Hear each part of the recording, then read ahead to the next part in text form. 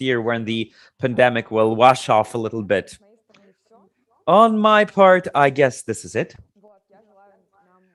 And I truly hope that we will be in the flow today. I will be supporting every single one of you every day. Interpretation is working. Yes? Okay.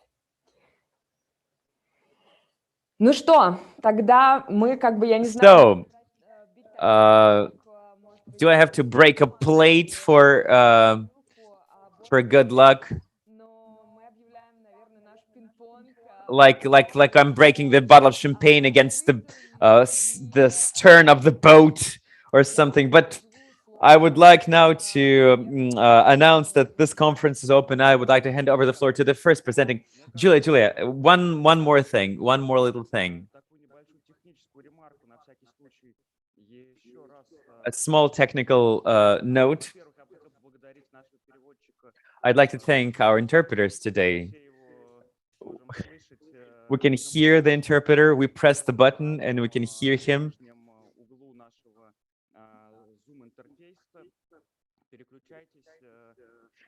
Do not hesitate to turn the translation on.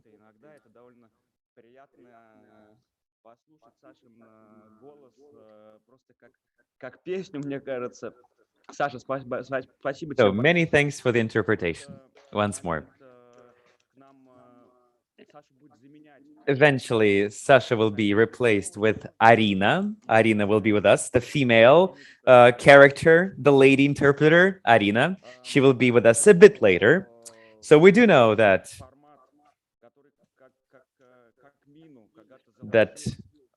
this format was created. It was dug into the ground like a mine by Dmitry Bezuglov in the town of Apatite.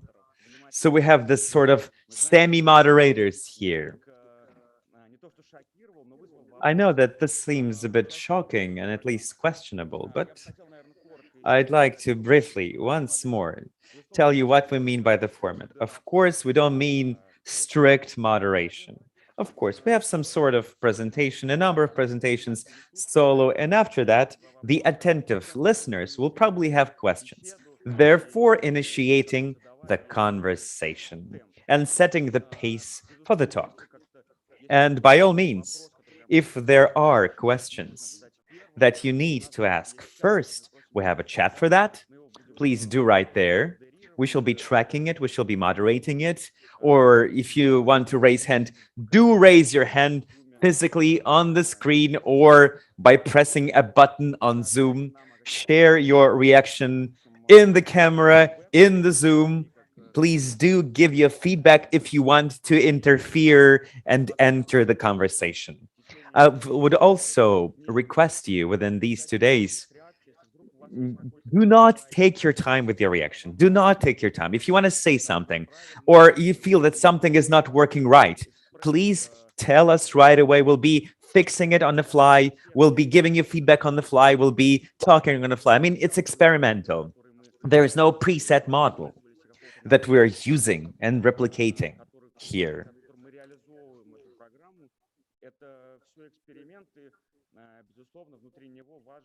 Важны какие-то параметры просто ответных реакций, чтобы мы могли в течение этих 2 дней как-то, в общем, фиксить. So within this 2 days, please do give us your feedback so that we would be able to fix problems and make our conversation as comfortable as possible.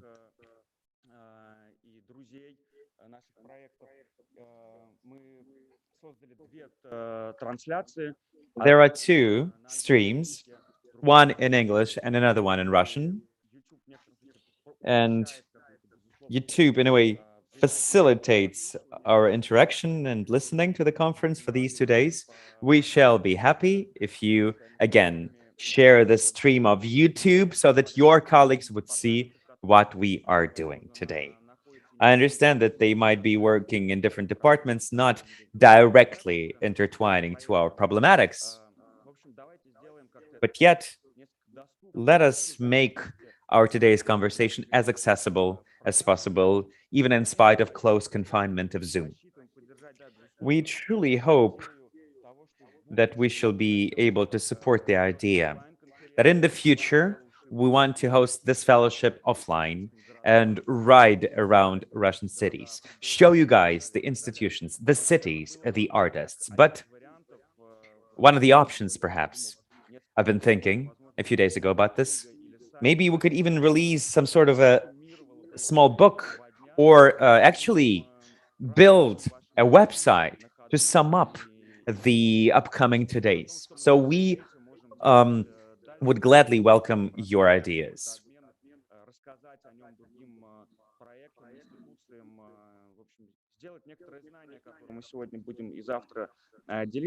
I mean, let us think of the ideas to kind of put together the knowledge that they would share and actually give it to the world somehow.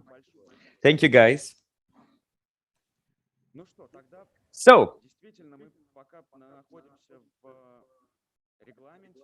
we are about, we are really, now we're on time, and I suppose we shall be sticking with the schedule today.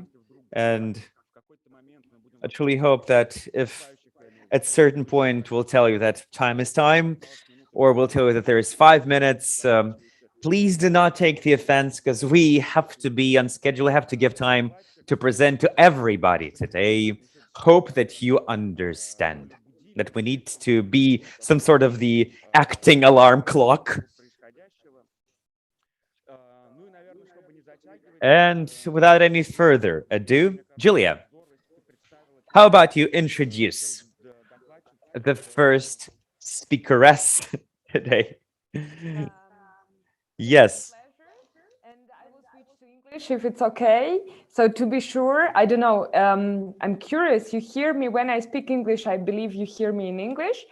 Yeah, with a great pleasure, I would like to introduce Lucy Tuma, who will start our conference. Born in Zurich, Lucy studied choreography and theater science. If I don't know how to name it in English properly, maybe you can correct me. And also having like this theater dance background, Lucy stepped in the position of curatorial board in Stadthalle since 2020 and is curating one of the Protozones exhibitions that are process-based. And when we met, because of this program, I realized that I can share so many things with Lucy and her interests, and I'm so happy that you're with us. And we are looking forward to your contribution today, because you are starting with a very, very important theme. And active listener is Elena Ishchenko. So, Lucy, the stage is yours. Thank you so much, Julia. And thank you for this very generous introduction and invitation to be the first one to speak. I hope I will fulfill the expectation of the first speaker. It will be more or less very much according to what I do, both as a curator as well as in my practice as a dancer and choreographer. Of course, I've prepared a 30 minutes presentation, but I will be, for example, using my timer and use different little infrastructures and so-called interventions to not go in a linear presentation, because I believe the things I want to touch upon at the core of all that I do, also in this new responsibility, I find it crucial to find practices that actually make happen the things I talk about, because I would say there's a discrepancy between working with topics and really putting them to the daily practice. And it's an ongoing lifelong process, I would say, and that's why the ethics in the daily routine of an institution seems a good title. I would also start with a distraction. I was once taught that to start a lecture, it's good to start with a joke. So I'm giving it away already. I remembered that when I spoke to Julia and Ilnur the first time, I shared, I don't know if it's an insight, it's more or less, and it's an anecdote from a friend and me who were discussing world politics and understood all of a sudden that if the heart of capitalism lies in the US Americas, then the soul of capitalism lies in Switzerland. And as this is a frame of Pro Helvetia and this Swiss-Russian, I think I'm not going to go into this, but of course, we are all speaking from very different positions and grades of privilege. And also, I would say, one of the consequences of ethics is to acknowledge difference, and in these differences be very specific about from where we are speaking, what our possibilities are, so privilege becomes a possibility. Indifference yet not separated, because we speak about the specific circumstances and can learn from each other, hopefully. Now let me share my screen and we will see this. Give me a sec. So I think this is a good size. You see here the poster of my first ever protozone. So you know a little bit about my background. I don't want to sound like a dilettante or like this charming beginner, but it is true that I've only just started in this position as a practice of curation. I know the arts from the other side. I know the performing arts. That's why maybe I can use this disadvantage of a beginner to really learn what does it mean today to be part of this curatorial board at Skedhalle.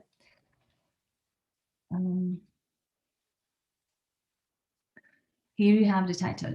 I will have to go a little bit through these things. So process-based art, what do I mean by infrastructure redistribution, as well as these long-term relationships of care? What is this answer to an ethics that I would think give an answer to the problematics and contradictions of what I would call an overall toxic backdrop of institutions. So the Protozones 2020-2025, to which I'm invited, is Thea Reifler, Philipp Bergmann. So here you see the organigram, so to speak. We applied at Skedhalle, the institution itself. I think we will talk about this, the discussion. It's 1987 funded. Recording in progress. Originally, it's an artist-run space, and I think yes, let's skip this part and talk about the overall Rotefabrik and the context of Skedhalle later. Our proposal comes in at a time where that's the two people here. You see Curatorium, Miss Philipp Bergmann, Thea Reifler. Lighting would be something like an artistic direction. Then we have a curatorial board with 3 people. One of them is me. Now, already this artistic direction has a lot to do with a non-centralized organization. So the way we think about providing infrastructures inside of this overall institution is not about collective authorship in the sense that we would be working as a collective. So I am on my own responsible for one of the exhibitions per year, the Protozone I'm curating, but there is an overall understanding, which I will talk about later, which could be maybe assumed, attributed to something like holocracy. And please, if I'm too fast or incomprehensible, raise your hand and interrupt me. So I think we should speak shortly about the process-based art. And here I have this image. So process-based art, I'm not going to make an art historical lecture, but we can say something like the Western discourse claims 50s, 60s neo-avant-gardes where positions are mostly focusing on process rather than on products. So the prominent people being Bruce Nauman, Jackson Pollock, Eva Hesse, maybe Joseph Beuys, or Richard Serra. And then you have in Japan, Gutai, and now, or with Katsuo Shiraga, for example. And when we make these canonizations, of course, so many people fall under the rug from non-European or non-dominant hegemonical backgrounds, so or context. So just so as a marker, process-based art, of course, has a history, and we can say new technologies, the own body, non-traditional materials were foregrounded in these positions. We can also say something like organic processes were interesting, such as decay or growth. Other temporalities are introduced to making art, not so much focused on the outcome and the product, but really on the time spending with materials and being influenced by the materials. Then end of the 70s, we get something like process-based art is being put back, or foregrounding practices. The new things are performance art, video art, or something like conceptual art. So really, like in brackets as a backdrop, how we come to speak as a group at the Skedhalle about process-based art. The background, I would say, so to put it positively, foregrounding search and research, or what comes with processes, of course, if you take it seriously, you don't know what the outcome will be. So you are inviting contingency and futurity into the work, which will leave blank spots and crises and these empty spaces, which are what we can call the innovation in aesthetics, or something like the risk. And then the ethics would be how to provide the right conditions for such risks and instability to happen in a sustainable way and in a nourishing way. Of course, this closeness of aesthetics and ethics is nothing new, and maybe even so, it's at the forefront of what is called something like a contemporary desire, this innovation and risk and contingency. So it's from this point that I'm speaking that I would say the toxicity of institutions exploiting the fragility and vulnerability of such open-ended processes in an oversaturated art market. So the answer can't just be the process is good because it's a critique on the product. On the contrary, ephemerality and process have become the fuel of capitalist societies today, or let's call it post-Fordist economy, where the experience itself is creating surplus value. So what was really avant-garde in the 50s, 60s, 70s, and I'm probably repeating things you are very familiar with, but this is where, let's say, this thematics of our interest at the Skedhalle comes from. So from this backdrop, that this critique of consumerist culture through producing experience rather than a product, or to critique, let's say, the commercialization or commodification of the art market 50 years ago, this doesn't work anymore. So it's not enough to just put discourse and experience and something like a workshop into the art space. Of course not. So what's the answer then?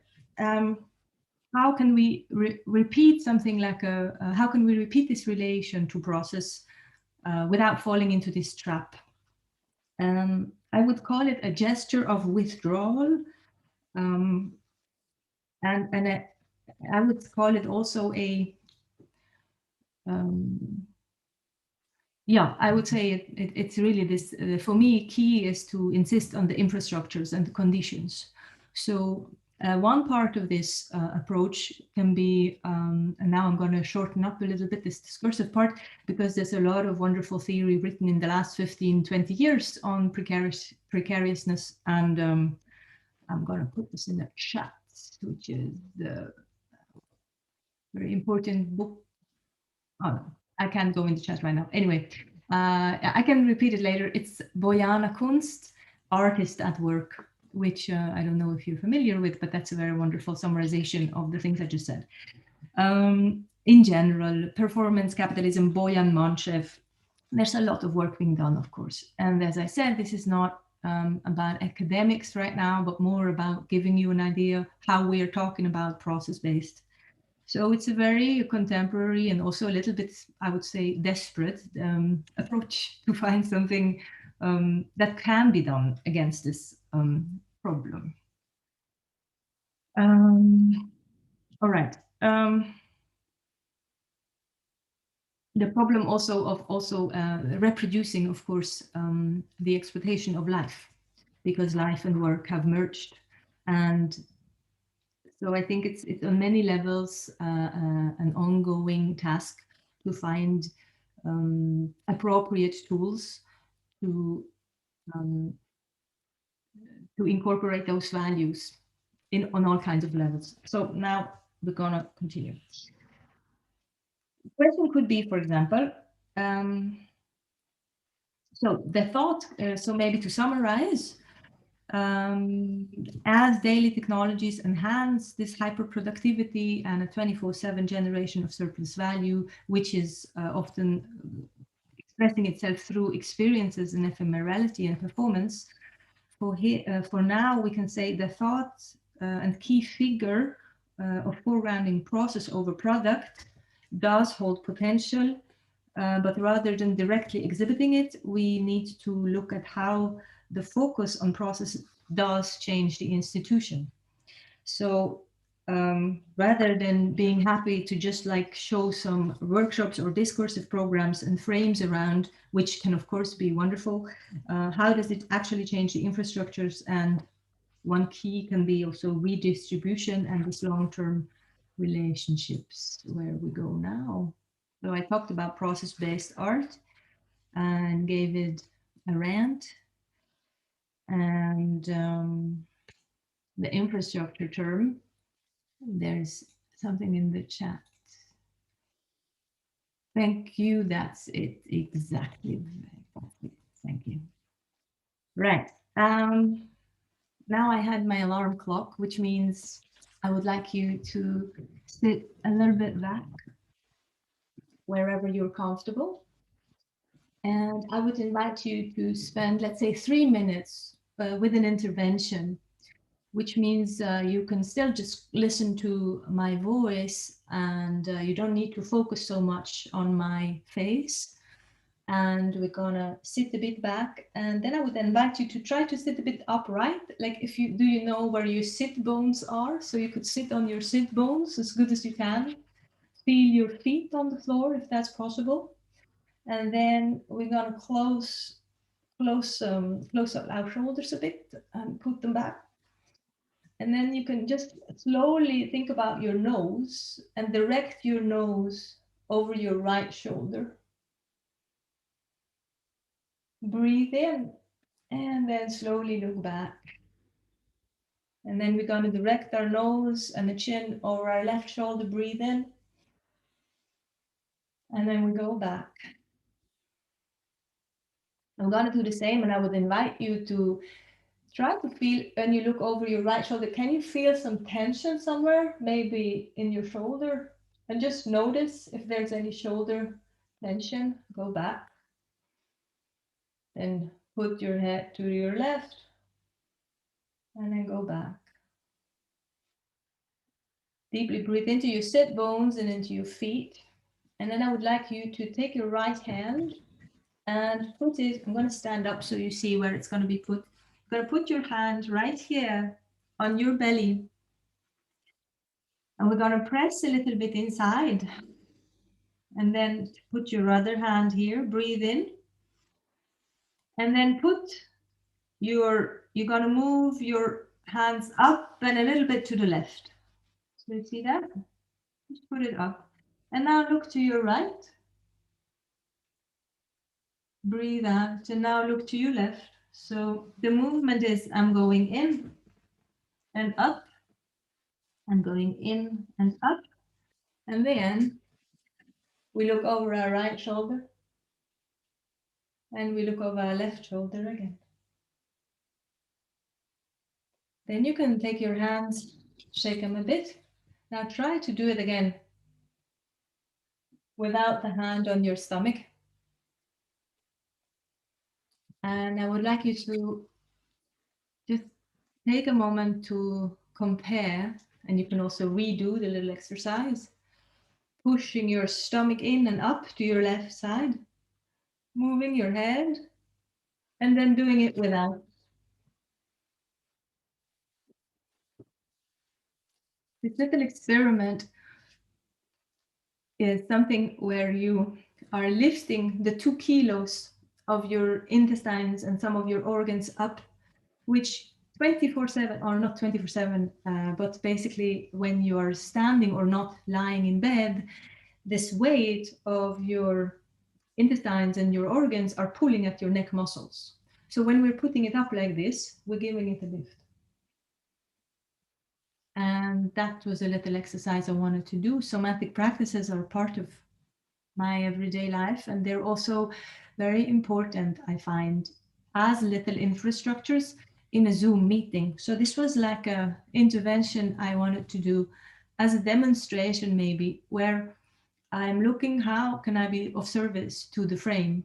I feel all of us will have a long day, so these little invitations to go back into your bones can help us focus and stay together. So we will go back into this. This is a diagram of something that we call the protozone. The protozone, the proto is the first thing. The zone is an area with borders, a system.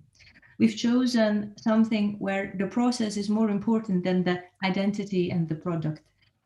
We can call this artistic identity in celebrity culture, but we can also call it curatorial identity. So it's very much about this position of a curator who's more or less servicing the space and not trying to self-realize themselves. I think it's also this, as I said before, generating infrastructures. Here in this case, it was for me a constant trial and error of reacting to the pandemic. Obviously, the first protozone I did opened beginning of April in Zurich and finished beginning of June. You see here in the graph that we have something we call on the lower left side of this circle, you see something we call high intensity phase, which is often on beginning weekends. With my case, this wasn't possible. The high intensity phase is 3 days, maybe 4 days of programming, which invites the artists that are exhibited and associates into the Schädthalle to make program. The programming means rather than just a workshop on the art, really all the things that someone is doing that is part of their practice, which normally doesn't get so much attention. So someone may have a Reiki or a tarot practice, or someone is going for walks, or someone else has this collective dreaming practice where in groups you go on journeys, and this is part of what they do, but you never see it in the exhibits. So basically, yeah, to invite the things that are often hidden as we, yeah. So then I'm going to speed up a little bit. Then you see the exhibition phase. We call it low intensity phase. That is usually 6-7 weeks. And then there's the build down, and then there's times when we close the space. And here you see the overall year. The cosmology design, of course, is not per chance. We like to think of a protozone as a living organism as well as something very technological. So the associations for references are deliberately quite open. This is now just one example of a very early version. And I will keep this and would like to talk about the infrastructures again. So my role would be to initiate processes on many different levels for the audience, of course, which is, let's say, perceiving, consumption, reproduction, but they're also producing. So how can I be respectful to their time? And one part was The Portal Conversations was a hybrid format, both online with streaming as well as in the space, to make the space accessible during these times. And I think I've learned a lot through this. Another thing is that the exhibition was often opened for listening sessions, something like the club culture has completely had a low, of course, during the last year. So how to come together and listen to loud music.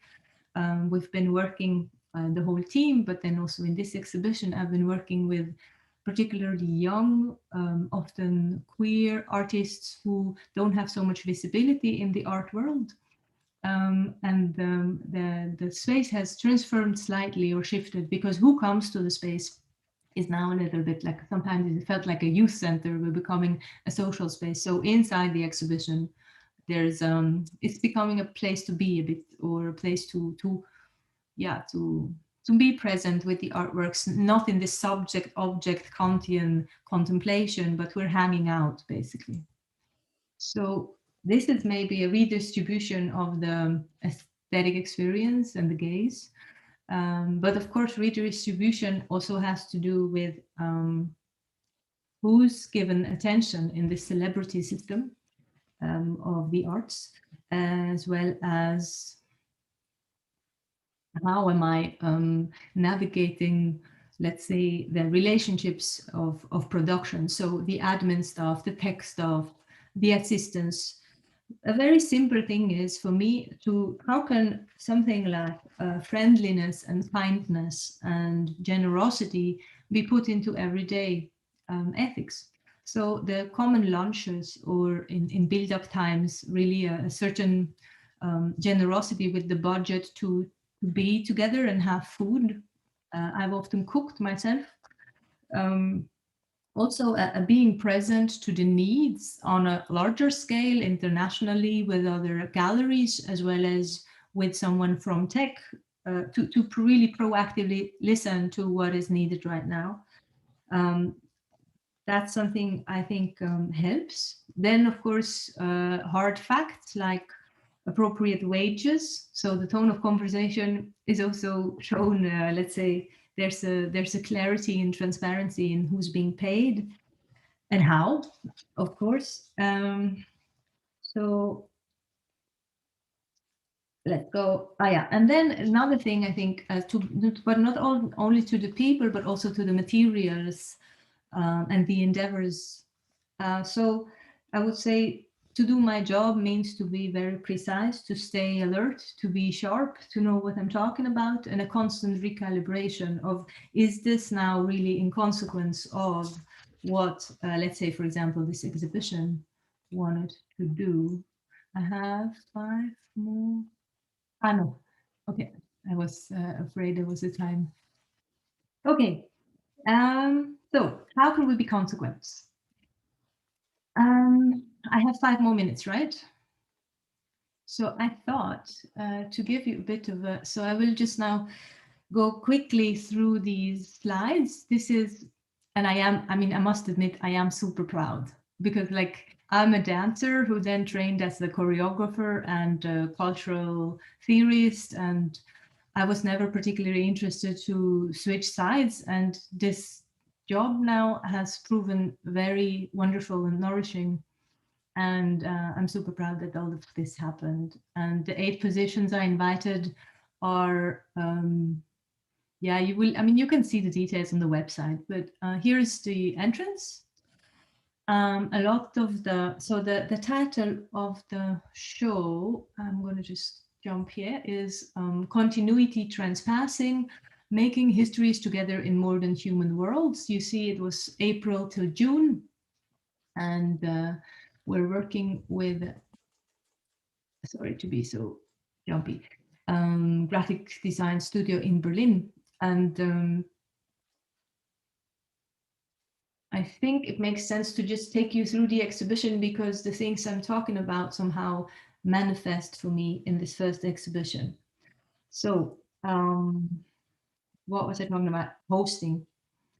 So when I understand myself in the role of convening a show, also for the artist, I have the same expectation. We're being of service to a space of the commons. So that which is owned by everybody, the commons, which cannot be owned by anyone alone, which is a wonderful thing, but how do you really get to do it? So the infrastructure is like the Portal Conversations, a format I mentioned with hybrid conversations. We also have something called The Shed, which was initiated by Michelangelo Micollis, and something called Proto Club, which comes from Reifler Bergman, and another format which is called Book Your Artist by Vuong, Isabel Vuong. All these formats, they're developed by one of us, but they're given on, they're passed on to the others to be of use to the space. Here you see a part of the installation of Einat Maroof, which is an actual co-production, which I'm really proud that we managed to have someone under this time travel from Berlin and produce the piece during 3 weeks and then back in Berlin. So it's like a premiere. Einat is also a performance artist, so they came back and had a performance, and the work is going further and it will be coming back to Skedhalle next year. So it's a long-term thing.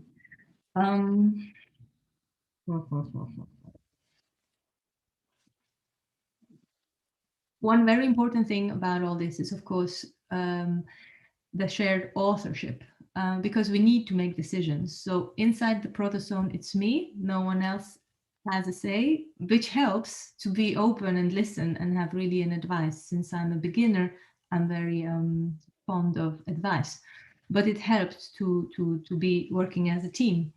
Then there's responsibilities attributed to PR and press, to tech, to outreach, to an overall, let's say, artistic curatorial bow of the Skedhalle, which we are responsible of as a group. And then, of course, there's bookkeeping and budgets. And we have a meeting as a group of these 5 people I mentioned, monthly or every 2 weeks. During these meetings, we only discuss one topic. There's a speaking time and a timekeeper. There's a moderator. There's an interest in nonviolent communication. So I will be speaking in I statements. I will be keeping to the topic so I don't take everybody's time up. And I'm gonna always try to contextualize what I'm saying from where I'm speaking, so the others can jump in. So it's, again, sharing, let's say, being transparent about the structures I'm using so you can come and use it and make something else of it. Another motto could be, give me your material and I will show you what you're not doing with it, which is really a sentence from an artist duo called Doifert and Plischke, choreographers who I have the honor to work with once. So, but it's something that can hold for this ethics too. So give me your material. It's not really yours if I can show you something that you're not doing with it. Yes. Paid labor for everybody, for the assistants, as good as that's possible. If it's not possible, I'm going to rather cut the program. And then we have, I'm going to take you through, this is Zeng Mahler's space. Now, how much more time do I have? Not much, no. 5 minutes. 5 minutes, exactly. Okay, because I also have a video I made, which takes us through the exhibition, which maybe could be interesting. It's like a bad mobile phone quality, but the 8 positions, maybe that's what I wanted to share, is that they are, so here you see 2 pieces. At the back, there's Patrick Rohner, and in front is Lea Porsager, Facet Mania.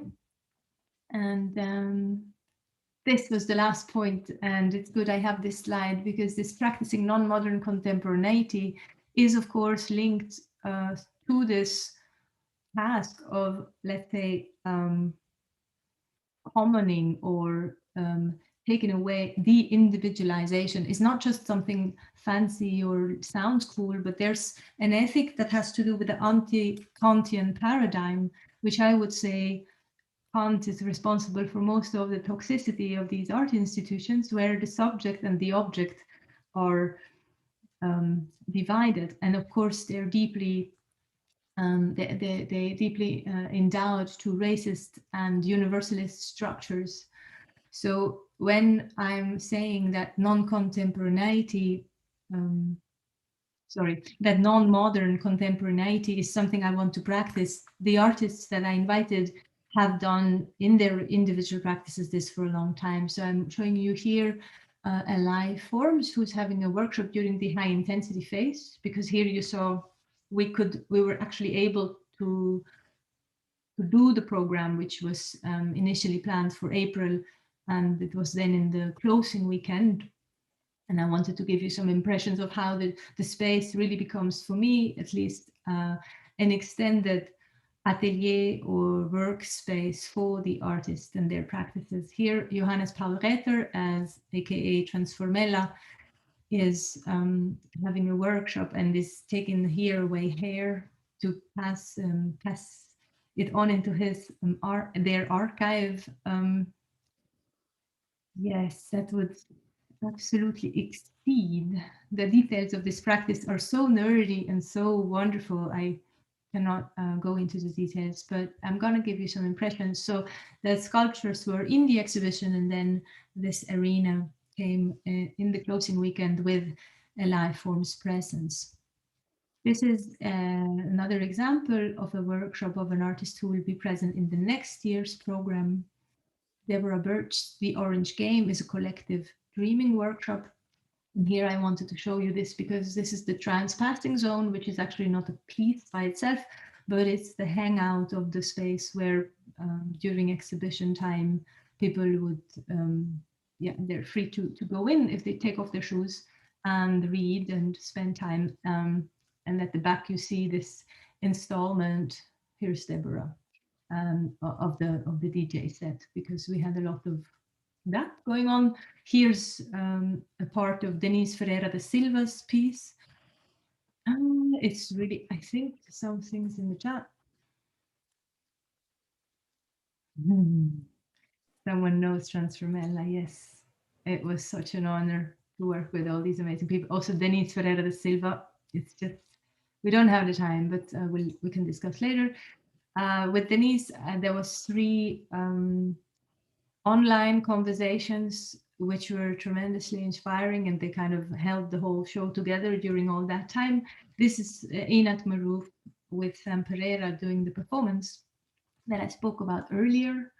And I think this gives a bit of an impression here. This transparent sculpture is Rikka Tauriainen's Confluences, which she produced also for the space, so it's also a co-production. And these are just impressions to show you a bit how the vibe, even during the pandemic, was able to be a bit cozy and friendly. And here we have Josh, who's playing a DJ set at the back. And I think I'm up with my time for now. Yeah, that was a bit quick.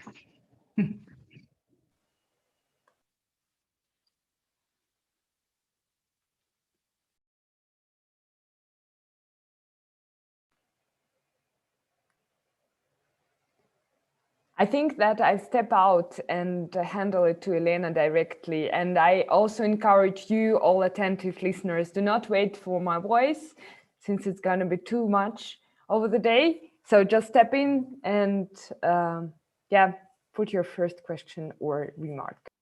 I'm just seeing now it's 11:04, so I'm even too early. And I just realized I see a note here that I think I went really quick in the end because I didn't want to overstretch time. But there's this thing about this practicing non-modern contemporaneity. I mean, that's my personal obsession. So it's also going over into this curatorial practice. And I felt it had something to do with the Paraknowledges title of this conference, because the occult, the esoteric, the non-modern, which we often date as a B4, you know, encyclopedia before Western science was enlightened and all of that. I like to think of this as a contemporary non-modernity.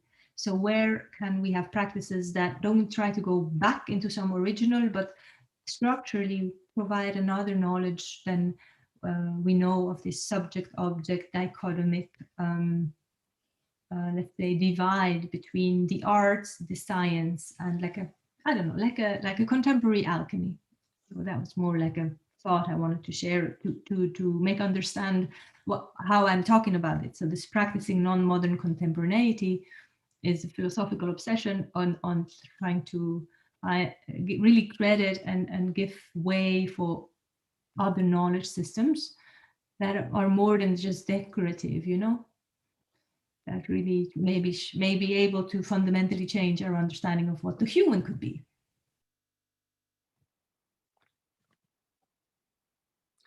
Спасибо большое, Люси. Thank you very much, Lucy. It was amazing and interesting. I'm really happy that I'm an active listener right now to your report, because I also think about how the collective works, and I'm interested how can we see not only the results, but how it is created, all those infrastructures that lead to the results that the spectators see. And this is really interesting, and I'm really into those schemes that were highlighting the processes as the moon goes, right? And all the transparent sides and non-transparent sides, how they combine, how they work. It was so valuable and precious.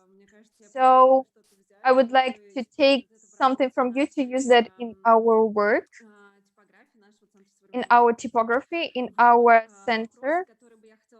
The questions I would like to ask, so this is like the ping pong topic. It was said as the institutions can get rid of bad habits, but it is really interesting for me. But before that, I would like to ask you a different question, a few ones, to be honest, that are devoted to how Shethale is structured. So you said that you have a curatorial board that consists of some people, or 3 people, right? But I'm interested, what else, apart from this curatorial board, there is in Shethale? What are other different kind of structural systems in Shethale? Or maybe you have a different structure in terms of organization. How many people do you have? Then I had a question, how often do you change and choose curatorial board? Who is choosing that curatorial board? This question. And after that, I would ask about bad habits and good habits questions.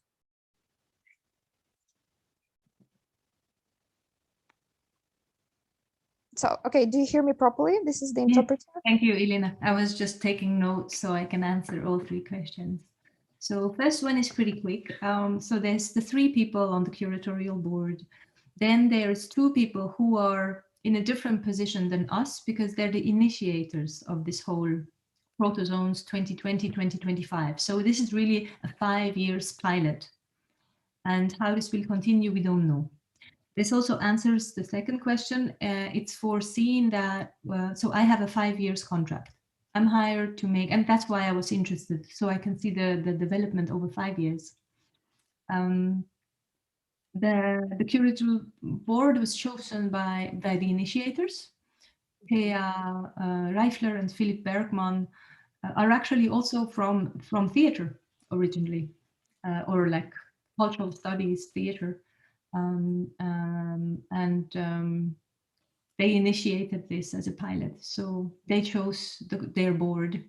Even though when I came in, there was someone who then said no, and then I proposed Michelangelo Micolis. So I had a little say. So, and this is, I think, how it works, because we have an ongoing conversation, and without, I always feel that I can have a veto, but I so far didn't feel the need. Like we've got some common understanding. And I think this first year in the pandemic, and a lot of Zoom and a lot of writing and a lot of frustrating never being able to meet, gave us a bit of a solidary tone. But it has also been helpful. So the good habits is that we've been patient, and we've worked with coaches to understand communication, how we can really distribute stuff. And then so there's Thea Philip, they're, you could say, the artistic directors, but then again, it's not how we call it. I mean, they are they're the, let's say, the nucleus of the, and then there's the board. And Thea Philip have one exhibition, and each of the curatorial board has an exhibition. There's an admin staff, there's someone for bookkeeping, there's always one fixed assistant, and I had someone working with me as an assistant for the exhibition. Мгм. And there's tech staff, which is freelance. Мгм. Not very big. Мгм. Спасибо, да. То есть это не очень большая команда. Thank you very much. So that's not such of a big team. So we can compare that to our collective. I was really interested. So, if talking about bad habits and good habits that help maybe some kind of being close to each other, to the participants that take part as artists in your projects as residences, maybe you have some rituals that you use every day or more rare. So you were doing that practice for us. It was so amazing. I'm just thinking that this initiative that was aimed at these body practices, you have some rituals as well, I suppose. Maybe you could share those rituals with us as well. You mean rituals in how we speak with each other? Может быть, нет, но вот Maybe скорее not, but rituals as today's practices that you showed to us. Yes. The somatic practice. As a group, we don't have so much of that, but we have this. I think I mentioned this has become quite good. These speaking protocols that we're really sticking to very like boring communication tricks, because they take a lot away of the misunderstanding zone. Like if I'm talking always from my place and I'm contextualizing and I'm paying attention to, just to stay on the topic, and then it gets less personal. And I think this may sound a bit cold, but I believe a non-personal approach to a very friendly, warm daily encounter is somehow good. So I think the troubles I've been seeing in collaborative practices now in different places, the bad habits that can happen are that I don't know, like Zoom, just as the pandemic and something like Zoom seems to be a catalyst to make visible what's already bad. And then also like the good things can be enhanced as well. But there's just too much communications, like always. There's always too many mails. There's always too much and too much of things seeking attention and not enough time. So that's a bad habit to fall into this logic of scarcity. If there's an inner trick to say, I have time. I have all the time in the world, and that's a good habit. To insist that time is there in abundance, resources are there in abundance, generosity or friendliness can be there in abundance. It's easy to be friendly. It's very easy to fall back is to react and say, oh, but we're stressed, and to become to become like someone that's just making the situation worse, because of course there is stress. If like the artwork is coming at 11 o'clock of the day of the opening, it's no fun. But the bad habit would be to, there was actually one that, and it was funny because it was not, it was a nice example of I didn't feel stressed. I mean, if it just arrived late, it arrived. It arrived at 11, the opening was at 5, And then if you make it worse by being aggressive, it's not helping. It's very simple things, And I think to somehow the thing with timing, I have time. I don't need to be original. I can just relax enough to see what's actually there, then I'm able to listen, then I'm able to react in an appropriate way. Habits. Мгм. Класс. Очень That is интересно. cool. That is so interesting. Как-то, да, такой, простой, So it's a simple который может просто поменять, switch мышление, that не даст can тебе change your больше mindset, времени, да, that doesn't give you more time, поэтому but just gives you the right approach to timing and what you do. Maybe other people have questions to Lucy.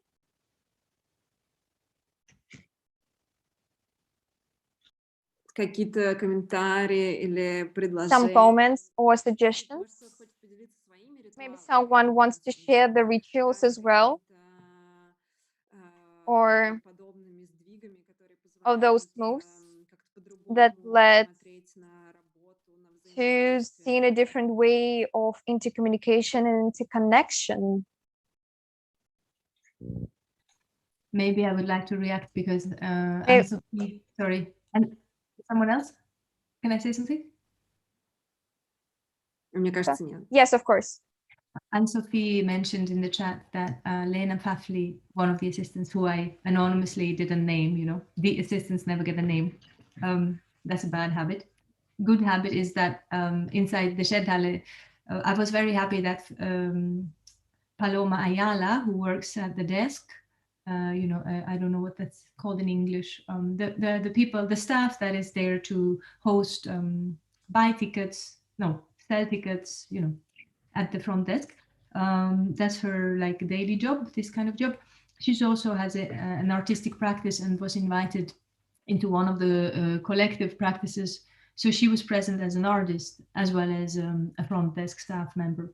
Lena Pfaffli, who works as an assistant, has also a curatorial practice in the institution that's going to be introduced by Anne-Sophie later. And I think this is somehow this non-identitarian approach towards making art or making a space happen where I don't have to identify of a curatorial identity, but right now I seem to be the one that can make that job happen in collective labor with others. Yes. Yeah. Anne-Sophie?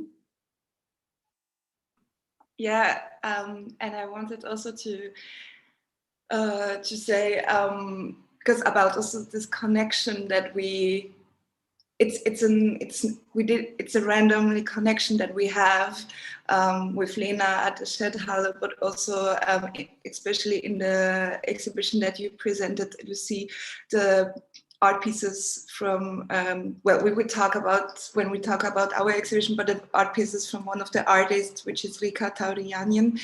They were actually produced by our, like for the first time for our exhibition, and we were so, like, I remember Lena told me she was so happy to see it in another context in the Shedhalle. So it's not like this kind of competition, but you see that it's flowing together and that we also have these connections and be able to see growing, like a bit growing together. I don't know, like we separated in two different cities, but having this kind of see that artworks are getting like, yeah, are placed in other ways, or that we have, yeah, the connection with Lena and Shedhalle is something that I think is really beautiful and empowering, actually. Yeah. Thank you, Anne-Sophie.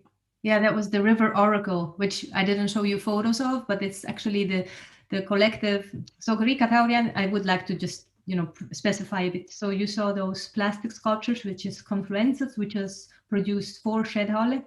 And then, as Rika was one of the artists in the exhibition, I asked her if she wanted to contribute to the high intensity phase with one of the things that she does. And Rika happens to have, I think, 7 feminist collective practices.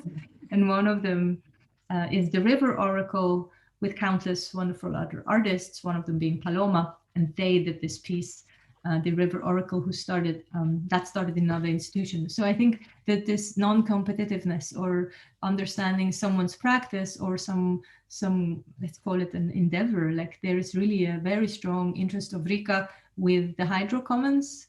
And I think that's something that should be supported, and the hydro commons are something that is fluid, and it's taking it's connecting things, and of course it's connecting our art spaces too. So that's very beautiful. I agree. Thank you so much, both Lena, Lucy, and Anne-Sophie. Now we need to travel, and we're traveling to Novosibirsk. And I'm happy to introduce Peter Zhereptsov and Angelina Burluk. Angelina is not joining us. Peter will be representing CC19, the art center in Novosibirsk.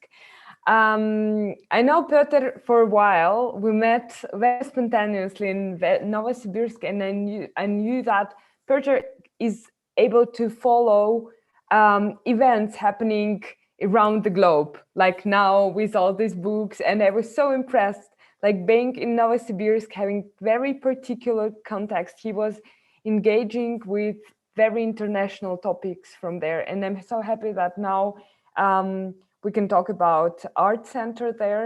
So Peter, the stage is yours. And so Lucy is changing, and she will be the one who attentively listens to you and starts the discussion. Well, thank you so much, Julia, for presentation. Do you hear me well? Yes, yes. Great, though. So the organizers of this meeting have asked me not just to tell about CC19, but maybe about the broader context around this. So I tried to, in very last moment, to combine like two presentations that I had. Probably you will see through the journey of 50 plus slides, some stitches.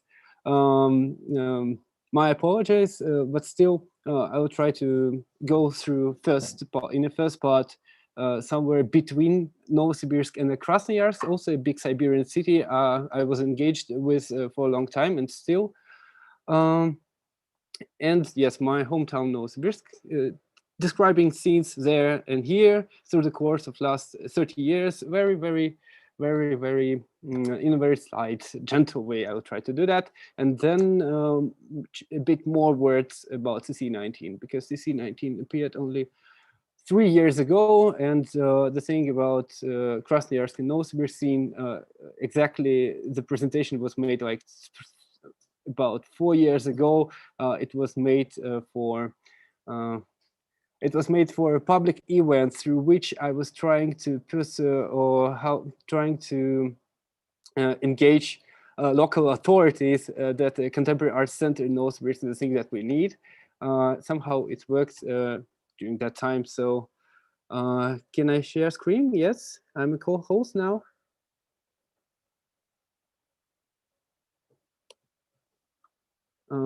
Yeah, because it says that the screen sharing is disabled still. So if one... It will be fixed one. Anyway, before starting sharing the screen, I can say a few words about myself. Yes, I see. Thank you for the link, Julia. Yes, I've been active around Siberia through the course of last 10 years, mostly engaged with the contemporary art for last 8 or 7 years.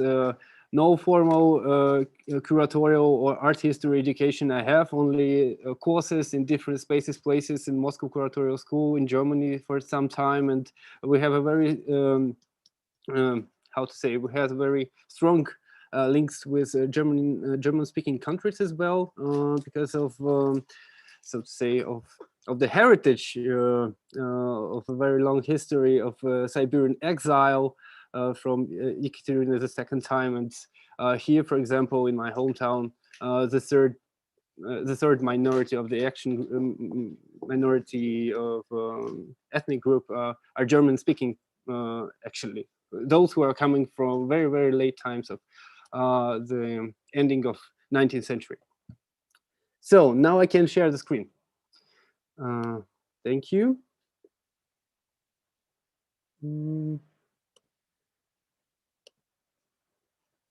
So like I told, yes, dynamics and statics. So many things changed after that time when I first introduced this genealogy in between Novosibirsk and Krasnoyarsk contemporary art scenes. I must say that both of them appeared after the fall of the Soviet Union. We can't say that there was so non-conformist or unofficial art that could have some connections with the discourse of contemporary art in Siberia in 1970s, 1980s.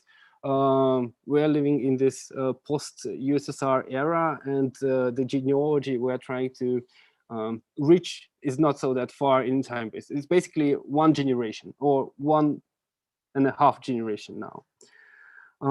That's an old picture from 1993 in Krasnoyarsk, made in Krasnoyarsk. Near the museum center. The name of it is now Ploshchad Mira. It's a gigantic museum. I must say, what kind of a thing? It's like brutal architecture of late 80s. And it should be. It opened as a Lenin museum in 1987. And shortly after Soviet Union collapsed, and that was one of the first contemporary art centers in Russia. So in 1993, they started their new program for like next 25 years. They were running it with big events, international, mostly every 2 years. One of the first biennales started there. So that was 1993. AB Group, it's like Sphinx public art installation in a town that knew only official type of a memorial culture with highly ideological, and now appears something completely different in the middle of nowhere, how people in Krasnoyarsk like to position their place or town. We have a different situation in Novosibirsk.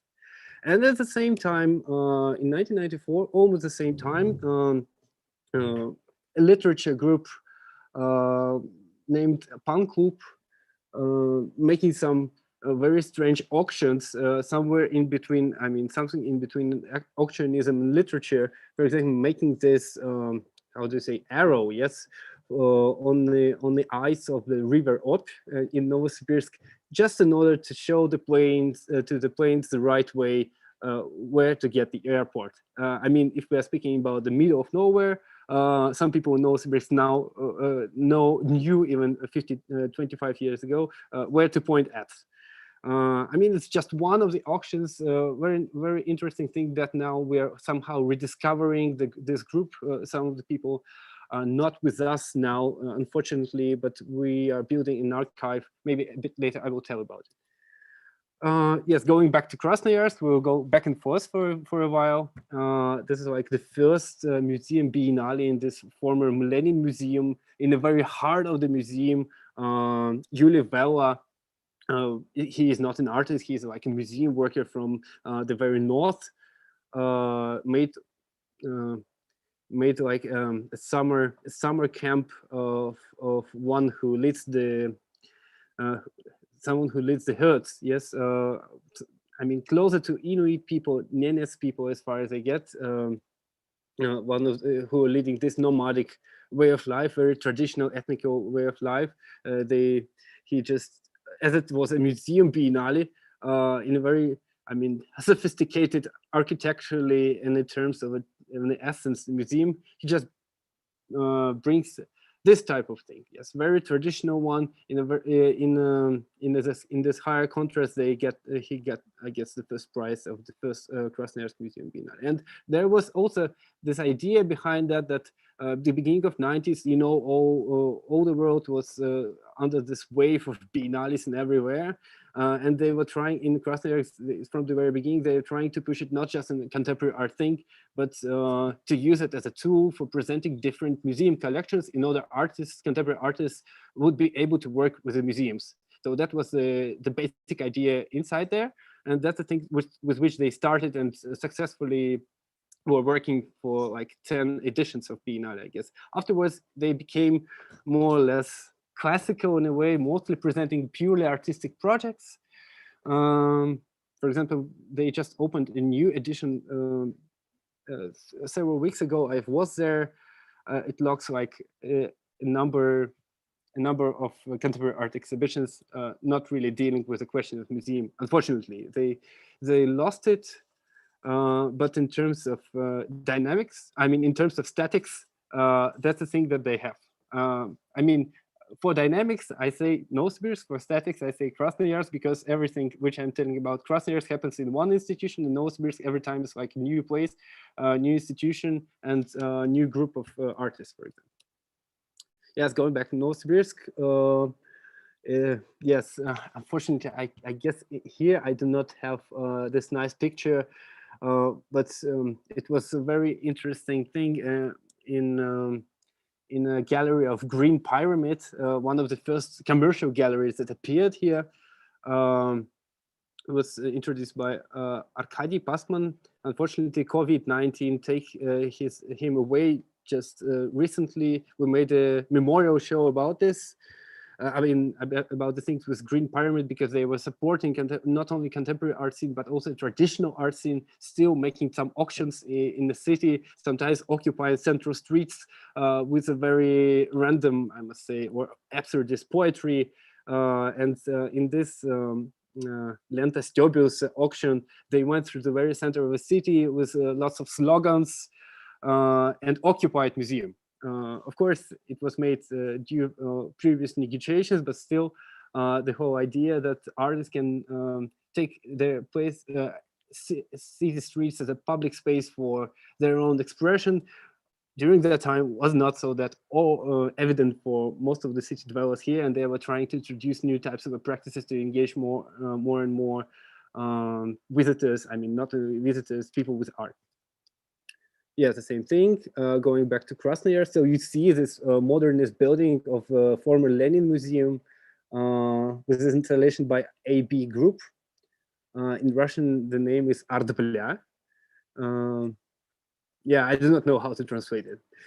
It bears a little bit of obscenity in its name. So yeah, very 90s thing. So it's just one of the biennales, Urbi et Orbi, that was the name. Yes, they were trying to introduce themselves to the city and to the ideas of the internationality in the middle of 90s.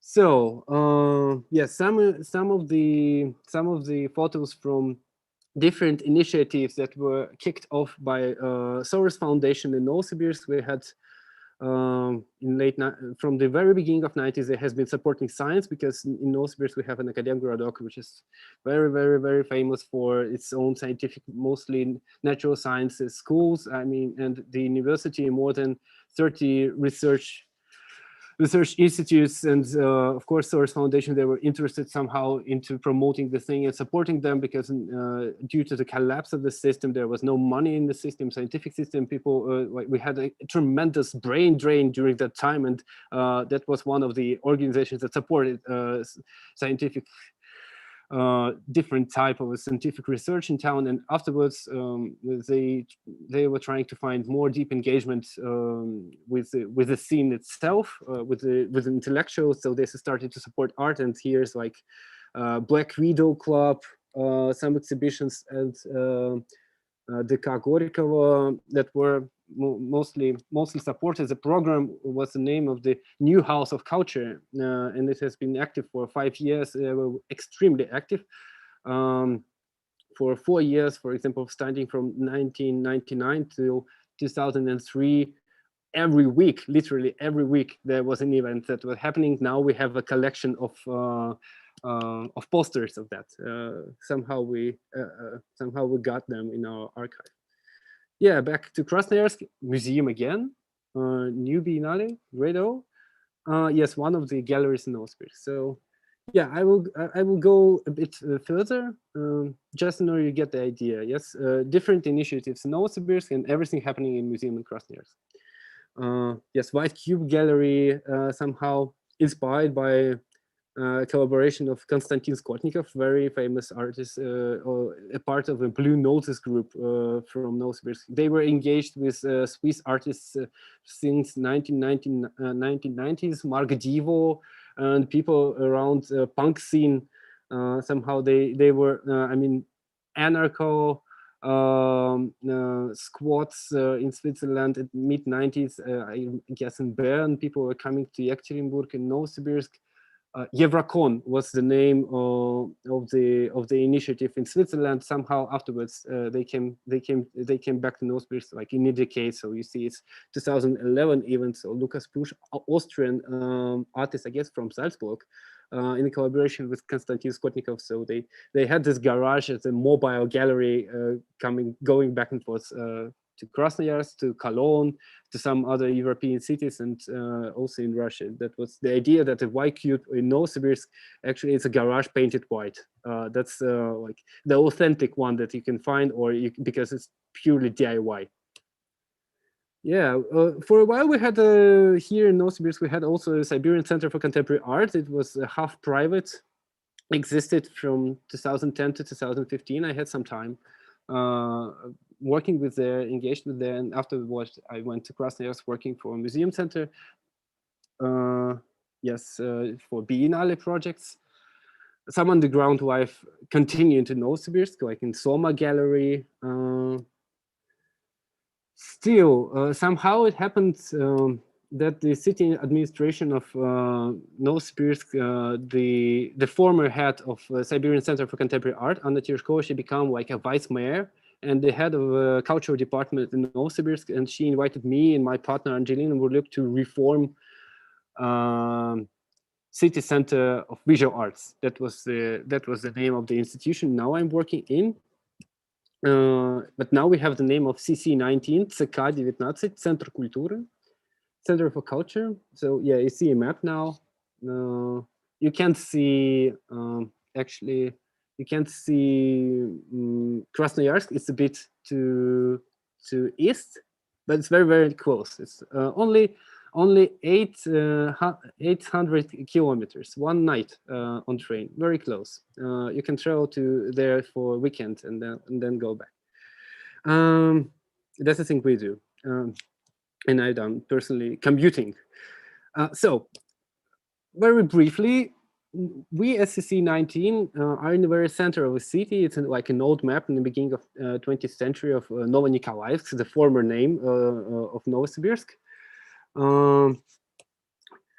It was meant to be a big building which will host an architecture academy, a regional museum, you know, with this all this taxidermy, this classical taxidermy from the Soviet regional museums, and also it should be also a living house for some people from the Communist Party. But it never happened. They were succeed only in building 1/3 of that building. The ground floor and the first floor is the place I am now speaking to you. Yes, there's 2 floors for exhibition halls. Basically, it was a pictorial gallery of Novosibirsk that then turned into arts museum from 1950s. But then they left. They occupied a new building, and the artists' union started to be in this space. They reformed in, I guess, late 1910s, and the municipality really didn't know what to do with that. They didn't have any sort of a program for that, so it used to be as like an exhibition hall for the artists' union. I mean, a very traditional one, reactionary, unfortunately. Still, in most cases, having like 20 people in every opening, and then completely empty halls, 50 exhibitions per year. I mean, like they were putting pictures, hanging pictures, and taking them off every 2 weeks, I guess. So we decided to imagine everything completely different. From the very beginning, we were trying to introduce it to our comrades, to the scene. That for the first year, we're trying to introduce it in 2018. That somehow we have to think about together what should we do with this kind of a public property. What kind of shows and exhibitions should be there? What are the needs of the city for the art and for the contemporary art especially? I must say that the public debate is a big thing here. I mean, it's important in some cases, but it was very hard to introduce to the others. So the negotiations with the broader public took more than 1 year, and then we formulated our like CC in Russian, because there's a wordplay, because you can also read out of it not only центр культуры, but цель коммуникации и ценность контекста, which means in English the value of context, yes, and you see, and the goal of communication. But in Russian you have, it's all in the same word, I mean the same abbreviation. And 19 stands for the year when it was established, and also for the 19th century, the age of the birth of the modernity. So pathetic. So we have several projects ongoing now. One is the most important that we are doing this year as well in 2021, 48 Hours Novosibirsk. It's a like sibling festival to the one that happens in Berlin, 48 Hours Neukölln, 48 Stunden Neukölln. I mean, it's very participatory. I mean, grassroots thing that started that is existing in Berlin from for 20 years now. Of course, we are doing it's in a bit another manner, but the most biggest goal for us is to support local spaces and independent spaces of contemporary art that are existing around in town. We are CC19 is just one of the venues, but we're having like 20 venues. We had 20 venues 2 years ago. This year maybe it will be a bit more than a dozen, because we have corona restrictions, and of course most of the things we have to do outside. Yeah, it's just photos from some performances from 2019. It's like one of the project Barbara Kaveng. I guess she is now based in Switzerland as well. But originally she comes from Berlin. Yes, it's a Black Sky performance, because Black Sky is the name of the sky in Krasnoyarsk, but also in Novosibirsk in 2019 because of fires in Siberia. There was great fires, and all the cities were smoked because of this. Yes, there are women. I mean, there were several projects, prominent some. I'm just skipping the photos because it will take too much time speaking about everyone, but everything, there was so many. And yes, more than almost 1,500 artists we had, and mostly Siberian. That was the thing that we're trying to introduce. Yes, that the people are coming from Kemerovo, Tomsk, Krasnoyarsk, Omsk are the towns in the area. We're trying to focus on that. We're not making like big, how you in Russian call privoz. So we're basically trying to support regional artists in this case, and of course inviting some from international side, but having them like in an embassy, sometimes making also a dialogue, because for example, together with Martin Steffens, the German curator, we made a show together with a dialogue when you had at the same exhibition Siberian, I mean Novosibirsk and Berlin arts in some sense that the shows could also produce a certain type of a sense that the topics that we're trying to discuss not only fit our mouths, but also somehow present physically, and they could be perceived by the visitors physically. Yes, one of the things that I was when you are trying to work with a generation of all the artists, so mostly Blue Noses group, they are trying to form their own movement that they call Siberian Ironic Conceptualism. But to me, it's a joke that went too far. Yes, but still, I'm trying to support it. They feel themselves very disconnected from the Moscow scene, in opposition to the Moscow scene, to centralized scene of contemporary arts in Russia, and the whole movement is a joke, or is a sneer about what kind of stereotypes there could be about Siberia in Moscow or internationally, and what kind of a thing we can do with that. So yes, you see, it's like Blue Noses group recreating a famous Malevich 0.10 exhibition. Yes, some projects of Krasnoyarsk artist Vasily Slonov. Yes, and this United States of Siberia, Damir Muratov thing, which is also very important. I mean, it became a real banner. Some people I know were even accused in extremism, bearing it sometimes in some rallies. Yeah, it looks like here's because it's a moving image, but if you see, it looks like a United States. I mean, United States America, not banner, but a flag. But we have no, not stars, but snowflakes there. Yes. Yeah, it's about reading groups. It's about musicians gatherings, different things. Yeah, one of the shows that we're having now till this weekend. It's a project for Mariana Nesubur, an artist of my generation, Face Transition. Yeah, it's a very important thing because it deals with the bodily experience and how one can overcome his or herself in the stereotypes towards their own body perspective and the perspective of ideas, what kind of a feminine body should be, what kind of a masculine body should be, and how one can also transgress his or her own artistic practice. Because Mariana basically is a sculptor, but trying to reach new boundaries of your own practice, she found herself as a noise musician and started to create noise machine, very primitive noise machines out of the sculpture that she was creating. So that's how they look. Basically, they work as musical instruments or interfaces through which some of the visitors can engage with. And there was also a performance at the opening, and also the graphics is made by her. It's like a transmedia project because there are different media she works with, also moving images, and also casts that she creates every time new with the people who live in this or that town, somehow connected with the show.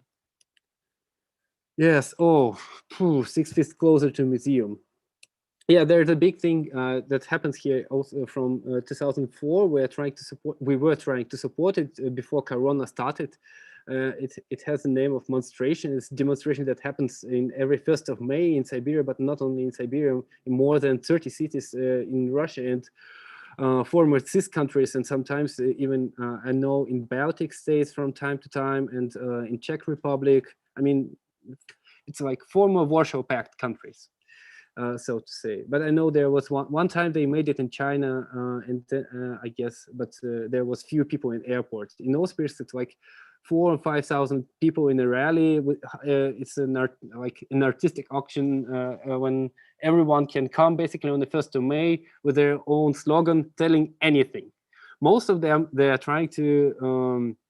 The organizers, one of them, for example, Artem Voskotov, they say that it's sort of a training for the general audience, how one can produce a statement out of his own, because it's the 1st of May was corrupted somehow.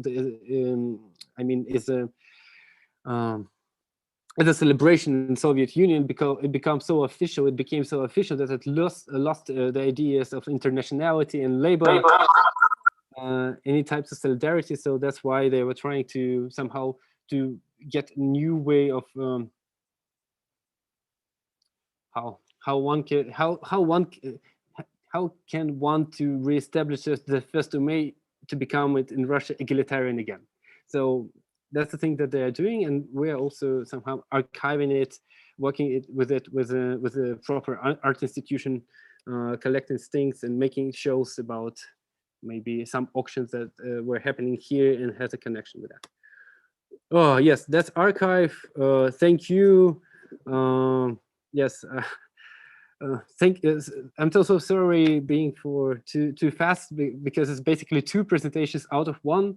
But I will be happy to answer some questions. I hope it gave you at least a brief of what things are happening here. Yes. I'm stopping sharing my presentation now.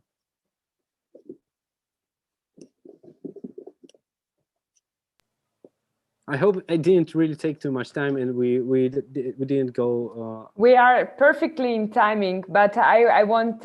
So Lucy, the stage is yours. But also, I was trying to remember your words. We have the whole time of the world, so don't be stressed. Okay. Yeah, thank you so much for this.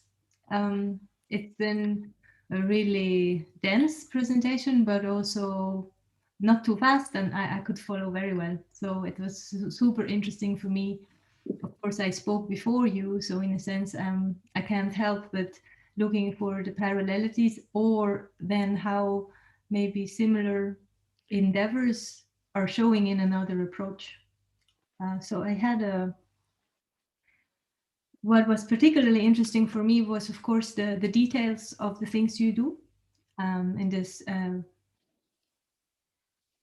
then the title of what I'm supposed to moderate here is what happens when the dialogue does not happen.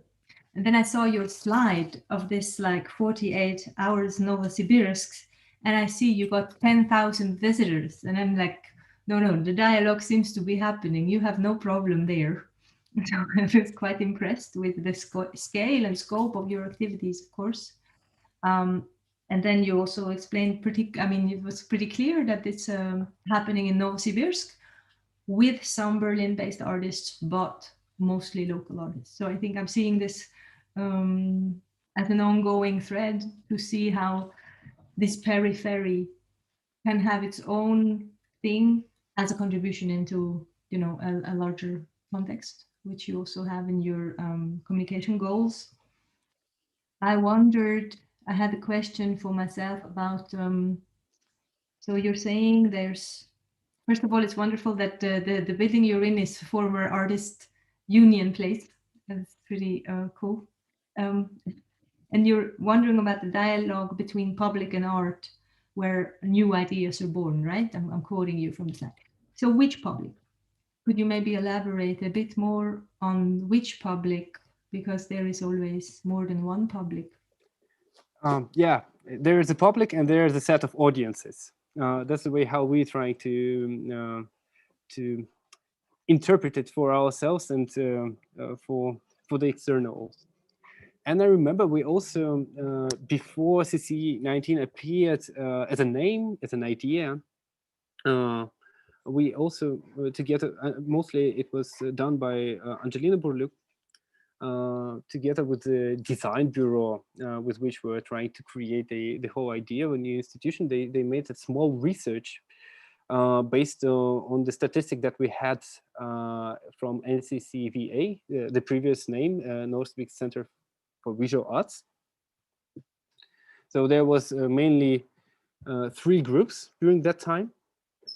Now I guess we can also, but to me it's problematic. When they were making this research, I said, okay, you trying to formulate the audiences, and it's like one step towards the formulating the product. I mean, this type of a discourse deals very much with the ideas of the production and the income. It's not the thing for which we're actually working. I haven't been engaged with that, and I never really followed it. But basically, the 3 groups were the people of older age here, like women in 45, not older, okay, 50 plus years old, who were trying to who were trying to discover the something beautiful they're looking for every time.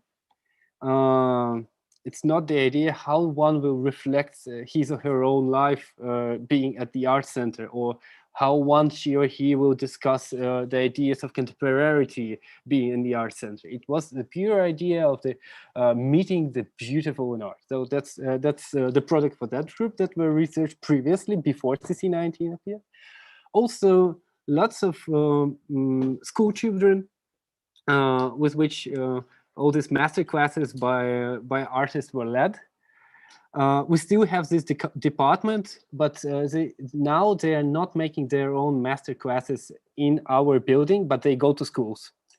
So we somehow we still has the name of CC19, like the label, which is coming to different schools, not even art schools, but general schools, public schools.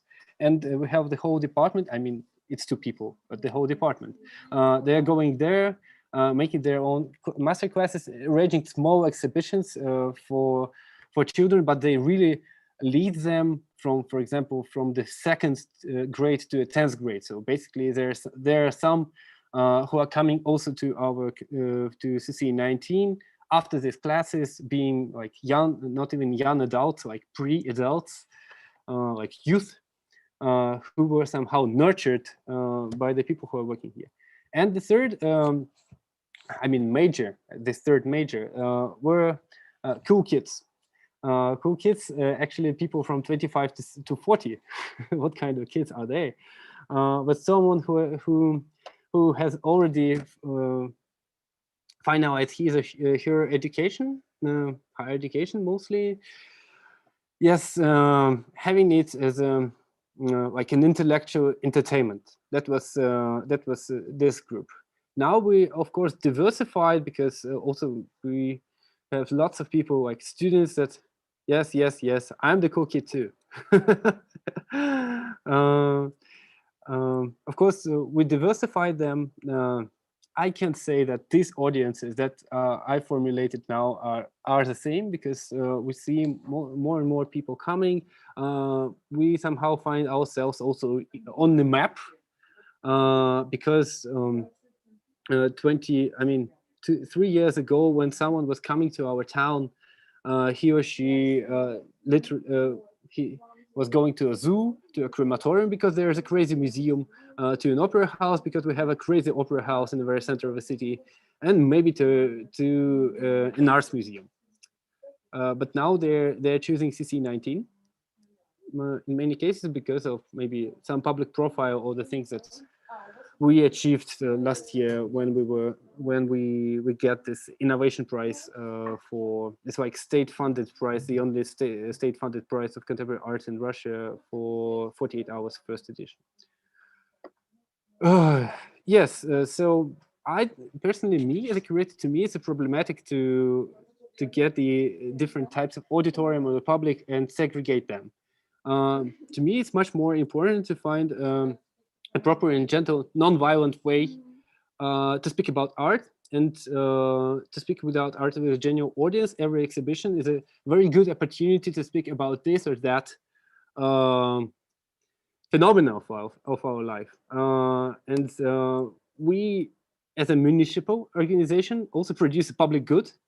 My salary comes from taxes, which basically means that I have I'm obliged to perform some kind of a public good. So that's why we, the thing that we're trying to introduce from the very beginning, different modes of public engagement through the exhibitions. I mean different kind of seminars, mediations, guided tours, screenings, every type of public activity, but connected with this or that exhibition. It's a tool from one side, but that's the best thing with which you are able to produce the most tight connections with the audience and between the communities. From the very beginning, I was thinking that the most crucial thing for us is to introduce programs, but not events, like long-lasting things for a smaller group of people. For example, reading group, you have 10 people coming every week, but you're doing this for a year long. And that's why after that you have a real unit with which you're able to do new things. But if you make a big festival with 10,000 visitors, okay, people are coming, they have different types of experience, but the connections between them are very loose. And now we're trying to introduce both paradigms with the programs and big events having different types of connections. Yes. Thank you so much. No, I would like to react because I'm really learning from how you're putting it out there. Of course, there's the difference between targeting audience groups, which is a marketing device and very unpleasant because it's taking away the potential of the public, because the public is exactly the commons.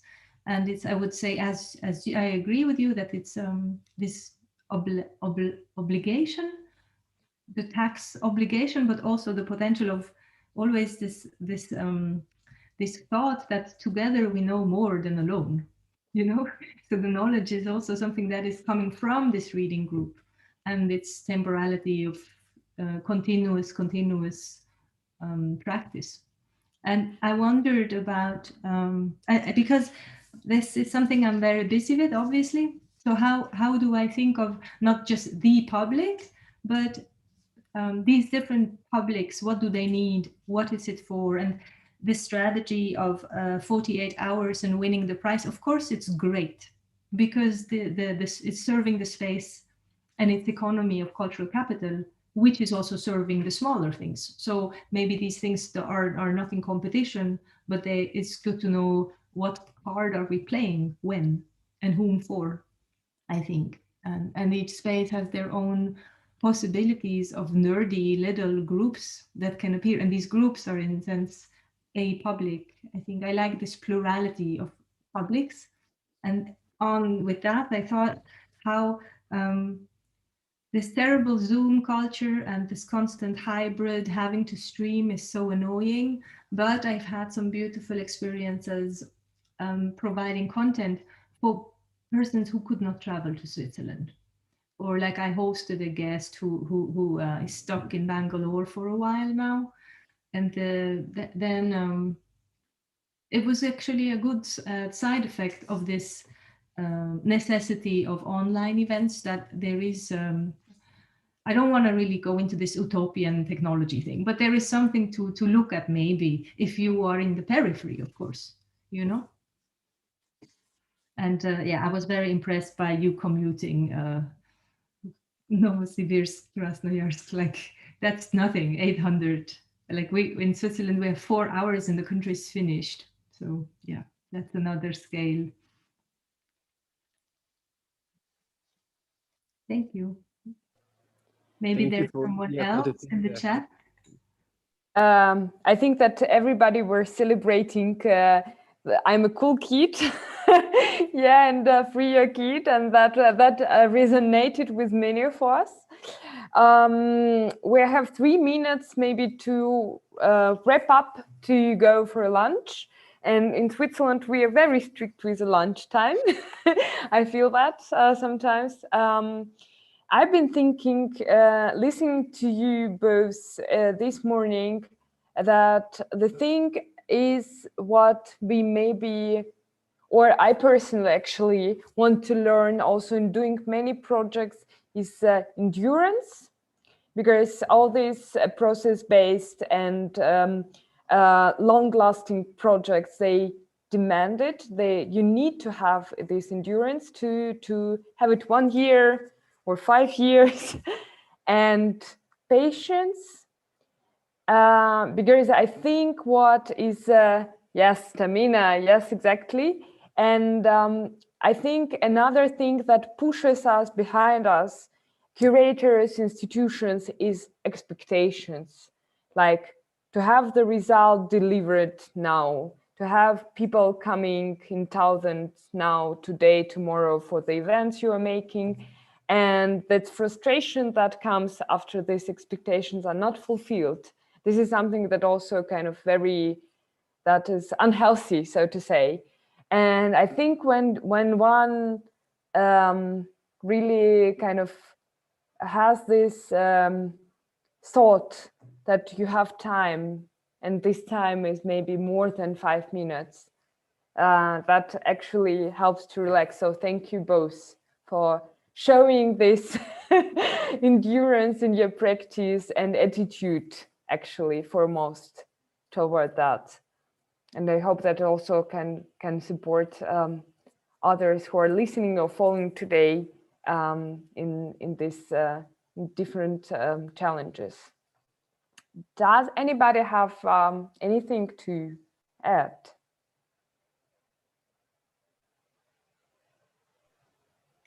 Yeah, just quickly reacting to endurance and stamina thing, because that was actually the first part of the presentation that I made, but I forgot to tell. Yes, that was, I mean, that was the main idea there, that when you have the like the static situation in a big museum like in Krasnoyarsk, okay, you're fixed somehow, but there's a big institution that really somehow gets in everyone who is in town doing something with contemporary art. In Novosibirsk, we had a different situation. Like every 3 years, there was an initiative, and then the people went off. 3 years, new initiative, people went off. I mean, there was a constant curse on this town. And also our idea from the very beginning was to overcome this curse. Not only with the stamina, but with introducing the mechanisms of the engagement with the public and an artistic scene with which some kind of rotation could happen afterwards. Thank you, and I suggest that we have a pause, and after pause we're going to travel to Lichtensteig, to Dogger Residency, and also to Krasnodar, so stay tuned and recharge a bit in between, and see you in almost 1 hour, yeah, in 1 hour. Thank you. Bon appetit. Bon appetit. Ade.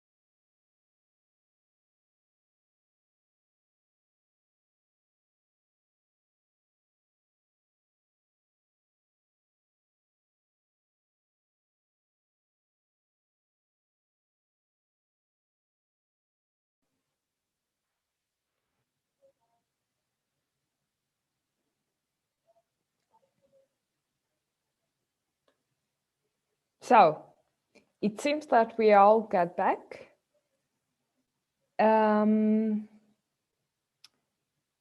Just checking if Marcel is already with us.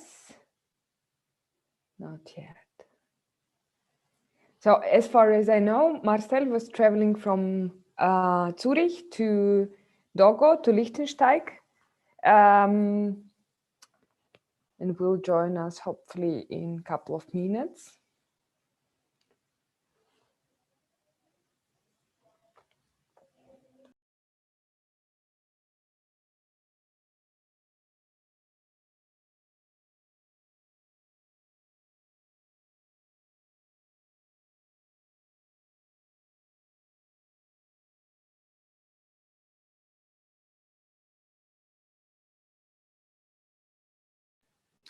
Did you manage to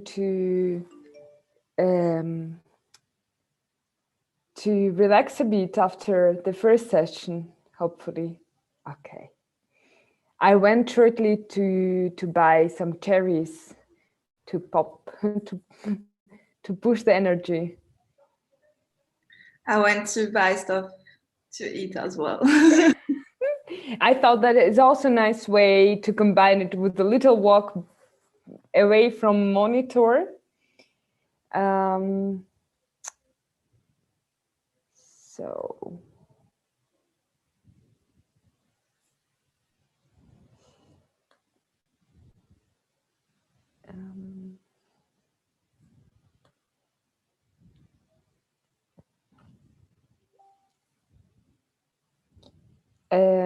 I will try to call Marcel.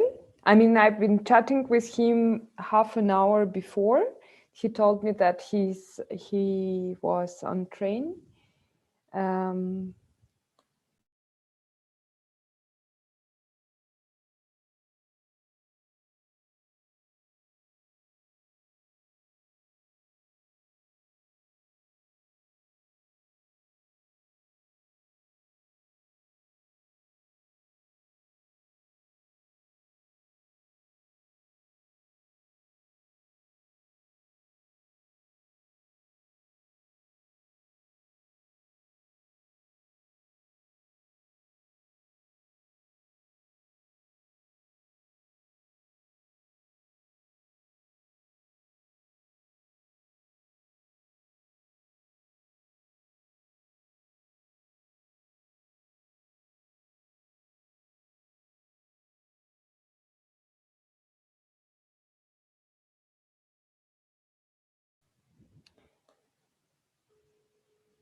Oops.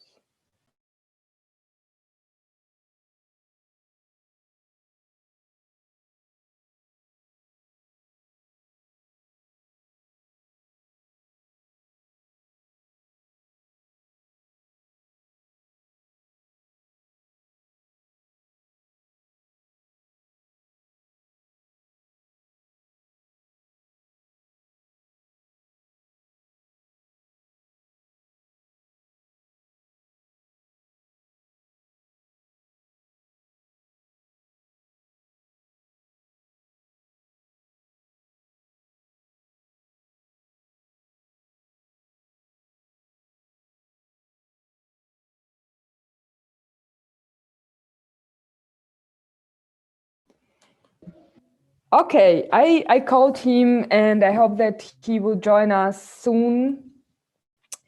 I'm here. Aha! Sorry, I was a bit late. It's okay. But I was already thinking, how should I improvise? Because I've been in Dogo residency, I could have started maybe to talk a bit. So here are Marcel. Marcel is a curator and also one of the initiators of Dogo residency in Liechtenstein, and also culture mediator.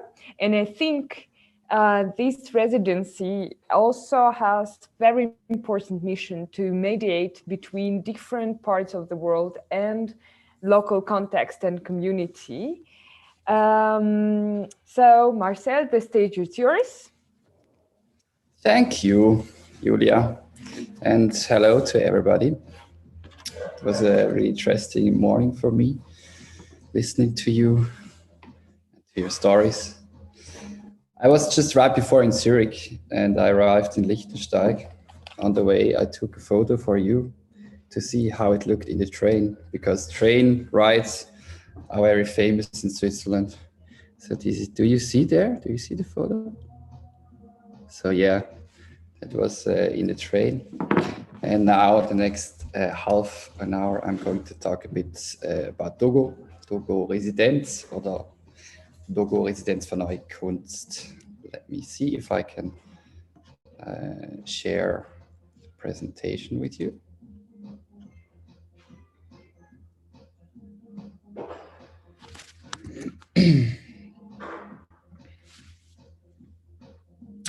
I'm waiting to get the permission. Is it possible? Yeah. Yes, yes, you're a co-host, you can share now. All right. Check. All right. I hope you see everything. Let me just tell my colleague that he can turn down a bit the volume of the music. Hannes, kannst du die Musik ein bisschen abschrauben? All right. So yeah, Dogo Residenz, social strategies, building and sustaining relationships between residency artists and community. That was the topic that I've chosen. And yes, I mainly will talk a bit free and about our history, our quite young history, because we opened in 2019 in a small town called Lichtensteig. The next half an hour, I will tell you a bit about the conditions, about the organizational dimensions, and about what we mean, or what means collaboration for us. And the third part will be on coexistence and friction. Yeah, actually here in this image is in the really beginning of our residency. So it's located in an old town hall, and we are a collective of 4 cultural workers coming from the fields of graphic design, social work, curation, and arts. And here you see, thank you.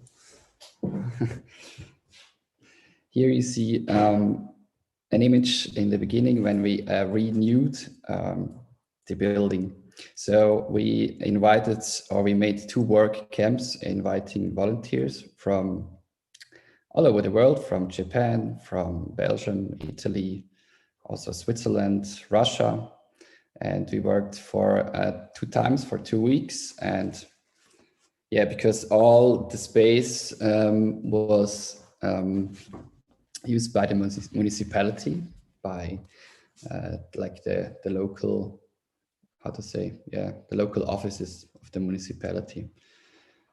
And so it was furnished in a really different way, carpet, dark rooms, and we transformed it into a cultural center with studios, with a bistro, and also an exhibition space, which can be used modular.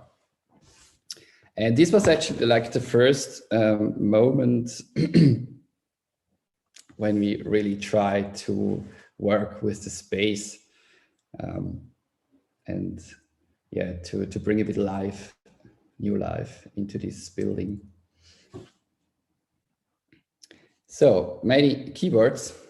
So Dogo is, we are an art association. So maybe I can quickly say something about me, although Julia said already something. So about myself, I am a trained social worker, so I worked 5 years in different social work fields, like addiction support, youth work. I worked with children, I worked with old people. And then besides my studies, I always did exhibitions in a kind of a rural area. So here in the valley, in Toggenburg, which is in the northeast of Switzerland. And with this collective, then we also decided that we want to have like one site or one location and not changing every year, because it's very exhausting with infrastructure. And yes, then I did a master in art education, curatorial studies, and yeah, working in this field and earning my money with it. And DOCO is a very small association. In terms of the financial budget we work with maybe between 100,000 and 120,000 Swiss francs a year. I don't know how it is with Schädthalle, for example, but I think we are quite smaller. We are financed by public and private institutions, so like the canton of St. Gallen, and also the region and the municipality pays us, for example, the studio. And the studio is located in an old gym hall. I won't show you images today because I thought to show you a bit around tomorrow if there will be time. So I'm only talking. And yes, we are we are a team of 4 and we co-direct the association.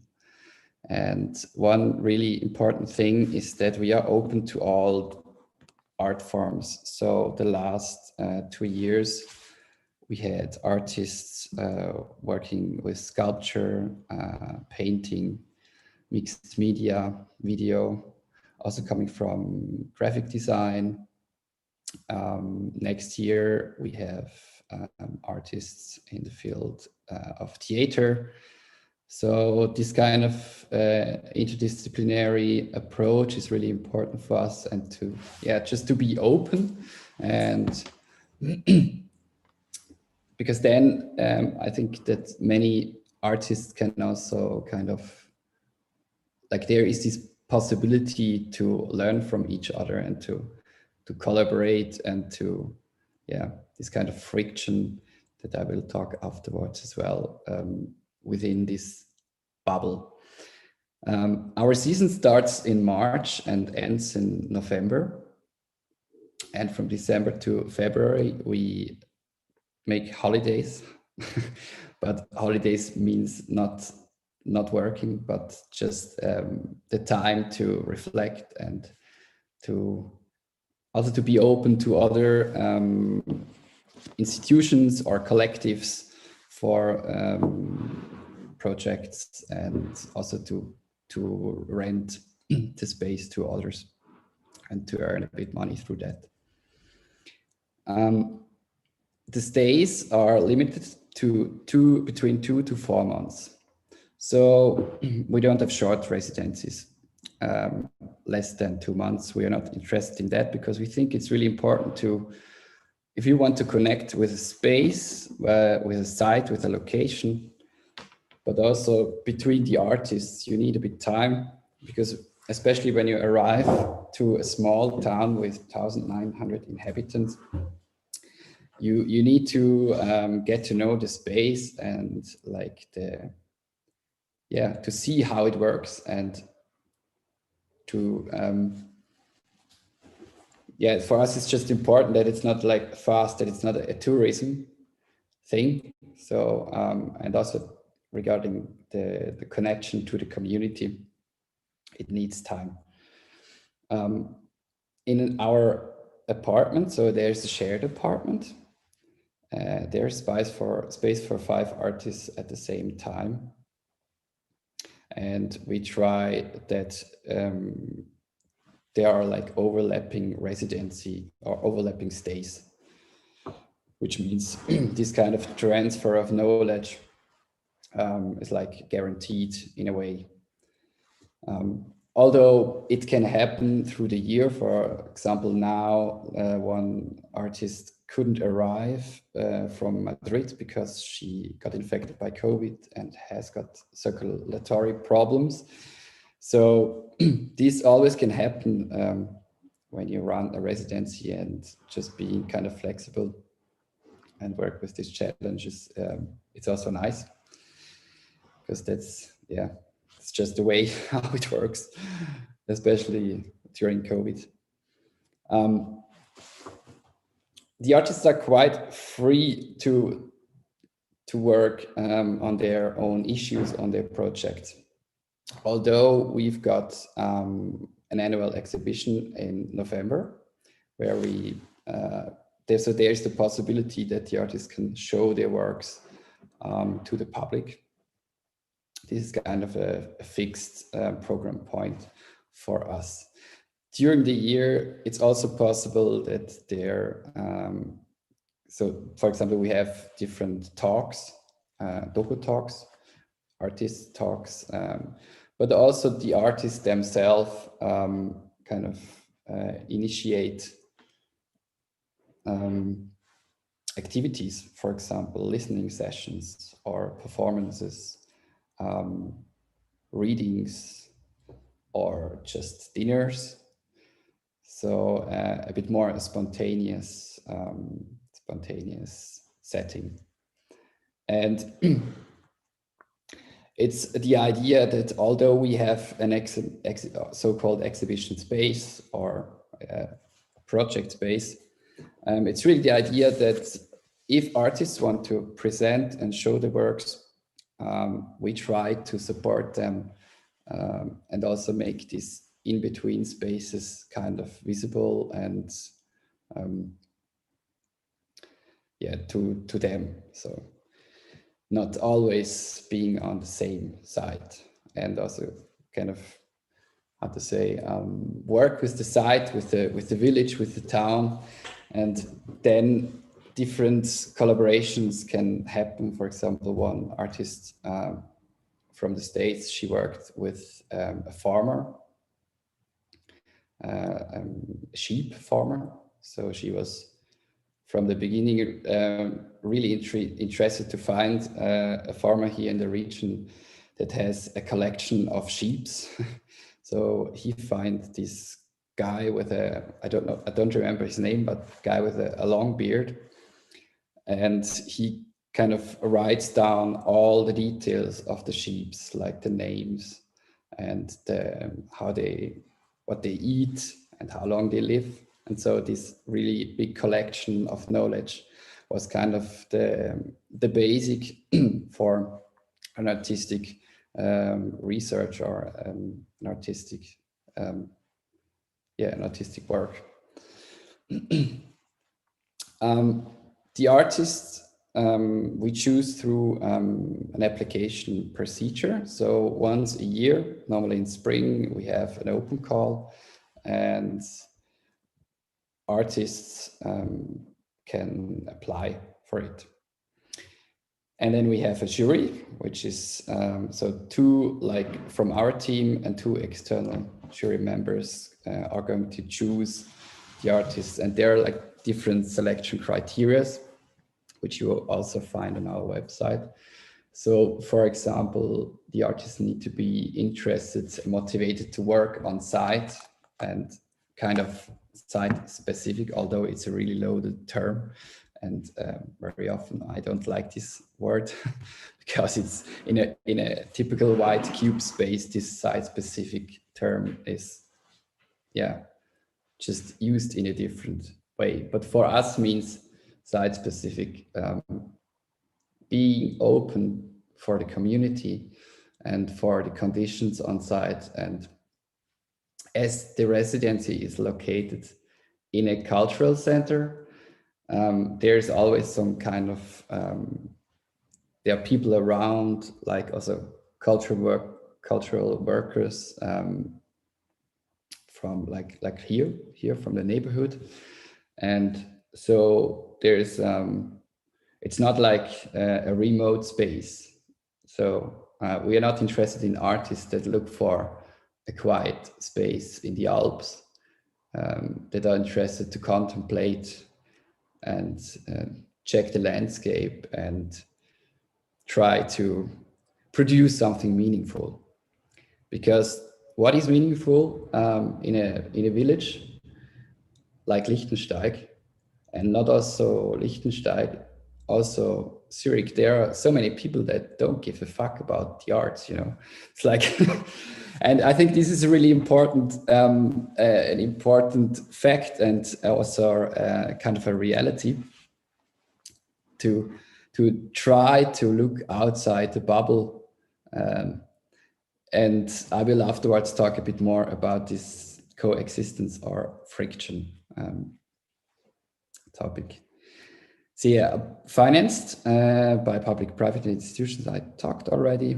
And yeah, kind of our core issues or goals are artistic development, mediation and production of contemporary art. So with artistic development, I mean that we kind of offer the space and the time that artists can focus on their projects within an annual team, which is really broad. For example, this year it's a team of Risk, and the decision to have an annual team was because it's just a little bit easier to create an annual exhibition if you have if you have some kind of how to say, yeah, a team or like a ground. And we also do produce a publication this year on this topic to kind of give also the platform to writers or to an art historian and to scientists to write on the topic. And so we also have like each second week, we have kind of meetings with the artists. So we are really interested to give them kind of a fruitful space. So an understanding of collaboration.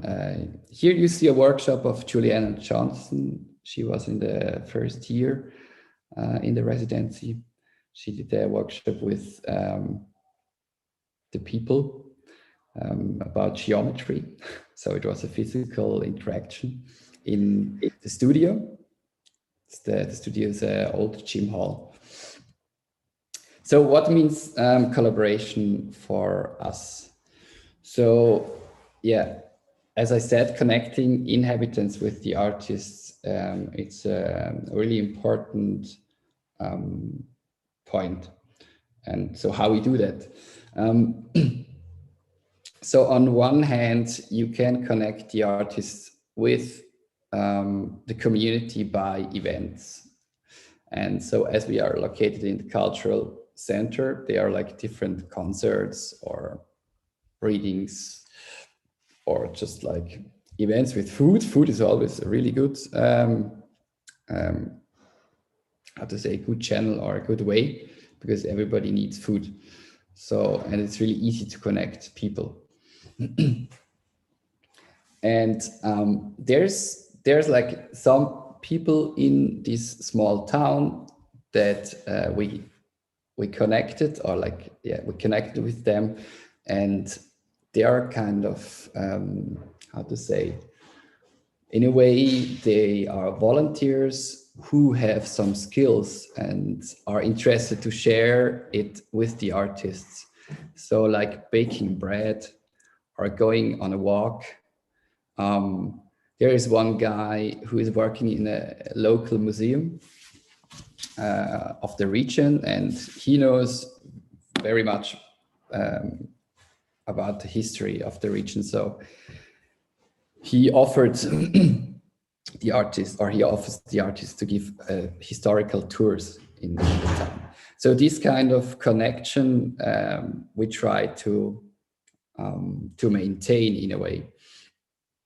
because we think it's really important that you, when you want to collaborate, you need, as I mentioned in the beginning, you need to have time, but you need to also animate it in a way.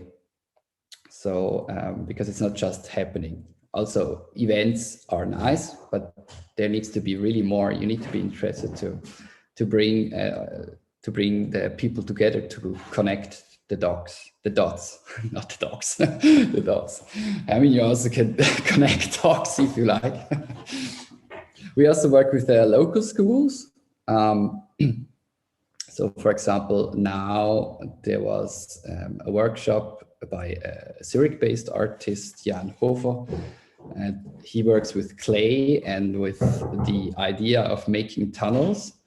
So he created with a small school class, so like children with special needs, he created a DIY tunnel machine, because everybody needs a tunnel machine, you know, everybody needs to build a tunnel sometimes to, how to say, to escape from the parents, or to find a destination, let's say. So this more mediation, art mediation formats are a really good way to connect to local schools. Yeah, as I said, we also have regular meetings. It's important for us that we know what are the artists working on, what are their topics, what are their problems. So each second week we have a Kaffee Dogo, which means coffee dogo, and we talk about like the needs, just also really practical things. For example, how to do with the recycling. In Switzerland, recycling is always, yeah, you have glass and you have plastic and all the different things, but also so work discussions, portfolio presentations, so giving the artists a space where they can get a feedback from the other artists and from us, from the team. And sometimes we also try to invite our friends, or like hear from the community that are interested on the arts in general, and who are interested to know what's going on. Then we also have face-to-face interviews, or interviews at the end of each stay, that gives the artists a way to reflect and to also end the residency in a way. And also, I didn't write it down, but also we have kind of a final dinners in a way, or finalists just at the end of each stay. Yeah, I wrote cross-financing because I think it's, especially for small institutions, it's always the question of how to get money. So we, for example, every year we do fundraising. It's like really important work. You need to be comfortable with it, or we need to be comfortable with it, although it's quite exhausting all the time to get funding. But in Switzerland, we have many foundations and there's loads of money you can use for cultural projects. And cross-financing. So what do I mean with that? So when we came here to this town hall, we had the idea we need a building, and because we want to open a residency. And then very fast we realized it's just too big, the building. So we realized another project, which was the cultural center. So with having the possibility to sell drinks, for example, to make events, the other the cultural center can earn money.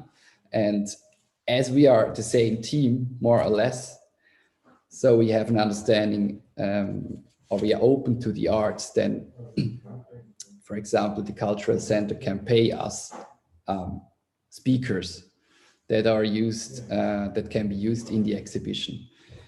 And so this is really important for us, that we kind of have these two organizations, these two approaches to the community, because the cultural center is much more interested to be also nice to the community, let's say, and the residency, Dogo, can be also some kind of Störfaktor in German. I don't know, some so does disrupting factors, yeah, like this disrupting factors. Yeah, this is, I think, the right term. So this contrast is, yeah, it's good to for the drive of the residency, and I think also for the town itself. May I ask you to wrap up, because we need to start ping pong. Okay, so I would have a last. So this is just an image of a drag show we had recently in the studio, and here on the left you see Free is his name. He's a local cultural worker, I would say, but he's like a real man, you know. And so La Mer, the drag queen, invited him to come on the stage. And so this frictional moments we try to have in, or to bring here to this town, and also to open up questions about, for example, about gender, about masculinity, about just like questions that need to be answered in a town which is maybe not so left-wing than the big city, like Zurich or St. Gallen. And yeah, I could talk much more, but if we are coming to the ping pong, then I say thank you for listening, and let's continue with the ping pong. And thank you. I was now the one who was active listener, and thank you so much. I was already ready to prepare some picky questions, but how do you do it? Like, what are the tools? And you answered them along. However, I've been thinking, actually, you mentioned that there is something you expect in some way from residents, so that they're going to be open to community, that they're going to be kind of open to work on site. And this is kind of your need. And then artists come and say, I would like to engage with farmer or whatever. I'm asking, was there a discussion with the community or communities of people coming to you, or you asking them what are their needs, like vice versa? Yeah, the residency, we as a residency, we didn't do that. But the cultural center, they did in the beginning. When we arrived, we had some participatory process inviting the local community to come and talk about what they need, what are the issues. But for us, it was really more like, hey, we are here now, and let's see like how we can work with the artists, how we can kind of support them with their questions.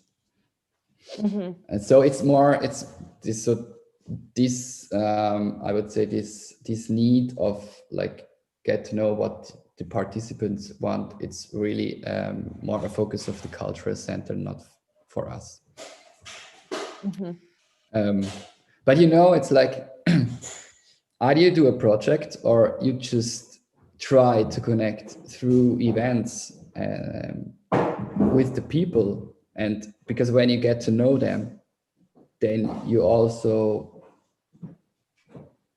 more, how to say, able to understand what their needs are. Mm-hmm. I would say.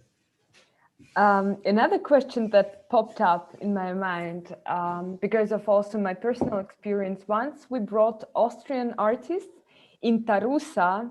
For Russian people, it may be something that you know. It's a kind of very little but very cultural town, remote also from Moscow, where we also tried to build a residency for foreign artists. And what I faced there, that people from Tarusa, they were really they were really happy to collaborate and to engage, and artists as well. But what we had, there was a language problem. And I know that Liechtenstein, I believe not everybody speaks English, and you have such a broad, you have people coming from the whole world, and mostly, I would suppose, do not speak German, and Swiss German isn't another language. So how do you navigate this issue? You cannot have, how do you deal with that? That's a good question, because it's like it's like all the time. It's all the time a thing. And we also ask ourselves, for example, if we have an exhibition, I mean, for sure, we have exhibition text in German, for example. But like, I mean, there it's how to say, it's always a challenge if somebody doesn't speak English and only German. What you can do, like we do today, you have an interpreter, you try to accompany the person and translate like the issue. But there is, it's like an ongoing thing all the time. You just need to translate, try to work with maybe less, which is also sometimes difficult, work with less words, less language, like spoken language. That's what I just experienced in my curatorial practice. If you have works that only work with image and sound, it's just easier accessible instead of loads of text. So this is also the question, but that's not really in our responsibility. I mean, for sure to do the translation, but if it really depends on the artistic work, I'd say. Because if you have an artist that works mostly with text, you can't say, please don't. It's like quite rude, I'd say. Thank you. Does anybody else have questions? And I'm sorry that here the window is shining so bright.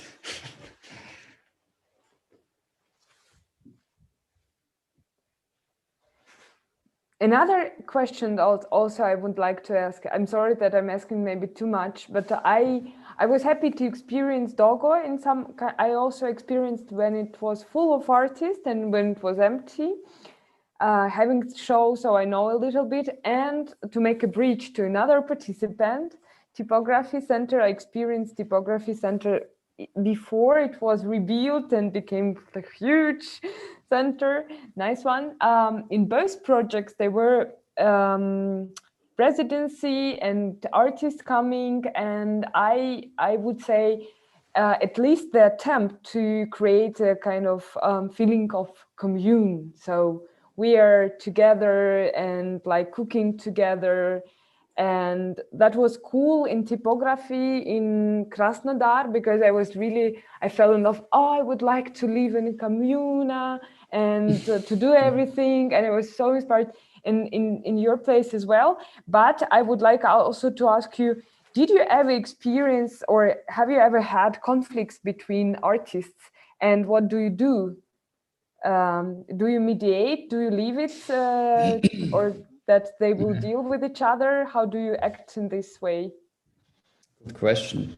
What you do while conflicts are arising in a residency. We had this year, in the beginning of this year, we had two artists they are based in Bremen now, I think, originally from Hong Kong. And they were a couple, but we didn't know that. And then they broke up while during their residency. And we realized that, so during like our like regular meetings, it was kind of a tension. And so we were a bit afraid, like, okay, because it's a shared apartment, and if you just broke up, I mean, you just don't want to be really at the same place. So, but the only thing we could do is what we offered them, like another room. So told them, you know, if you if you can't like stay in the same apartment, then there is a possibility we have another room. But at the end, they didn't use it. But for sure, I mean, conflicts always can come up, and I think it's just important that we as a team, we try to give them the security and a stable framework in a way.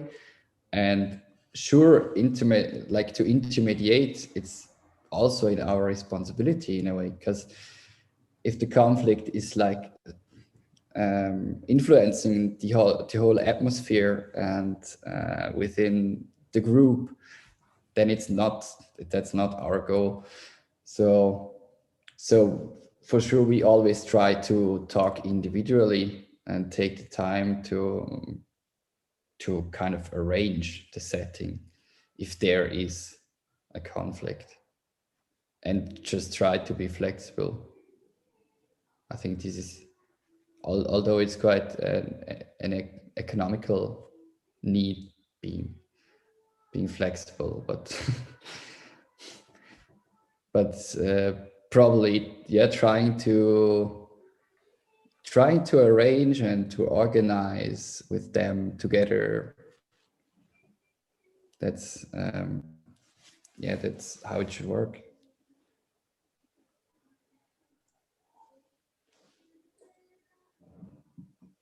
So does anybody have maybe now question? No? Yeah, Yakov, please. Hello, can you hear me? Yes. Great.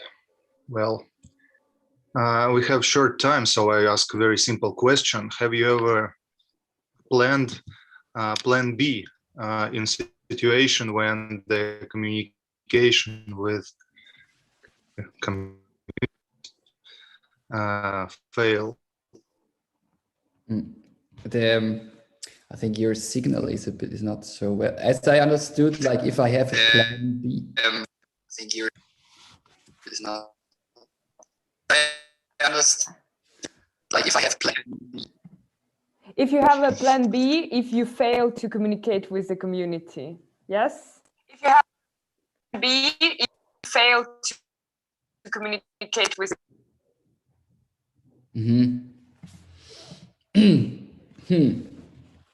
I mean, what means failing to communicate with the community? What does that mean?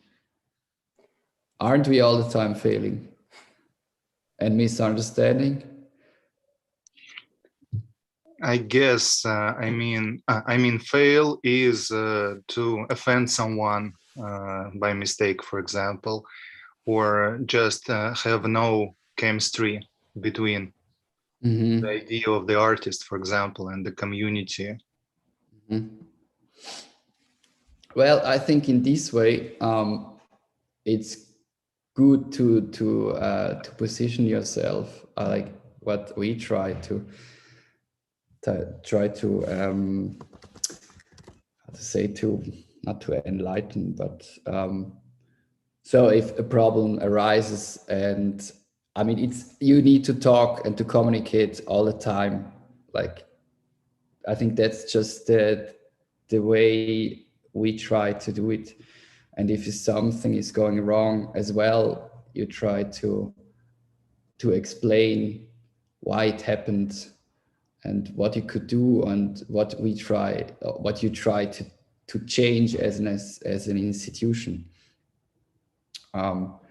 Just a simple example, like I think it was during our second open call, we had this age restriction. We said you only can apply until the age of 35, which was definitely a problem because afterwards on Facebook it went really wrong, and all the comments was like, oh, you know, it's like ableism and da da da da da da. And then we realized, okay, I mean, because it was excluding for sure. You know, why not being open to artists after when they are older than 35? But on the other hand, the most artists that really apply are like in our age. But anyways, it was a problem, and we realized, okay, we need to change that. And then we just took it out, and we said, okay, we are open to everybody, and we try to communicate and to explain.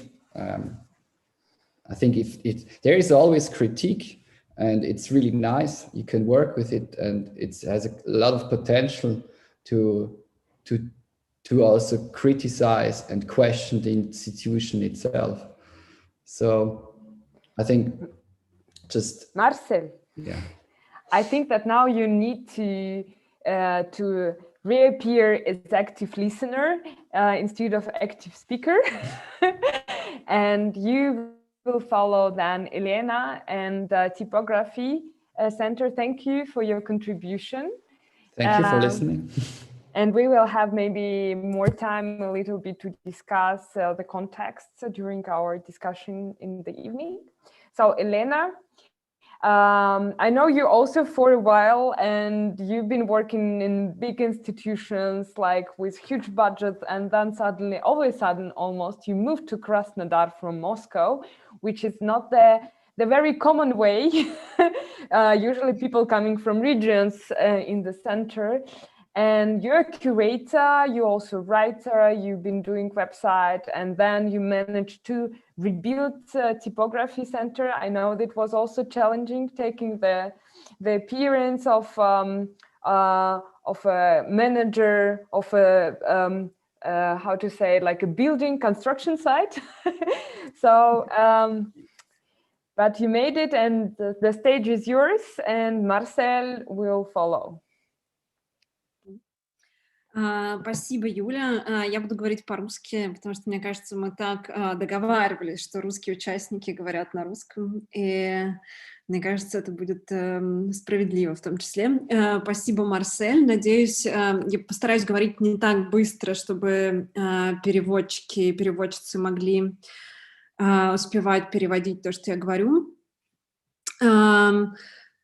Сейчас я расшарю экран, буду показывать презентацию.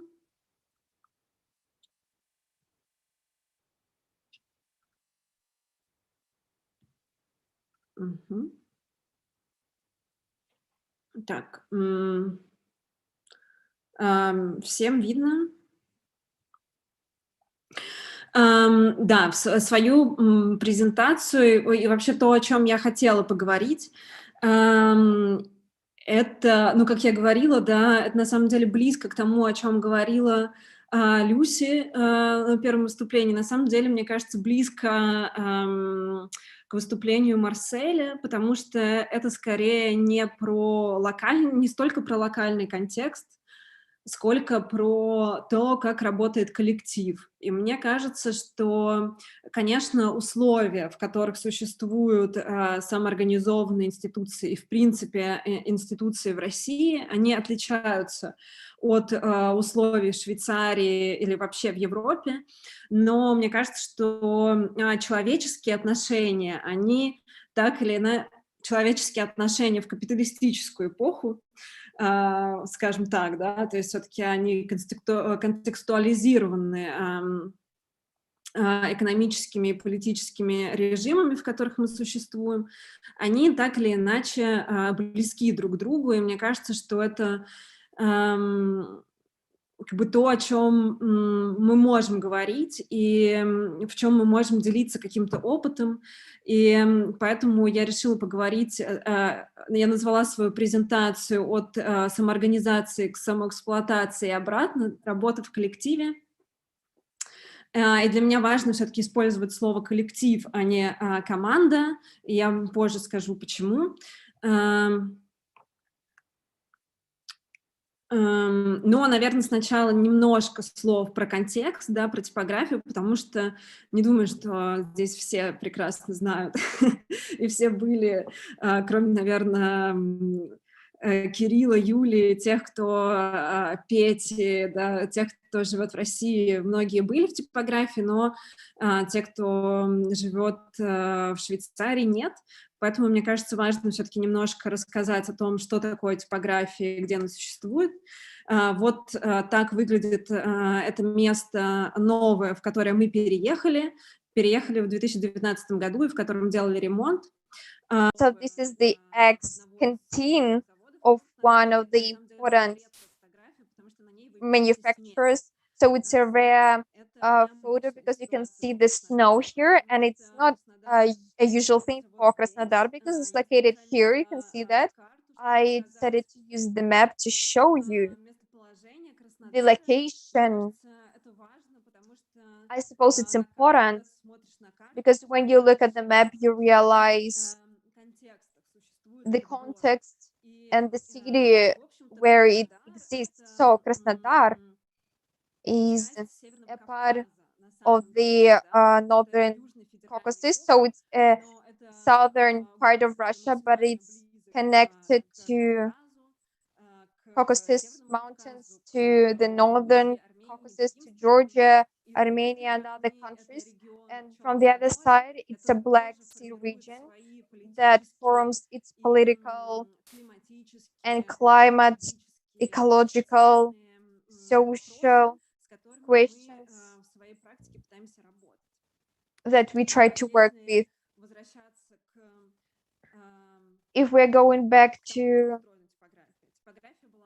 how it is done and structured, it was based in 2012 by Zip Group and by the patron Nick Maros. It was based in Krasnodar, as I have already mentioned. It was based as a self-organized initiative, so it's quite clear that in the basis there was a patron who was investing, but nevertheless it wasn't about big money, and he wasn't the one to identify the agenda by himself. So typography works as a self-organization collective initiative, and it is run by curators with a group of patrons. So we don't have just one particular curator who defines the agenda, as well as we don't have one particular sponsor who would influence our agenda. So what we do is the result of intercommunication, discussions, and so on. When it comes to finances, we don't have the direct money from the government, and we never had.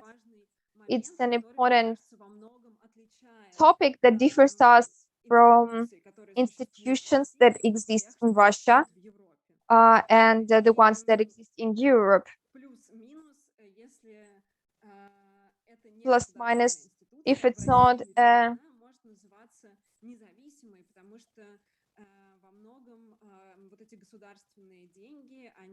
so these governmental money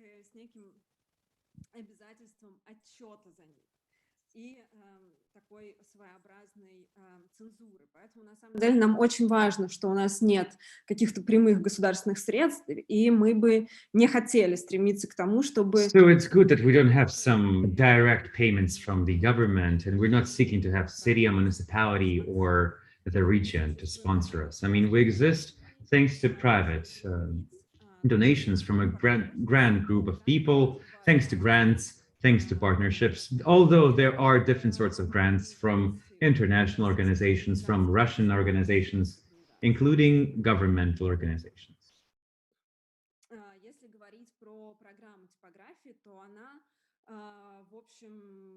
If we talk about the program of Typografia, I think it's similar to many contemporary art centers, and probably we're not that much different. from other institutions. There's the exhibition program. Составляю я, но с учетом, конечно, приглашенных кураторов, каких-то проектов, которые мы привозим и так далее. У нас есть публичная программа. We have public programs. We have special curatorial projects. It's mostly targeted to work with local communities in the city and to put together the image for Typografia and for a contemporary agenda in the urban space. It includes film program, lectures, tours, mediations, and of course, classes for children. We try to work with different audiences. We have inclusion-related program to tell about Typografia to different sorts of audience. We have the library, the archive, and what we call here professional, special professional education, different professional courses, labs. Some of them have regular nature. For example, we had curatorial courses, and we want to make them regular.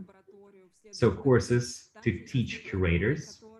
Also, there are labs, which are sort of small research units meant to research the city, the sound, well, pretty much anything. Also, we have the Institution for Contemporary Art. Naturally, the self-proclaimed institution. This is the thing that was in the very beginning of Typografia, even before we had a building. It's important to note here that we are not related to printing, by the way, or actually doing type design. I mean, we're called typography because the first place that we occupied was in the former printing workshop in the city of Krasnodar, the former printing press factory. And that's why we retained the name. The self-proclaimed Institute for Contemporary Art in the city of Krasnodar, founded by the ZEEP Contemporary Art Group, fun guys, by the way, ZEEP Contemporary Art Group. So they have founded this initiative in 2011, and in the end, Typografia was brought up as a sort of public venue open for a broader audience, not only for professionals. Today, the Institute exists as a regular educational course that lasts for a year and a half, almost 2 years, actually. A year and a half, the students are teaching, they're learning, sorry. The classes are happening for 1 week straight every month. And the last 6 months, the students are preparing their graduation projects for the exhibition. And the upcoming exhibition is on the 30th of July. We're super busy with it right now. The missions and principles of Typografia, with all of the programs, are meant to work with a local community, mainly local artist community. This is what we do. We are looking around and we are trying to support and promote those who work in the city and the region. I mean, the promotion of local artists and artist dresses is the major mission of ours, my personal major mission. That's what I would say even. Also, really want to engage those who live and work in the city and the region as well. We really want to include them into our local problematics and more broad Russian agenda. That is why I have been showing you the map and where Krasnodar is on the map, because if you want to drive from Moscow to Krasnodar or fly, it takes longer to fly to Moscow than to Istanbul. And when you observe your position that way, you kind of see yourself differently in the rest of the world. You see different sorts of ties. Therefore, for us, This sort of focus, this sort of view is very important. This is the search of a local environment, a local story, the before colonial period. And Krasnodar is a relatively new city. It was founded only in the 18th century. It was founded as the part of the Russian Empire, and Krasnodar has a relatively imperial history because it was founded at the spot where there were settlements of the northern Caucasian nations. And during Caucasian wars, those nations were banished. And they only now live in small reservations. They were the Adige tribe living there. Now there's the Adigea Republic as the territorial part of the Russian Federation. But Krasnodarsky Krai is around the Adigea Republic, which before the beginning of the 18th century occupied this entire territory where the region of Krasnodar stays at the moment. And we love to work with this heritage subject. And these are the subjects which are very much under discussed in the current policies of the Russian Federation, which is much closer to imperial agenda of the 19th century Russian Empire.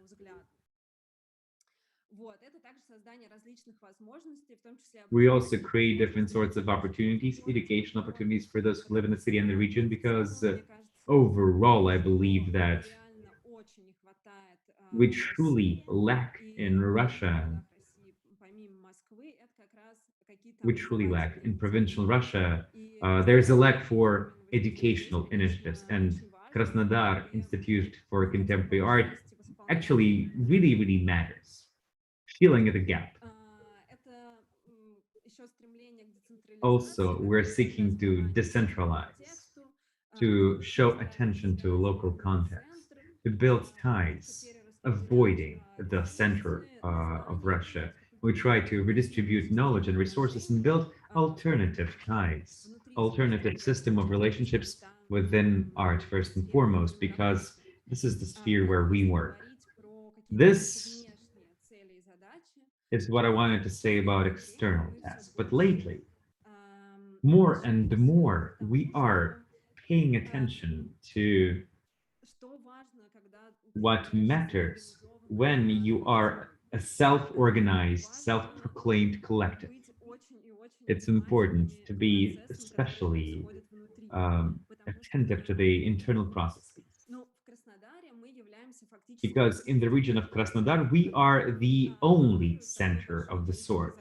We're the only one center accumulating so many different tasks. And if we have some friction in our collective, if we are in a fight, the Typografia as institution will cease to exist, because there's no external force that keeps us together. Only our internal will keeps us together. There's no legal framework that keeps us together, like it happens with bigger institutions.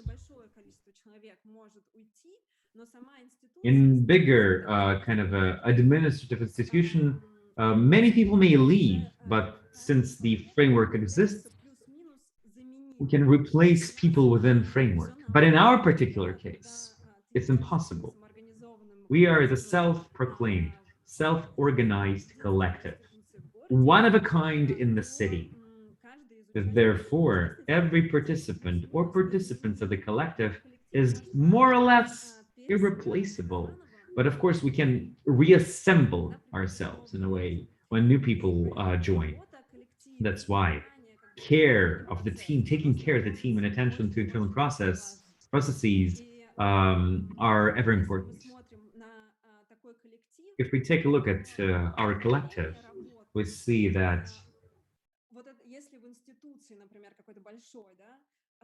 if you take some large-scale institution that has structure and there's a person who joins the structure, it actually comes to execute certain tasks. For example, there's the film program, and you're looking for the person who will be in charge of the film program. But we are doing it differently. We have a sort of a space where we can do something, and it's a visible, it is very evident space in the city. But people join.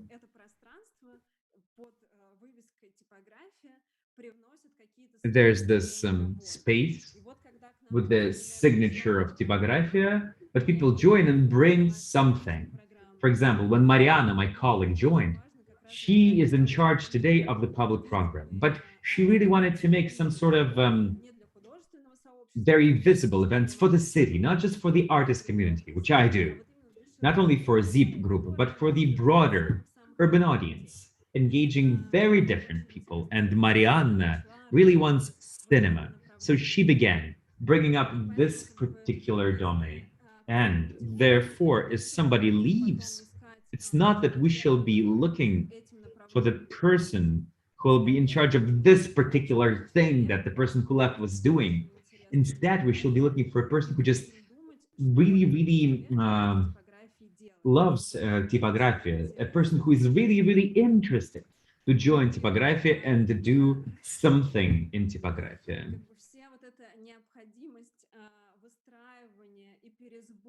So this need to constantly reassemble the team with the self-regulation and self-regulation of the work.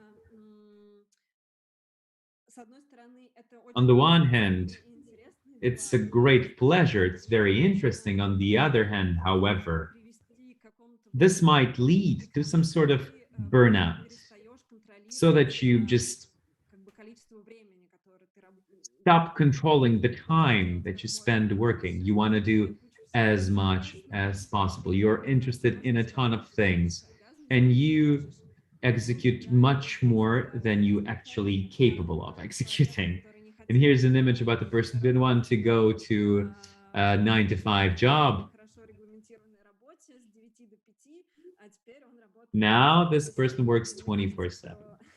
And I believe that this image is very reflective of the work of the self-organized initiatives in Russia. So what can we do so that these this sort of independent work does not turn into 24/7 labor camp? Being more structured. How do we avoid the burnout in the self-organized collective? Julia mentioned that I worked for a large institution, for Garage Museum in Moscow. I was doing the open system project there. The research dedicated to the research of the self-organized initiatives in Russia. And just taking a look at how those institutions come to be and how they disappear, it is possible to say that the major reason for the disappearance of the initiatives is the burnout of the collectives. When you all get super exhausted and you realize that you just spend a million times more on organization than on actual projects. You don't have any time to have rest. You don't have any time to take a breath out. So how do you avoid that?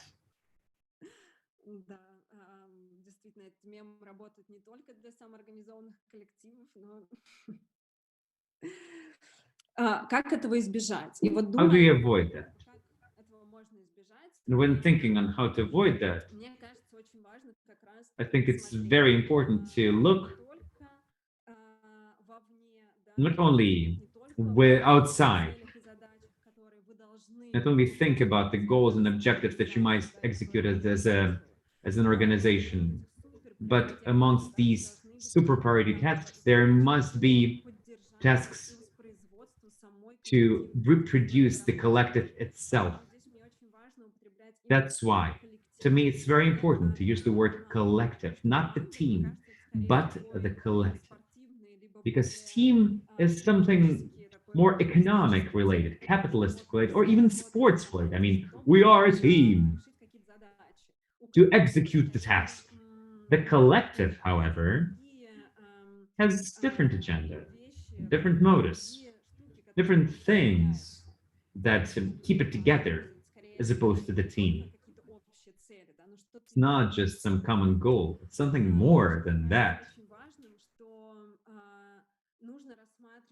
I believe it's very important to consider that self-exploitation and burnout that happen anyway, not as a problem of a particular person or an employee, but as a problem of the collective.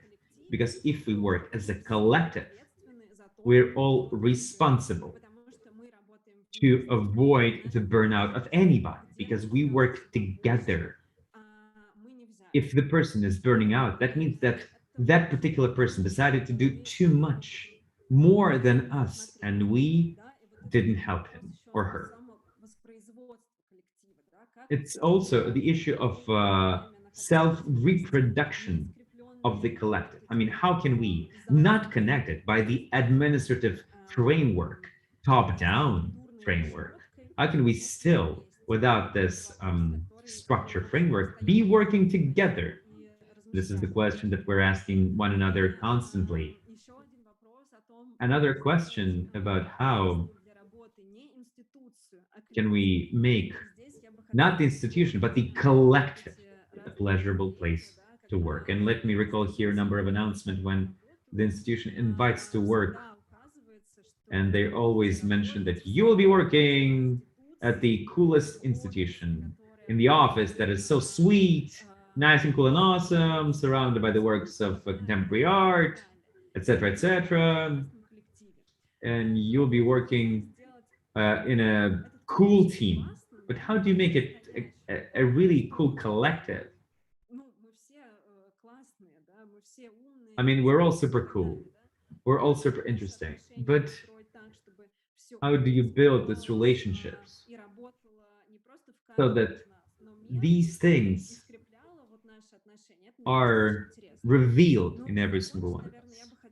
And I would like to wrap my presentation up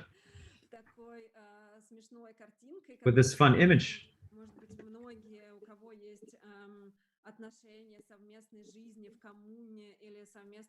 If you have the experience of living in a self-organized team, in a sort of a communal domain, I name it the problem of a dirty cup. This is actually kind of the low-level history, but this is a problem that can show a new look on how we work together. I mean, it seems to be a callow thing to talk about, but somebody always leaves dirty cups. People just don't wash their cups, and these cups, they just come up. And why somebody else should be washing the cups? That's a question.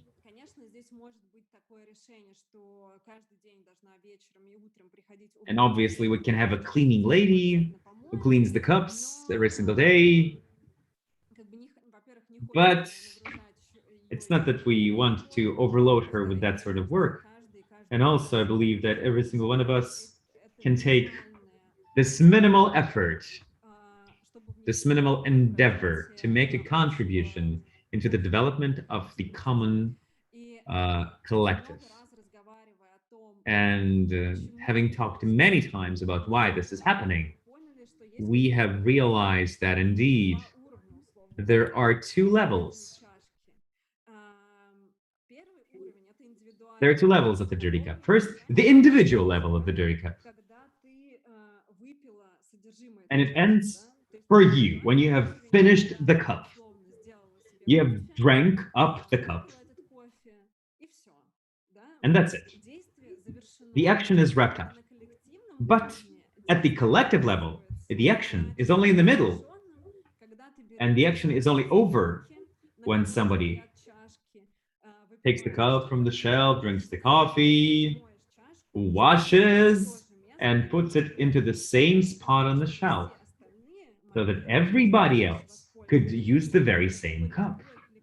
That is a different sort of collective mindset, where the border of the action is not as individual. And I believe that this sort of collective action and the need to think all the time about the collective and act within the collective means some sort of mutual care, and care about thyself within the collective. That's it. That probably is it. Thank you so much. And I'm giving word to Marcel, who was attentively listening. And I'm curious if the problem of dirty cap pops up also in Dogor, not only in Russia. Yeah, thank you, Elena, for this really interesting input. Yeah, I mean, I saw many parallels, for example, to our institutions, to our small association, especially this aspect of burnouts. We have a bit the same question. That's why we have in August a 2-day retreat to talk about how we set the boundaries in order to not burn out. And I wanted to ask you, Elena, how you handle or how do you set boundaries? Do you do or to just take care of your collective? Да, это очень интересный вопрос. Yes, this is a really good question. We have the meeting, kind of the gathering, different sorts of gatherings. When, for example, one of the types is when we come together, all of us, or smaller meetings between different members of the collective.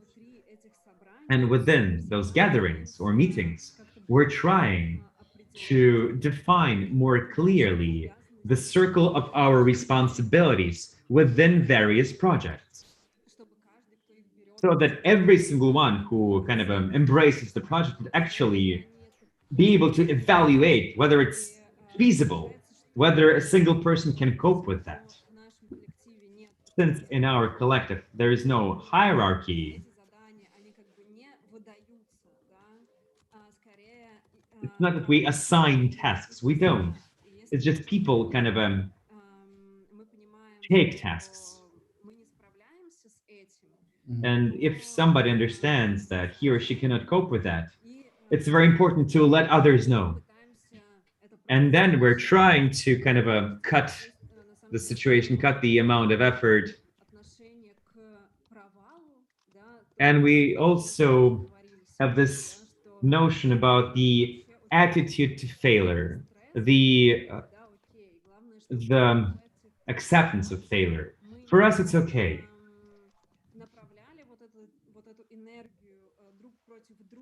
It's very important for us not to be antagonistic in a situation of failure, or not to be self-antagonistic as well. I mean, I couldn't make it, you couldn't make it, etc. I mean, we can take on more. We can overestimate our effort. We can get into the difficult situation, or something just may happen to us. But since we're collective and we work together and we live in the situation, still, this sort of knowledge is, this sort of knowledge and failure is so much better than perfectionism and trying to do a bazillion of things. Mm-hmm. I mean, these boundaries are fluid and they follow this collective calmness, if I may, soothness. Really interesting. I just saw that Anne-Sophie has got a question. Yes, about I actually I wanted to thank you for this presentation, because I wrote my master thesis about that, and it was a good refreshing way to see it on your perspective as well. And I wish I could have done an interview with you for my master thesis, because okay, no, but about the question about failure, how did you manage to get at that point of acceptance of failure? Because I mean, as a when you do exhibitions and stuff like that, you have also this kind of publicly image, and also well, you're not maybe you're only founded by privates, but also you have also a bit I don't know, like maybe also a reputation to keep on in your city or stuff like that. So that's sometimes really also hard because you want to accept this, like you want to be also able to have good feedbacks and stuff like that. So that's what I wanted to ask. How did you manage to accept it, like this failure? Yeah. Да, спасибо большое за вопросы, вообще за Thank you very комментарии. much for your questions and comments. It's really nice. When I was working in garage in this institution, at some particular point, I was really stressed. And I also had panic attacks and some neurotic anxiety condition. But going through that, I realized everything is going to be okay. So if you have the date of the opening ceremony, this is the date this is going to be held. And no one knows how it should look like in your real world, in the ideal perfect picture. It doesn't mean that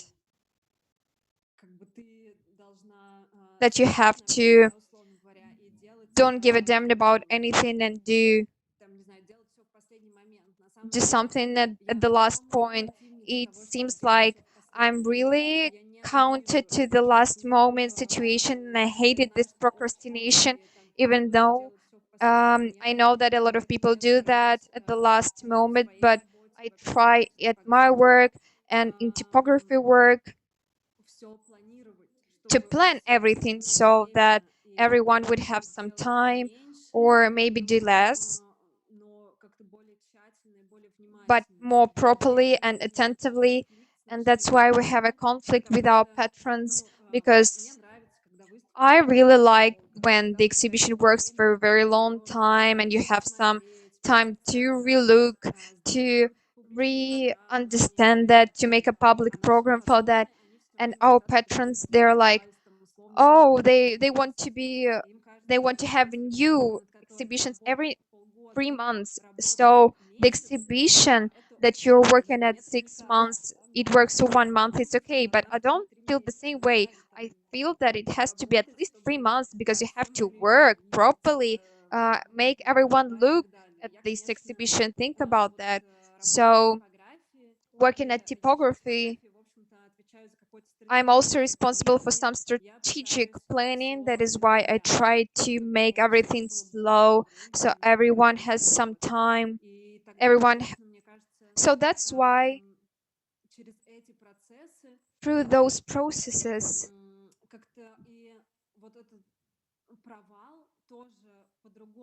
this failure, you could really understand it in a different way, because this failure, it becomes some kind of plan, because you would understand at one particular moment that, okay, this exhibition, maybe it's gonna be not that good by some reasons.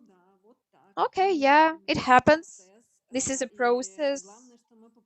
The main thing is that we try to do something that artists, curators, they had the opportunity to try to do something, and maybe next time, next project would be different, would be more catchy. And this right to have a mistake, this is amazing and important, because big institutions, they don't give that opportunity all the time, unfortunately. Thank you. Really interesting. I have, if nobody else has got a question, I would have another one, a bit more referring to the local condition. You mentioned that that you are kind of the only self-organized collective in the city, and I just wanted to know how it comes. Ну, нет, скорее, вот мы No, единственные... we are the one institution of that kind of way that gathers together a lot of tasks, directions, public programs, exhibitions, professional educational programs. But in Krasnodar, there are some self-organized collectives as well, but they are more like in one particular way working there. So there is one space, plat.com, plug space. This is a very expensive space that does just exhibitions and exhibitions of particular artists that use these new aesthetics of new art, the projects that are published at QB, Cuba Paris, and so on, aggregators. So they're aimed at development of that kind of part of art, working with these artists. And this is amazing that there are those institutions in Krasnodar. But I can't say that they are aimed at a broader development of our local area. So there are some also projects that are aimed at development of academic art. There are some institutions that they graduate some artists, but it's not modern, it's not abstract, it's more traditional, realistic. It is something that has no connection to contemporary art as well. But in reality, I feel that Krasnodar is quite a vivid place, and there are a lot of artists, and new ones appear. From that perspective, Krasnodarsky Institute of Fine Arts, they play a grand role because they're into not into a classical education, but people who graduated, even though they want to do some contemporary art, they can't do that really because they don't have the understanding how can they apply those knowledge they get. That's why they go to modern art institutions like typography and start understanding. And from that perspective, there is one case of Luda Voronina. Maybe Yulia knows her. Yeah, Yulia knows her well because they have been working together. Luda has graduated from the local Hudgraf.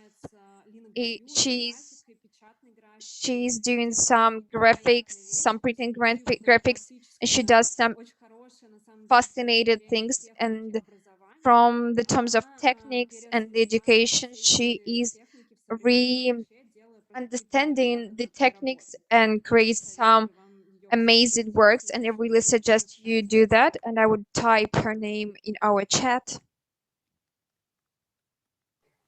Showing one work by Luda that left Russia and lives at my apartment after her show in Basel.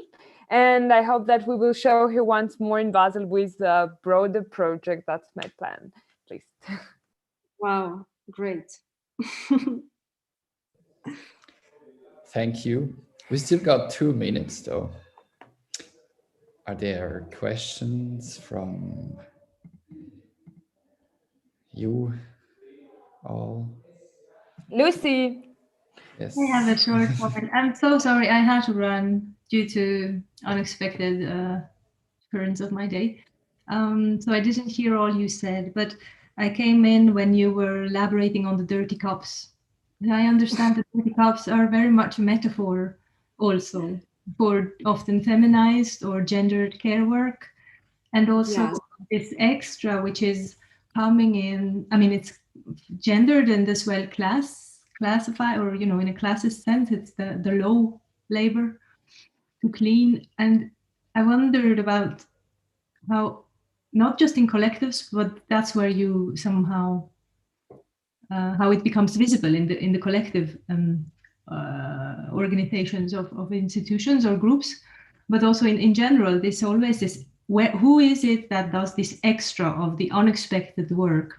So the cup, we know it will have to be cleaned, but in art as well as in life, there is unexpected things happening. And if you start to improvise, and who is it that is at the end of the day, like adapting, being flexible, asked to, you know, overdo a little bit, to stretch that in the end the job gets done. And I think it was wonderful to hear you speak about it and how this can be, you know, put in a collective mindset if we have the right structures or tools to make it visible, and then it doesn't get so easily swept under the rug. So thank you for yeah. It's more like a comment or a response. Ну, это очень важный комментарий. На It's a самом very деле, comment. It's very important comment. So when you were talking about the people who work in Shatkhale as administrators, that they have the same art practice and they participate in different processes that happen in Shatkhale. And for us, it's very important that we don't have that class segregation for the people who work in typography. Curators can do the same thing, to work at the administration desk as hostess, or if no one can just come to work, they could sell tickets. So we have to clean the dirty cups, and if someone has left it, we also have to take care of it in order not to create that gap between the ones who do the duties, the lowest part, we can say so, right? Because in Russia, we have the same thing going on. Work is something that you don't get paid for, and taking care, supporting.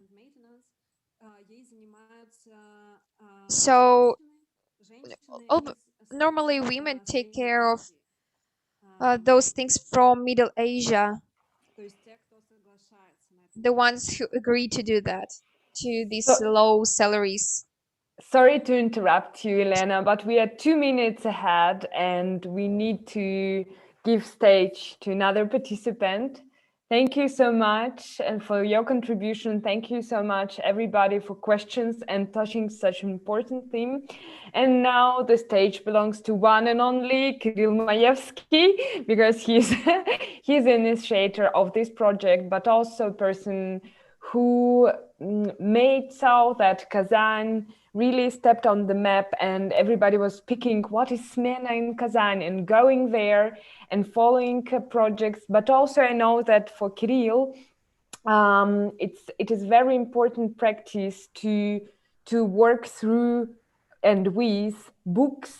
And another connection, huge projects, is like a book production and book as a medium. So Kirill, the stage is yours.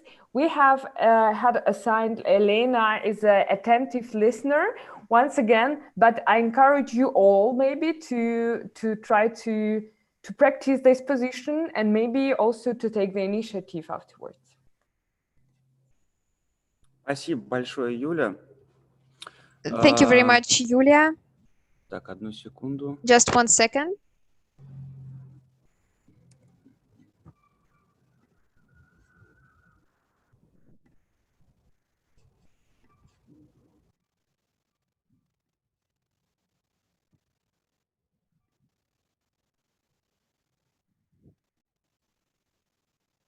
Работает демонстрация экрана? Does the demonstration work? Amazing. Thank you very much. I'm so happy to tell you about some kind of construction of the description language of our institution through books. The first time I was thinking about that and tried to do that, to tell about Smena through our book programs, that unconditionally, not only just books. I tried to do that in Apatits, presenting the conference that was made by Sianya Center.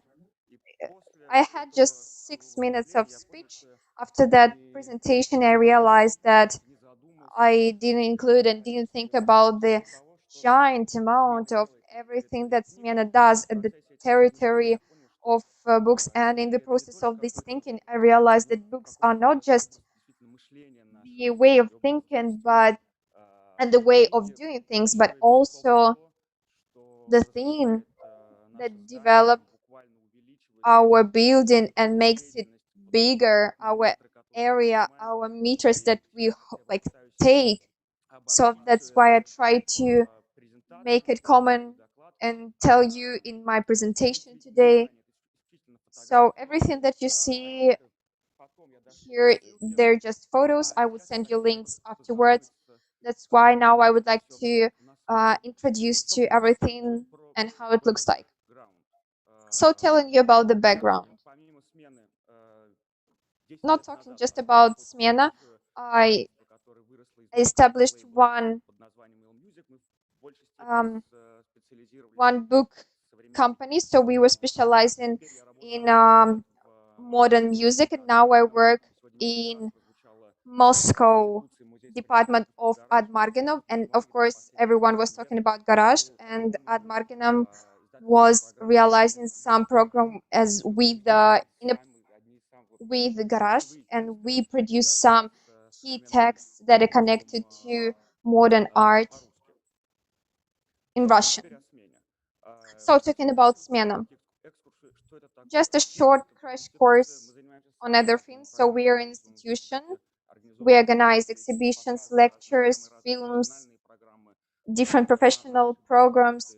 On the basis of us, there is a bookshop I would tell you a bit later about, a cafe, a cloth shop.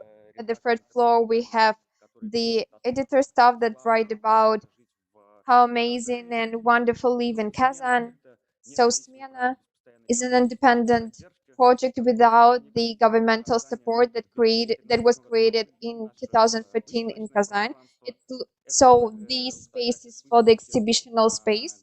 This is the photo from the Krasnodarsk community ZIP. So this is the exhibition of Swiss artists that came to our residence. Maybe Swiss colleagues know them. I realized that we have a lot of book projects, no matter that today we don't have a lot of them. We have cross-cultural intercommunication. This is our lecture hall. I'm sitting here. You can see that. You can see the wall behind me. You can see the photos. This is also our lecture hall. We organize different not only scientific or art or social sciences. We have a big range of sciences that come from one part, from one context to the other. Today, I would like to talk about books because really, I was imagining the book and the report as kind of a button that we press at the website when we press the book button, and this is what is going to happen when we press the button mathematics, for example. So we would have a page spread that is connected to mathematics that would be everywhere in the program, and so that is with books. So the first event that was organized in Smena in December 2013, that was the opening ceremony. It was the Winter Book Festival. So we asked independent.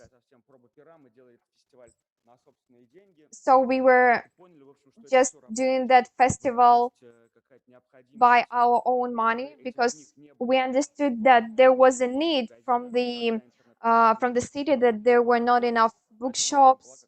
That is why we understood the direction that wasn't quite sufficient to the needs of customers, but giving a lot of opportunities to them. And from that point of view, as a result, this concept of giving a lot of opportunities, but not just supplementing the needs.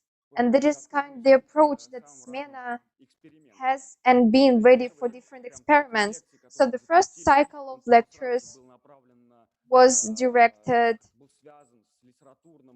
to the literature space in a Russian scope. You can see Boris Kupriyanov. He's the owner and co-founder of the bookshop, the main independent bookshop in Russia that is located here. So this is how the bookshop looked like in 2015. Following, we decided to make it bigger, to broaden it, just, like a migration from one corner to the other. It allowed us to reconfigure the space. That was what I'm talking about, that books are like the challenge for us. And this is that was the problem for us, that we had more and more of them because we had to seek for another place for them. And now it's a big bookshop that is neighboring the bookshop vinyl shop. It is located on the first and on the second floors.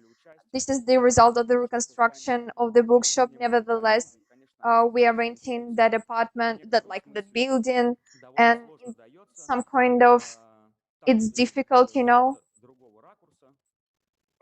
This is the other way it looks like, and we started experimenting with the books, and we started to make it more broadened. This is the summer pavilion that was located through 4 seasons in summer. In Kazan, there is climate like in Moscow.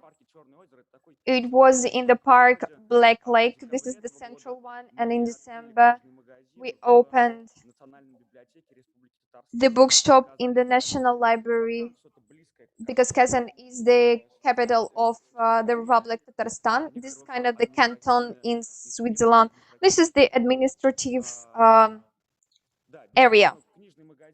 So the bookshop, this is our media. It supports our projects. It tells through the names of the books about what we are interested in. And at the same time, it supports our projects that we're doing right now. So here you could see the poster, the city and its inhabitants, because there are books about the city and understanding the city. This is the project we had with Uber.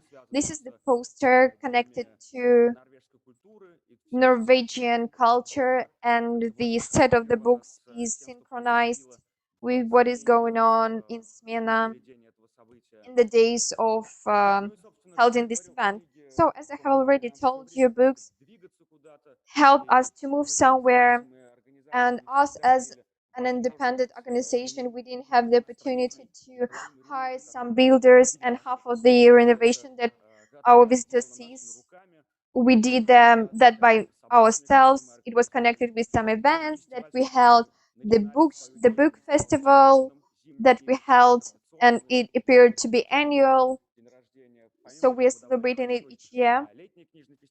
So we have a summer book festival. I will tell you a bit later. Here are 3 colleagues that work from the very beginning, and we're doing some renovation here in the room that was absolutely disrupted. This is the building from the early 20th century, that there was a horse place. In Soviet Union, there was like some place for goods. So we were reestablishing our part. We were neighbors. So the first floor took the auto washing business, and we took place at the second floor. So the bookshop was like a driver of developing Smyrna, and the role was this role was taken by the book festival, like the overall event that was accumulating all the powers. We set the editor program. So there were a lot of local stories. As the institution in Kazan, we are really interested in the city story because it's kind of complicated. This is the university city. This was the Eastern University in the country before. There were a lot of layers of cultural and historical scopes, so we decided to tell you about that, and that's why we had a series of local stories that is called like mythology of Kazan Tatars. So we tried all the books to connect with some kind of context, maybe not with the local one, but with the context itself. And they're illustrated by modern artists. And some of them have never been in Kazan. And it was our, trick play to ask and suggest them to work with Kazan that had no connections with Kazan as well. The best way they found out about in Wikipedia. So it was a book about the Islam religion, and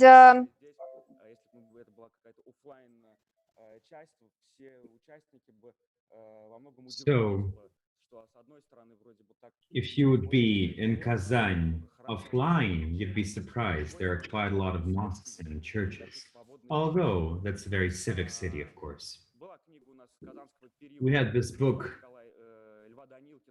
by Lev Danilkin about Vladimir Lenin. Lenin actually studied in the university for a while in the city of Kazan, which kind of starts his revolutionary journey. He participated in student gatherings here in Kazan, and we tried to sum it up in our book. The book with illustrations of Arseny Zhulaev artist, the diaries of our major Tatar local poet, a book by Dmitry Gavrish, who's actually a Swiss writer translated into the Russian language, 3 reports that used to be published in the Reportagen magazine, Swiss magazine. All of the reportages are about the former USSR countries. We translated these reportages, these reports, in Russian. Mirko Kesta, the artist, created illustrations. We also released a sort of newspaper, kind of a more of illustrated book. Another issue related to the residency of the street artists.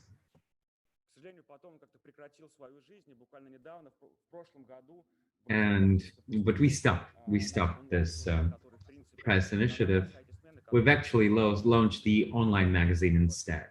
And I think it really satisfies the media need that we try to plant it with this newspaper. This is sort of a hubzine with the illustrations of Russian contemporary artists.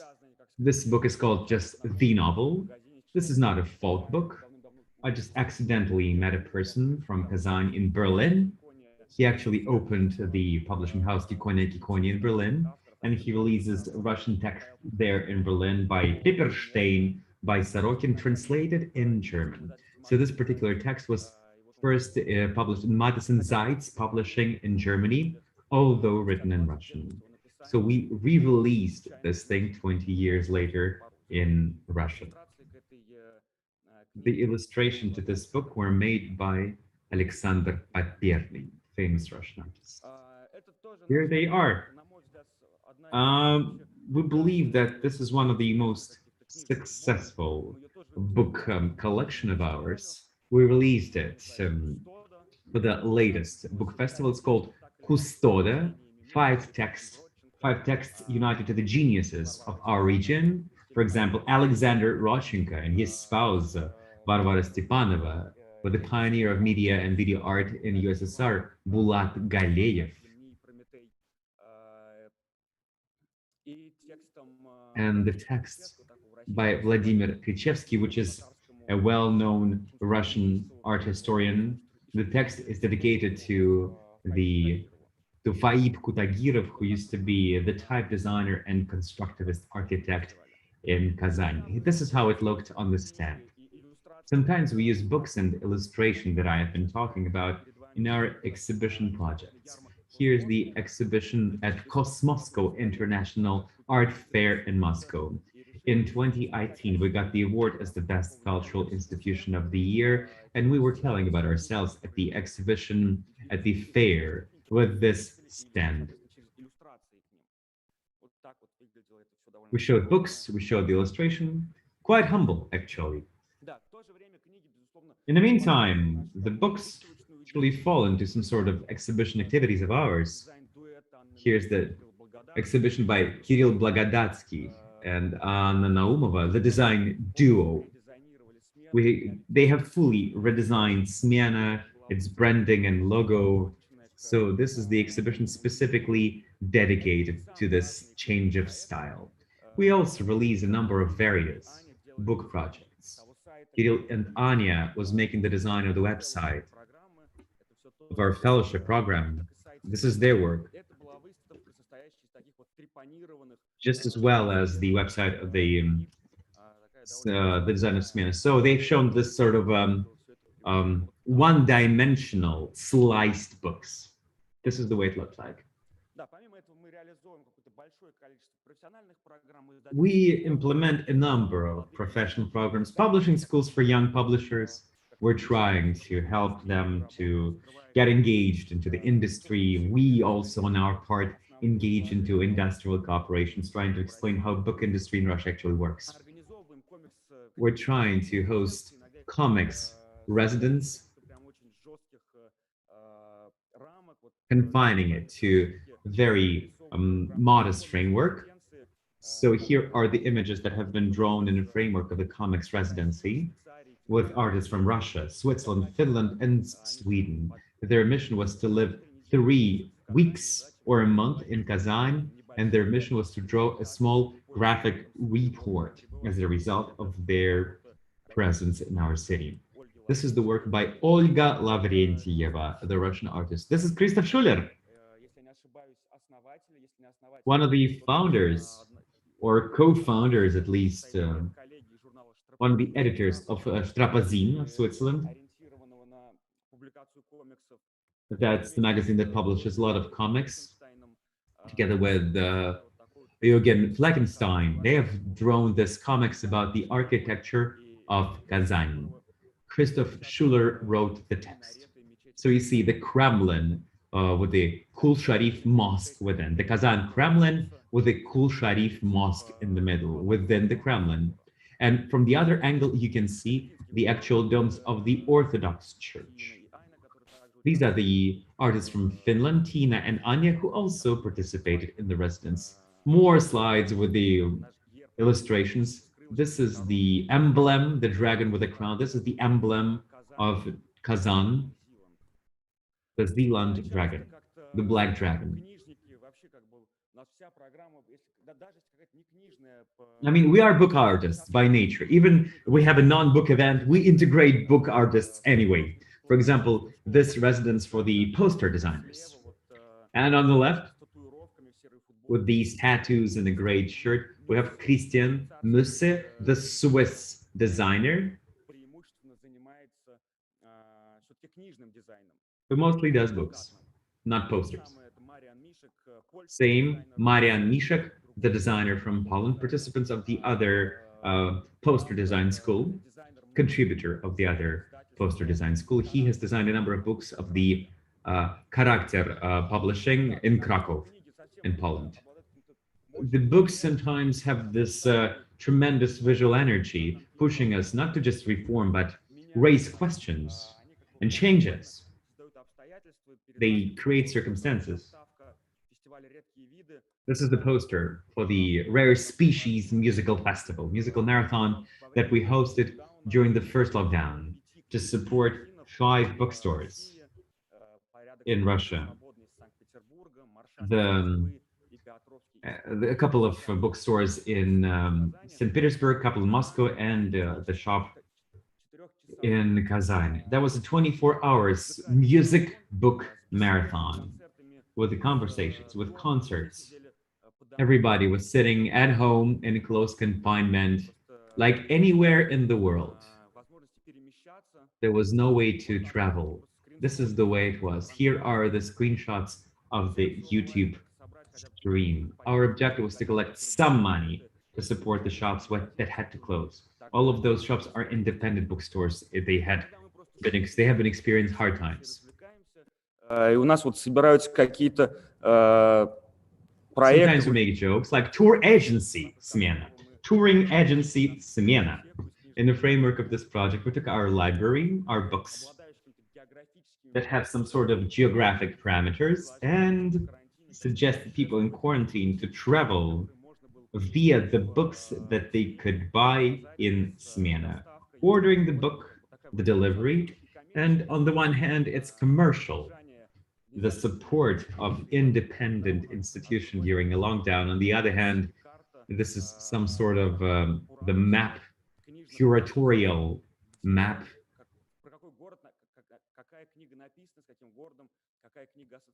so that we can talk which book is written about which city, which book is associated with which city. This is our festival. This is a powerful driver, the book festival that happens in the Black Lake Park in Kazan. This is a big event. About 15 people attend annually.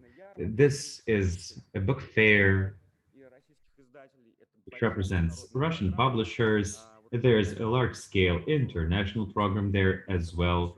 There's Timur Bekmambetov, a very well-known Russian director, John Seabrook, the author of the Song Machine book, talking to a Russian musical journalist.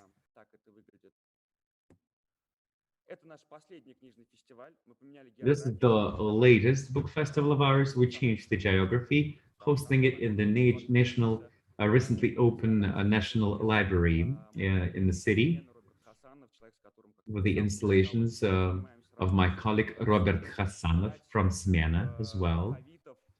Five alphabets coming together. 5 alphabets that were used in the language of Tatar. There's Tatar language.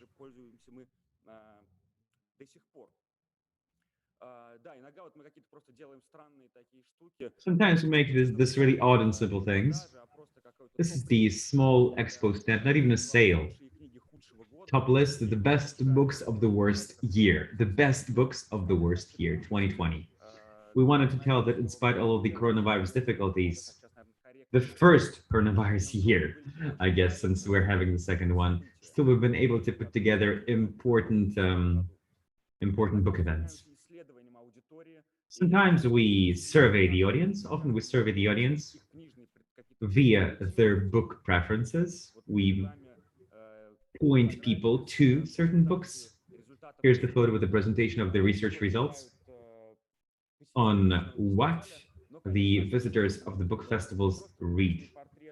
It's not that we're interested in the book portrait. Within the research, we have been trying to understand the broader crust of the broader section of what is the cross-section of what is the Smena's audience. We were hosting the research of the festival, outside of the festival. Sometimes we also attach book program to some sort of concerts or film screenings in the unusual places. This is the concert by contemporary composer in the Lutheran Church.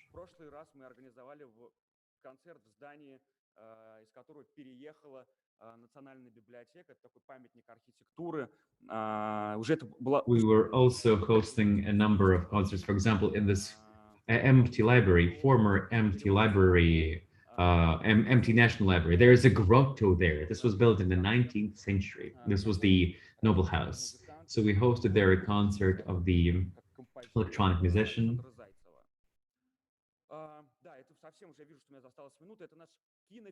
I see I have a minute left. This is our film festival for debut documentary. We hosted in the town of Sviazhsk on Volga, about 100 kilometers away from Kazan. And every time we invite into the jury the members of the publishing business.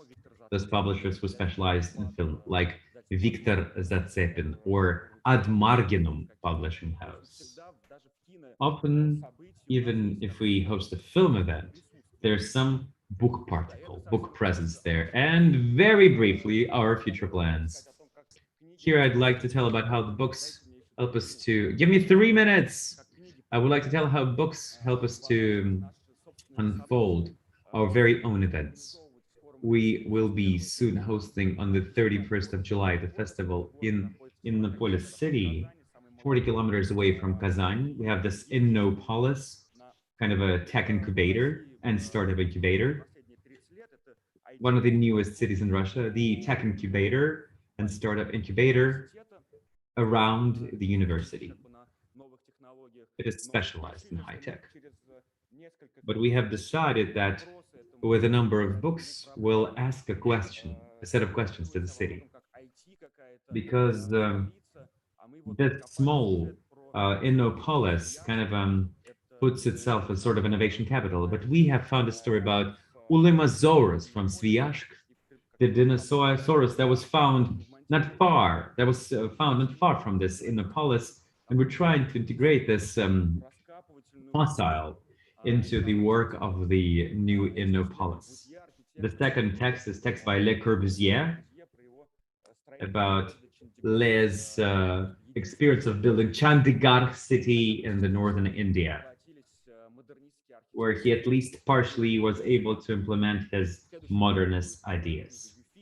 Next idea, the book by Yevgeny Yufit, Russian artist, the founder of necro-realism genre. He died a number of years ago.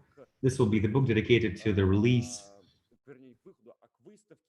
of the expo by Yufit, the first retrospective post-mortem exhibition that will be hosted in Smena in November.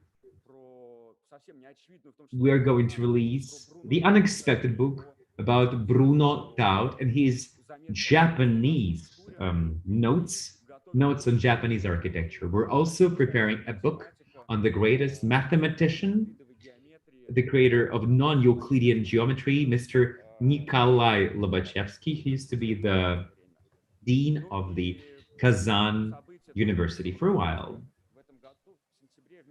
Another book event, together with Swiss Volumes Fair, Art Book Fair Volumes, we are going to host the lab, putting together artists and writers.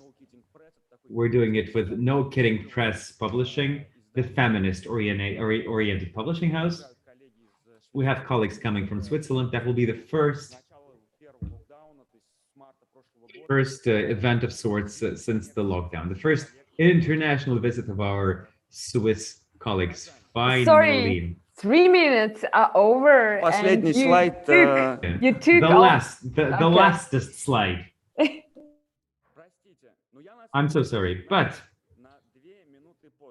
I began 2 minutes later, actually. That's why I don't feel that there's a reason to blame me. No, you do not have to. Thank you so much. And wow.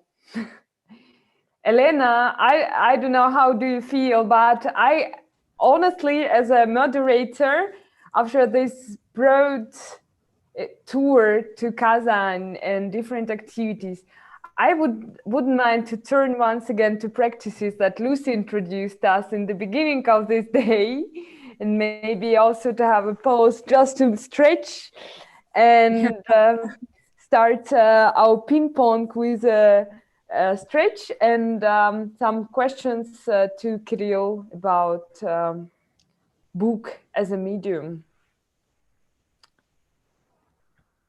Но у меня на самом деле... I have actually a major question regarding how you pick the text that you are going to publish. In this program of yours that included illustrations of artists, how you were picking artists so that they would draw their illustrations to the texts. I mean, it seems to be so diverse. How do you put these things together in terms of concept? Or do you put them together at all? Is there a strategy or no? That is a fair question and a fair notion to what I was telling. Since we have never had some sort of unified publishing strategy, we were always showing book as a design element, as a pillar, I guess, to different events of ours. It was sort of a setup. I mean, the book was always connected to something, and the books were therefore interconnecting through some principle, like talk research or text or illustration or theme. As for different parameters, of course, we could find them. I believe that as for the first books, I mean, I've been showing this mythology of Tatar of Kazan. It used to be with the white color, now there's no design, and this is the newest Signal issue. We have not even delivered it yet to Moscow. We have not even delivered this edition to Moscow yet. This is our bestseller anyway. I mean, we choose illustrators quite spontaneously, even incidentally. But of course, there are some links. For example, Anton Chernyak was illustrating this folk research of Ilya Falkovsky in the region of Tuva. I've seen those illustrations and they seemed so naturally fitting to the mission of the book. As for the illustrations to the book about Lenin that you've seen recently, we decided that it would be great to ideologically, since I sympathize, I mean, since Arseniy Zhylaev sympathizes the subject, we invited him. Or when we were making this book about Muslim religion, you know that visuals is a hard thing in the Muslim religion. So we invited Ira Korina, who manually, with her neophyte hands, she was trying in a square checkered paper, draw some sort of Muslim ornamentals. I mean, it's always some sort of odd approach. We were discussing with our colleagues that finally we have these publishing trajectories. Obviously, now we have the portfolio of the tailor-made text. This book that was republished that I mentioned, or the book by Bruno Taut, the idea of Kurku Ajima. He used to live in Kazan for quite a long time, then moved to Moscow. Or the book about Euphite. That's the author's text by Viktor Mazin, connected to the Euphite's works. And this series that tells about the geniuses of our region, kind of the mathematical combination of books. These 5 books, together with Anya and Kirill, we put together. It took us one evening, literally. There was a pile of different institutional searchings of ours. And those texts could not be put in a book that we would publish, although the stories were just fabulous, showing the worlds of Kazan. And for a week, together with Kirill, we were exchanging design ideas. And it took us one room to put this thing together. Design, put together. I mean, it was also a design publishing achievement. Lucy has a question. Yes, I do. I put up my hand. So thank you for this enormously rich. I mean, all the contributions I've heard were very rich and elaborate. But it made me think of actually my childhood and how books were, and especially this example of the travel agency.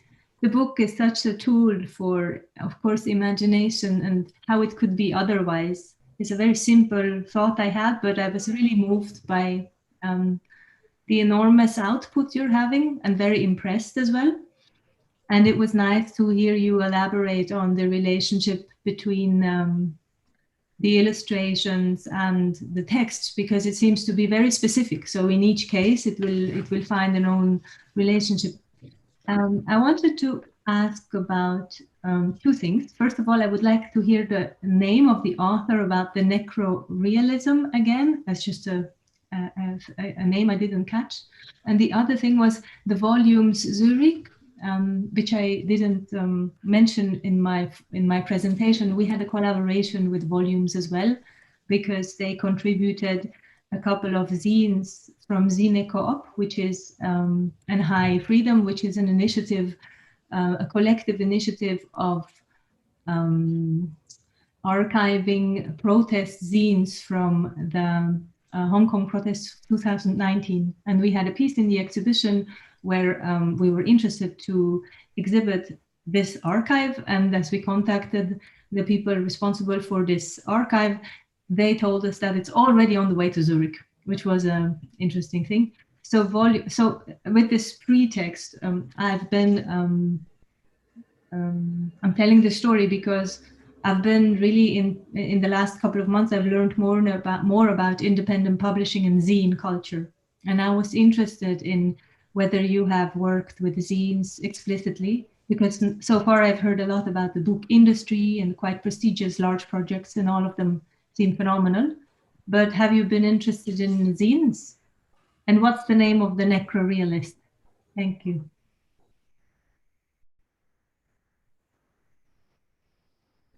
Thank you for the question. I've written it in the chat. I see Peter has mentioned him as well in the chat. Yevgeny Yufit. And there's also the Wikipedia link. If you want to know more, I can send you the PDF in German of the book. I mean, we have it in Russian and in German. Yes, please. As for the zine culture, indeed, even here, I'm piled up with books. You see, the stapled book, naturally a zine. Here's the result of our publishing school activities. If we talk about particularly about zines, it's not yet wrapped, but you need to cut it, put it together, slice it up. But this is the zine with the illustrations of the contemporary artist Alexander Shaburov.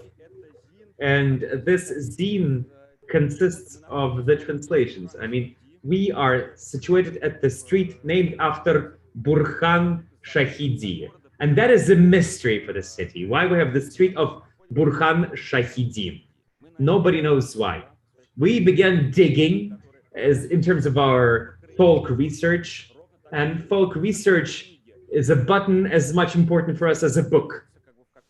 Miana is becoming this regionalistic folk researcher. So we have found out that Burhan Shahidi was born not far from the city of Kazan. He used to work in a bookstore. He traveled to Nizhny Novgorod, to the book fair, where he was invited to work in the country of Kazakhstan, and he moved to Shenzhen from there, becoming the political functioneer. He was literally the right hand of Mao Zedong, of Mao. And he published the autobiography book when he was old, and we re-released this autobiography, translated it from the Mandarin into Russian.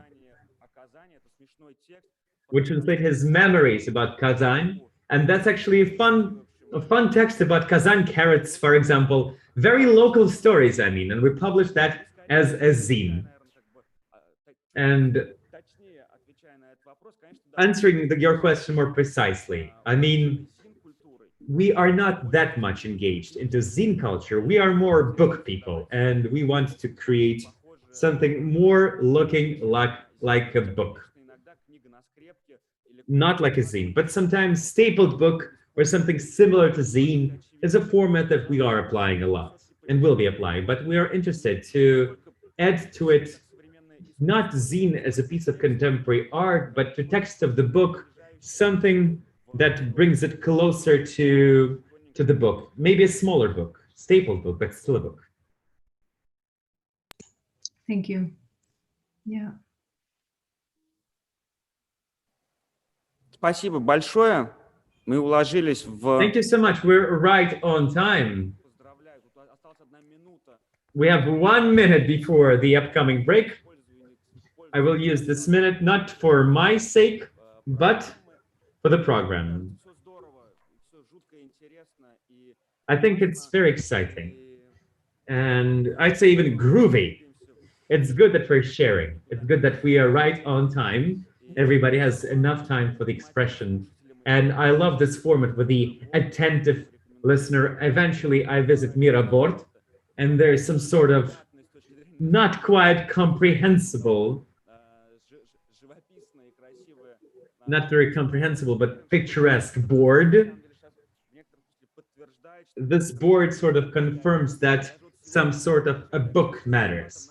Even today, I was saying that the result of our program might be a small book that will be distributed in various institutions of Russia and Switzerland. And not only that. So I think the board that we're getting kind of pushes us toward the book. The board itself shows the problem that we definitely need a book as a result of our program, our exchange.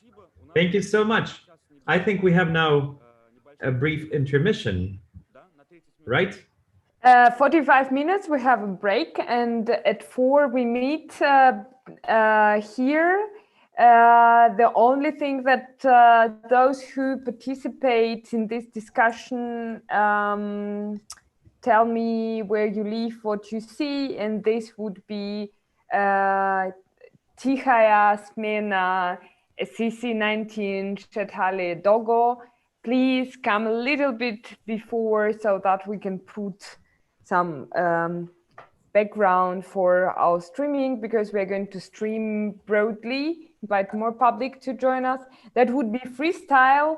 And I encourage you maybe to go out to look up, to see the sky, even it's gray in Switzerland, and to stretch, and then get back. Yes, thank you, and see you soon.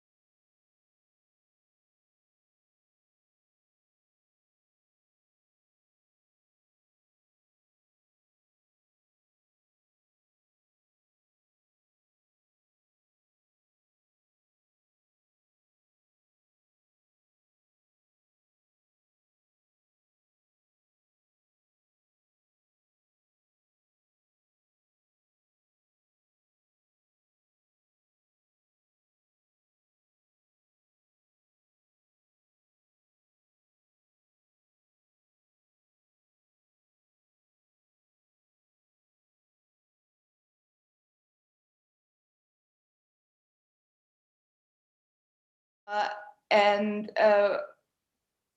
yeah, and also what is also an issue is also in the headboard, even in the financement of the city, or in the canton.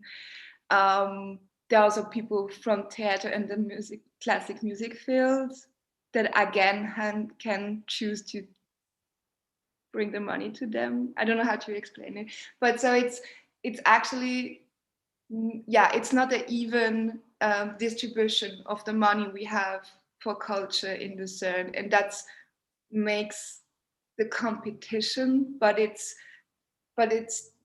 also why we tend to be having a solidarity between the art fields, because we know that it's not, it's if we're now getting to make competition between us, we're not going anywhere, because we have to fight together to get the recognition to the politics and say, hey, you cannot just found two stuff or two art field or two culture field in your town or in your canton. Yeah. Thank you. And if you don't mind, does anybody have any question? Yes. Yes, Martin, please. Hello. I have a question maybe about the link between the school and your art space. Are you working with the student also?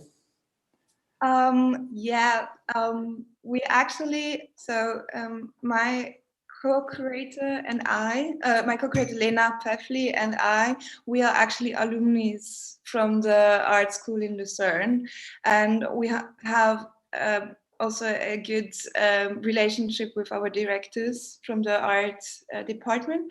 So yes, we are always open to collaboration, and also I know that our past curators also did they were having this module that there were jury that had to choose one piece from students, and then they could have an exhibition and stuff like that.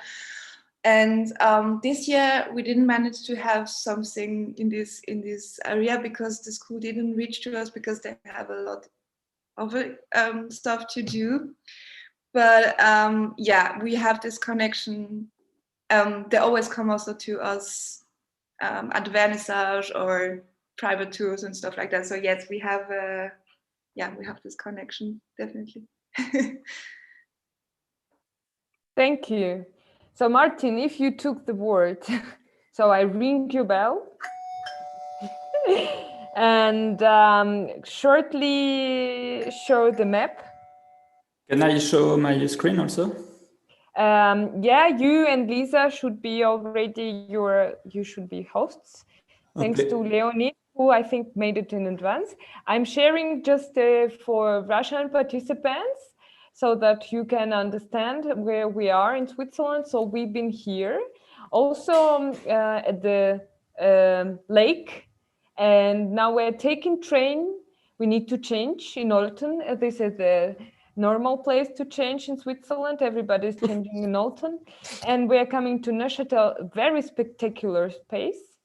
So, but it's only 1 minute, 1 hour and 40 minutes. Okay, Martin and Lisa, the stage is yours. Can I try to share my screen? Да, вы можете. Is it working? It is. Good. So, again, Neuchâtel is here.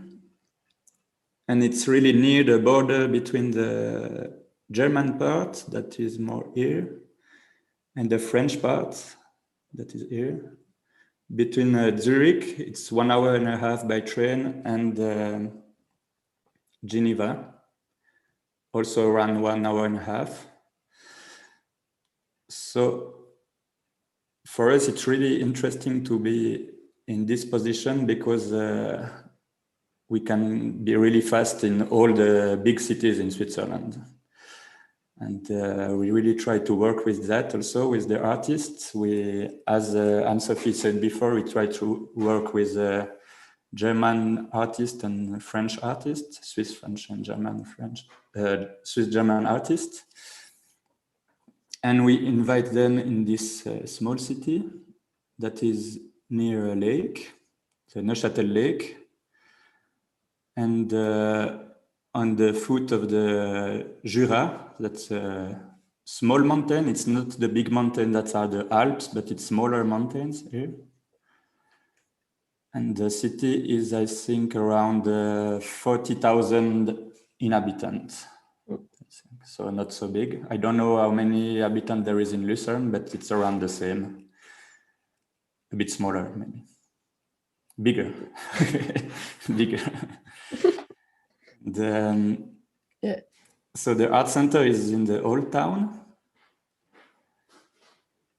Here is the castle of Neuchâtel. And the art center is just here in a really old street. Maybe I can show you the... It's like a really like a medieval part or medieval age. Maybe you can see. I cannot, I don't want to go down. But you can see there is this old street. Ah, yeah, now it's okay. But I'm not in the good street, so maybe I go back here. Yeah, you can have some images of Neuchâtel here. Sorry, it's a bit slow. Maybe I can just have a word with the Clement because we have this beautiful lake and so the little like or big hills or little mountains in the other side of the city. So it's mean that in the summer it's really wonderful and the water is so clear and beautiful to have a bath. But in the winter, basically it's quite like Lucerne. We have 3 months of fog. So we are in the cloud during all the winter. So it's quite similar as Lucerne, no? Yeah. And so here we can see the building. It's really specific because there is this old houses that are in the street. And after we pass inside and we arrive in this industrial building. That's an old factory. It was a heating factory. And maybe we can speak a bit about the institution. So the art center is 26 years old. That's our website. If we go in the archive, we can see that it's existing since 1995. So it's quite installed. It's really like a small institution in Neuchâtel. And it was always run by artists and art historian and curator, like more local people. And since 3 years, we are running this space with a team of 5 people. And it's quite specific in the Switzerland art scene because normally an institution that have this dimension is more run by like a director that is quite really known and maybe more like an art historian from a university formation. And now we are a team without any director, and we are all more coming from the art schools. Like we are more artists, now also curator, but before we made art schools. Maybe Lisa, you want to continue? Yeah, with pleasure. Yes, so we're as you said, Martin, we come from art school, so we were all artists, and we all begin with like small places, like in some basement to do exhibition with our friends, or to have a little small art space in our city. I'm not come from Neuchâtel, for example. I come from the near Geneva. Another lake again. we all by lakes. And yes, now it's really like so it's difficult for me like to choose what I am doing, what I am telling you now, because we have this presentation tomorrow and we are going to deep in the details maybe. But that's really our way to do. It's really to be between the institution and the museums and the artist directly, or these small spaces. In Neuchâtel, we are alone in this position. There are like little spaces, but they are quite small compared to us, budget or space or rooms, etc. And there is like a lot of museum for a small city like that. There is, how do you say, un muséum d'histoire naturelle, so Natural History Museum. Yeah. Ah, it's like that. Okay, Natural History Museum. Thank you, Martin. An Art and History Museum, an Ethnology Museum, and did I forget something? We have quite yeah. It was a flourished city next in the past century, so that's why we have a lot of different cultural possibilities. But there are also quite a bunch of good contemporary artists, but we really try to cross these artists from our city, then the others, as you said, Martin, from the German parts, the Italian parts sometimes, and French parts. And it's really like, you know, it's so small compared to, with Russia, for example, the Swiss. So it's so easy to travel. We go in Zurich to have a vernissage, and it's always like that. We invite each other, and travel a lot by train. But it's all the things are very close. And Martin, have you another idea? Do you want to talk about that? Is not too similar for the talk for tomorrow? Maybe the specificity with Neuchâtel is that we don't have any art school. So sometimes it's not so easy to have a public and to have to know the new scene in Neuchâtel. So because a lot of young artists are going to Geneva or to Lausanne to study, and after they stay in Geneva or in Lausanne. So that's a bit sometimes the problem maybe for the local scene, but we work also a lot with the international artists and the national artists. So the idea is also to invite people to come in Neuchâtel. We have like a residency program. We have 2 flats near the art center where we can invite people to live a moment and to work with us. We really try to produce work with the artists. So we try to put our money more in the production with the artists than in the art transport. And yeah, maybe you have questions. Thank you. I think that I have some, but first I would like maybe to ask our participants if anybody has a question, please make a noise, because I think I'm not gonna. Yes, Lena, please. Yeah, thank you, Julia. Yeah, thank you for this presentation. And I have a question. It's, I think, more personal one. But what do you feel about this artist who left Neuchâtel for Geneva or some other cities in Switzerland or in other countries?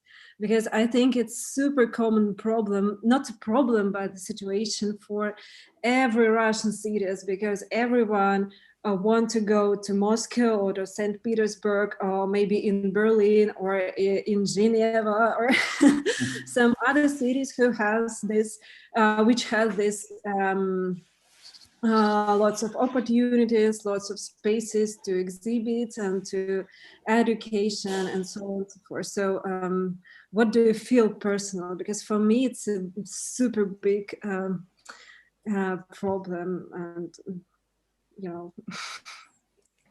I think in a way in Switzerland it's normal to go in another city because it's so you are so fast in another city. Like I always think that Switzerland is like a big city, or because take the train is like take the metro to go in the other side of the city in a way. So, but there is still like a more regional scene in a way. That are maybe more people who don't want to live in these big cities and are more interested like in this region that is also a bit specific with other little cities in the area, like Bienne is another city, or La Chaux-de-Fonds.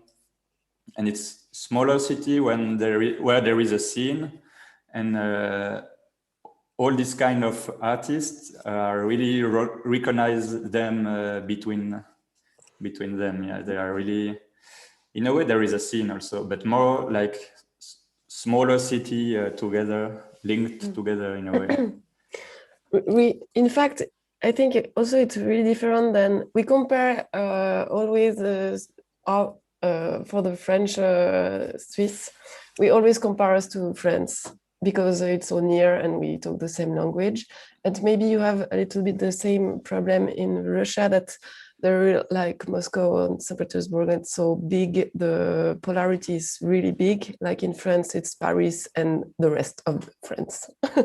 And it's so shocking. So really here in Switzerland, we have more like an history, more like we are, how do you say that? There are not big polarities like that. It's really different. It's more like you have to, we are spread around this small city, and there are really strong exchange every time. So even if an artist stays in Geneva, they will eventually return here just for a show, just for see French, but you can just come back every weekend if you want, really. So it's more porous or more easy to do that than maybe in Russia. So it's not so strong for us. We are all travel, try another city, do some studies. Like I was in 2 different parts in the Alps. We studied with Martin, where we met there in the valley. So it's another part of the country, very near the Italian part. And after that, I also studied in Bern. So it's really in the heart of the German part. And that's always like that. I'm not the only case like that. So, yeah. So Anne-Sophie now has a question. Thank you, Lisa Martin. Thank you, Lena, for your question. Your mic, Anne-Sophie, mic, your microphone. Yeah, it's okay. Oh, yeah, it's a bit more specific question, but you understand why I will ask it. So, because in Neuchâtel, in the canton of Neuchâtel, we have 2 big cities actually, right? So we have down Neuchâtel and upstairs a really big city where Le Corbusier came from, La Chaux-de-Fonds. And you said that before, like in La Chaux-de-Fonds there is a big scene, like there was also an art school, and I mean it's almost the same time to go to Zurich from Lucerne to La Chaux-de-Fonds from Neuchâtel. So that's why I wanted to compare it with maybe with Lucerne, or maybe also surrounded city from Lucerne. How do you feel about it? Like, do you have people from La Chaux-de-Fonds coming down to vernissages, or do you have this exchange with them? Because for us, for example, in Switzerland, in Lucerne, it's really hard to have when we have vernissage.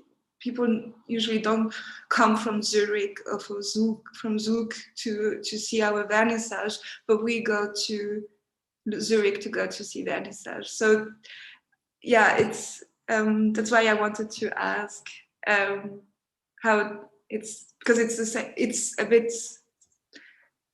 like it's a bit unusual because it's the same canton. You know what I mean? So yeah. Martin, maybe you want to answer that? I think you're the best for this answer. Yeah. Yeah, I think people are coming, but it's really strange because in a small country like Switzerland, like in a small canton like Neuchâtel, there is still some difference between the two cities, and it's so strange. It's not, in a way, it's not also not the same kind of art scene in La Chaux-de-Fonds or in Neuchâtel. But yeah. But still, I think in a way, we are linked also with Bienne, Biel, that is bilingual cities, and also maybe cities in the Jura, like Porrentruy, or there is still micro scene in all these cities that are, and I think that's it's also a kind of art and in a way a mood that is not the same than the artists that are living in a big city, maybe. Mm-hmm. Yes, please. And after this question, we need to travel to Russia. Last question. How do you manage to keep up your connections? Like, do you actively go to Bienne at vernissage as well, or yeah? Okay, good.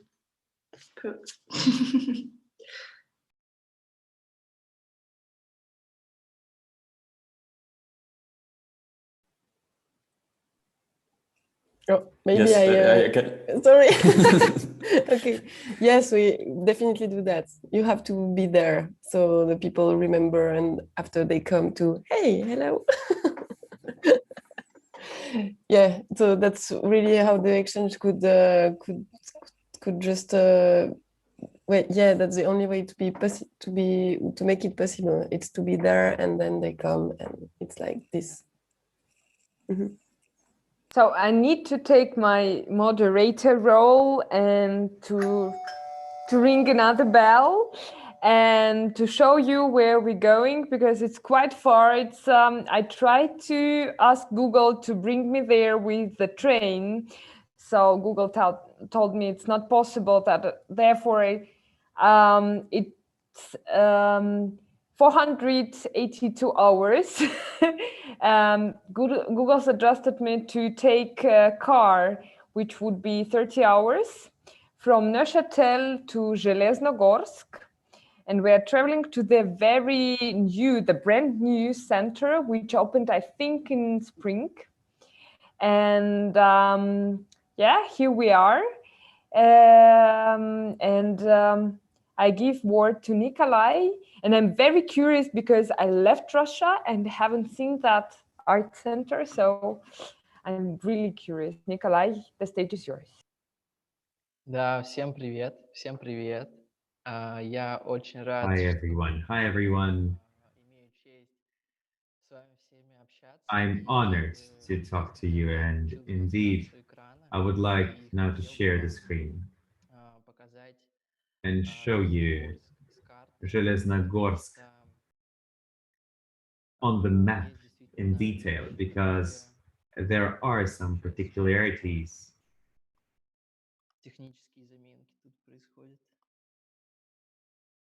There are some technical hiccups. Can you see it? Good. I would like now to begin with the history, because my tomorrow's story will not have much history in it.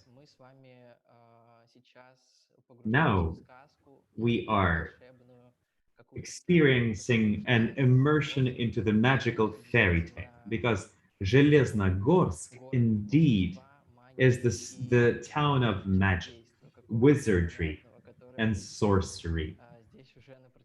It has been happening here for about 70 years, I would say. And here we are. Here we can see that there is some sort of odd hole in the ground. That is the mine.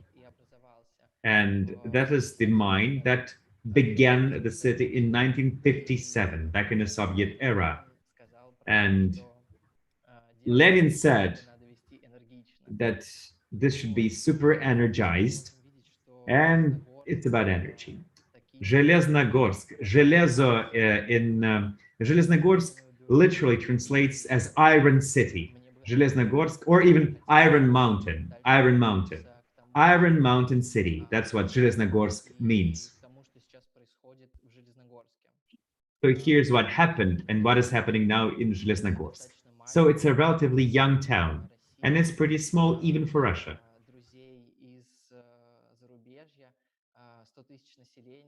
We have the population of about 100,000 people, not so big for Switzerland, not so small, I mean, for Switzerland, but it's a small town for Russia, relatively small. The history of our institution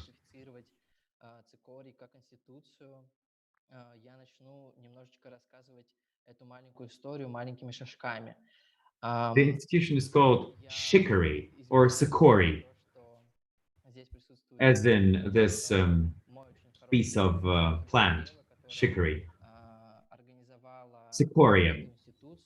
And I'm sad that Sasha Dorofeeva, the founder, could not be here. Sasha was born in Zheleznogorsk. She studied abroad.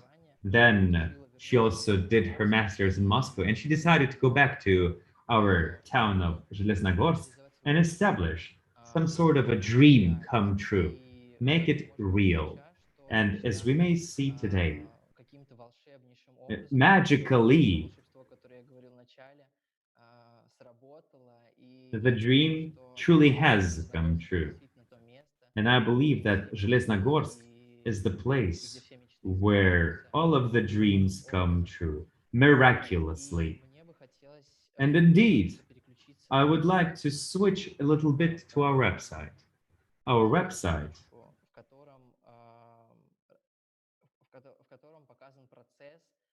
where we can see the organization process.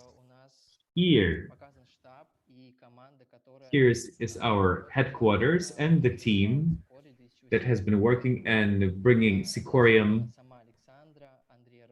in the recent years. Alexandra, Andrei, who is a chief programmer, and now there's only two of us left. Me, Nikolai, and Sasha Dorofeeva. We hope that the situation might change and eventually the team will come together and become strong. So here's what I want to tell you about. I want to tell you about how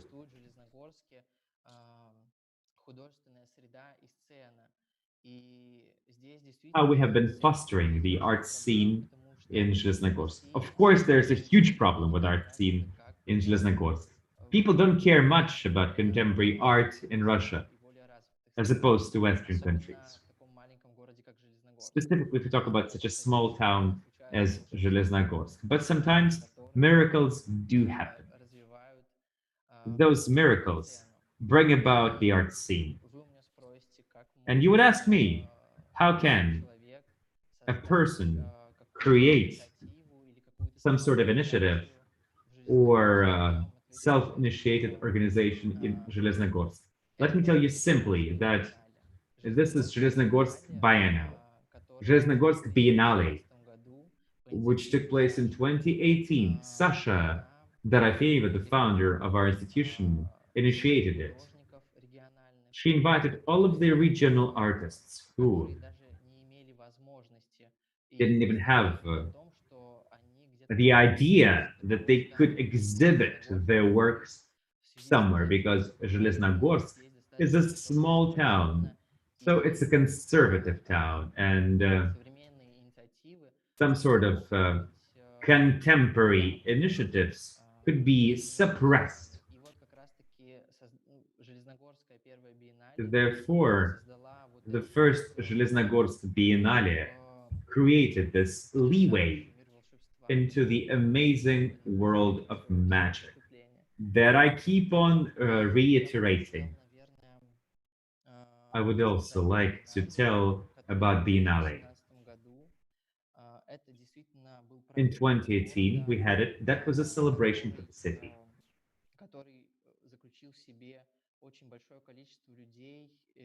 The celebration that engaged so many people. It was a small local event.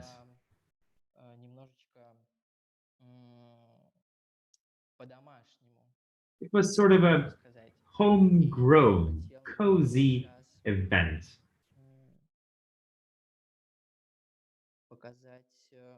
And I would like to show you now the space where we hosted the Biennale.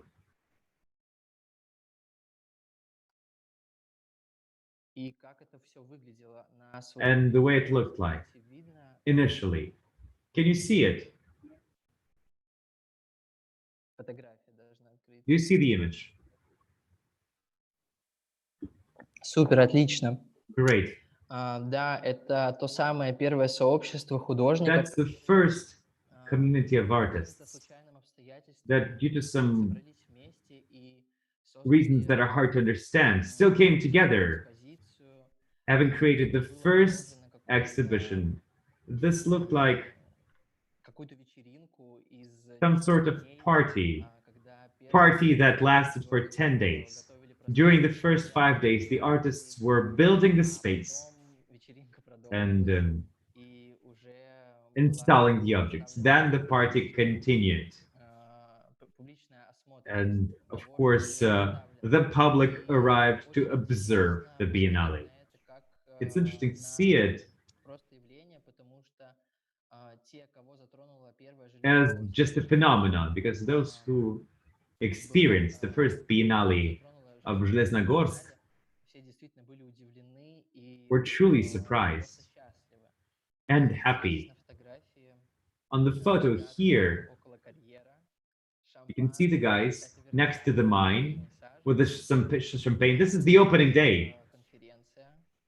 There's a conference happening here, the conference of Zheleznogorsk Biennale. This is the way it looked like. The piece of the interior, you can see right here. I mean, as I have said, it's cozy, homey, modest, but that gave a very strong impact. That gave a very strong push. And we can see the fruits of that. Because during the pandemic, we hosted the second Zheleznogorsk Biennale that covered the entire city. So what did we see? We spread the venues of Biennale with the exhibitions, etc., all around the city. There were magazines, exhibitions. There was even somebody's country house, but I will tell about that tomorrow in more detail. As for the art scene, I would like to suggest to you the case that happened with the compartment, with the space where all of this was happening. In the period from 2018 to 2020, since the space was not heated, it was pretty cold in the winter. And by the way, yes, Zheleznogorsk is one of the most evident examples of the city where all of the seasons are very well expressed. We have truly beautiful seasons.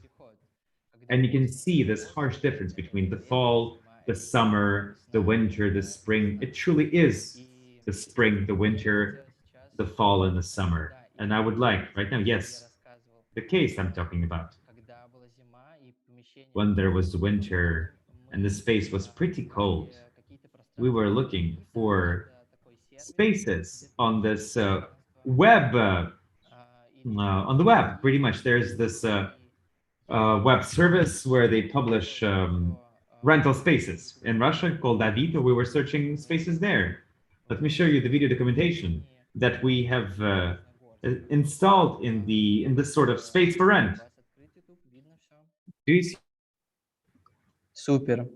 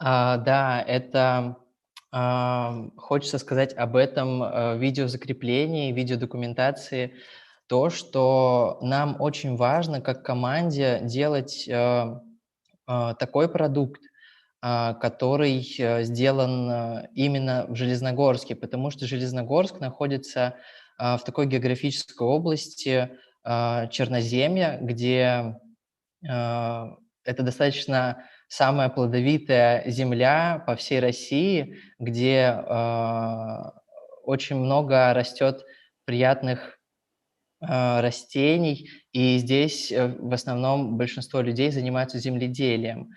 И нам очень важно показать то, что мы можем делать под ключ какой-то творческий продукт, говорящий о Железногорске. И вот в этом видеоролике продакшн весь железногорский. И музыка, и видеосъемка, и сама выставка.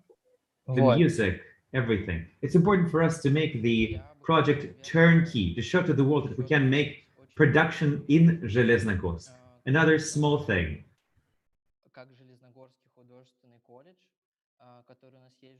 We have Железногорsk Art College, actually. This is like community college. And we think it's unbelievable because our center is really, really next to the art college. It's 200 meters away. And probably they're now teaching there the future artists for the art scene, not only of Железногорsk, but also of Russia. We also want to highlight that there are certain problems by all means, and not everyone can move from this art college into a new, more contemporary context, because Russian art education is traditionally more academic. Mainly traditional painting, graphics, and conservative venues of art.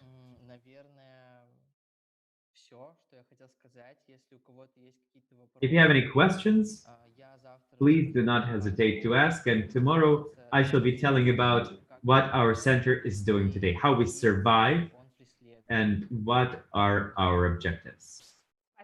That's it. Спасибо, Коля. Thank you, Коля.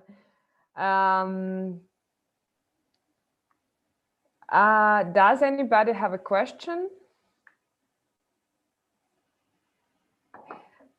I have a question. Maybe I missed it in your talk.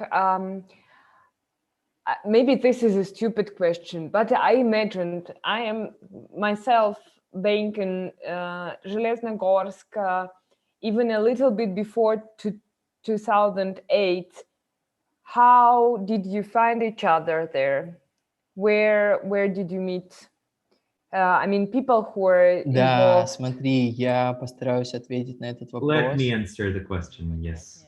I'll try to make it as understandable as possible. I think it's more thanks to people, to knowing one another, thanks to this story about the place, where you can truly make your dreams come true. When I first arrived at Sikorium, that was the first Biennale of Zheleznogorsk. I simply saw that there's the light in the street. I was going home from work. I saw the light in the street, and I saw people there doing some odd things. Pretty hard to understand what they were doing. And I could not truly understand what they were doing. And I really was more engaged into the light. How did we come up with the community of the first Biennale? Probably thanks to friendly ties, and they're becoming wider and wider. Those who know about the center are all our friends. When I followed the light, I saw them having a party. Every single person was dancing, listening to his or her music in large headphones. Everybody was wearing a large pair of headphones and just dancing to the very own music. Yakov, our cat, your cat attracted our attention. Спасибо, Коля. Thank you, Коля. Does anybody have one more question?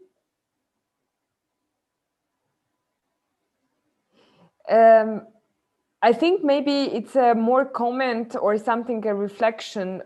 What I also see or observe in Russia, it's not a critique, but maybe it's a question we may reflect. There is a tendency in Russian regions to make biennials. Therefore, I was kind of, when I heard that Zheleznogorsk Biennale, and these biennales are popping up in Russia in different regions. There was a Volогодskaya in Biennale in Nizhny Novgorod. I forgot the exact name. So there is a Yekaterinburg Biennale. So Biennale is a kind of, a format that often comes in Russia. For Western perception, Biennale is a huge structure. So it's a huge machine, hierarchical, capitalistic. And I think maybe for Russian context, Biennale is something like a festival or something like coming together and making something once per 2 years. So Kolya, how do you think, what is the Zheleznogorsk Biennale? Да. Я хочу очень сказать важную вещь. I really want to tell one very important thing. Biennale in Zheleznogorsk, it's not about there are purely intellectual sides of it, research sides of it, but Biennale, first and foremost for Zheleznogorsk, is the fact that you can put together people, your friends, whom you have known ever. You put those people together and help them to do something together and just be happy about it. This is what Zheleznogorskaya Biennale is about. I think today we redefine some things, like what is site-specific according to Marcel, or what is Biennale according to Nikolai. Now I invite you all also to continue our journey and not to... there is a question from YouTube. Когда Цикорий уже в Брянск наконец заглянет? I do not know how to translate it in English, I'm sorry. A very special geographical question about Sikorium. When will Sikorium get into the town of Bryansk? There's this town of Bryansk.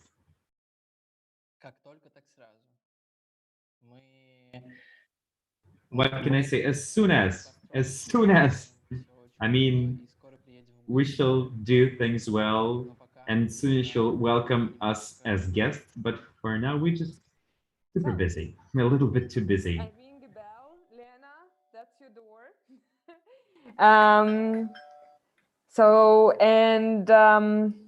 I don't know if you're going to show the map, but I will shortly share our way, how we travel.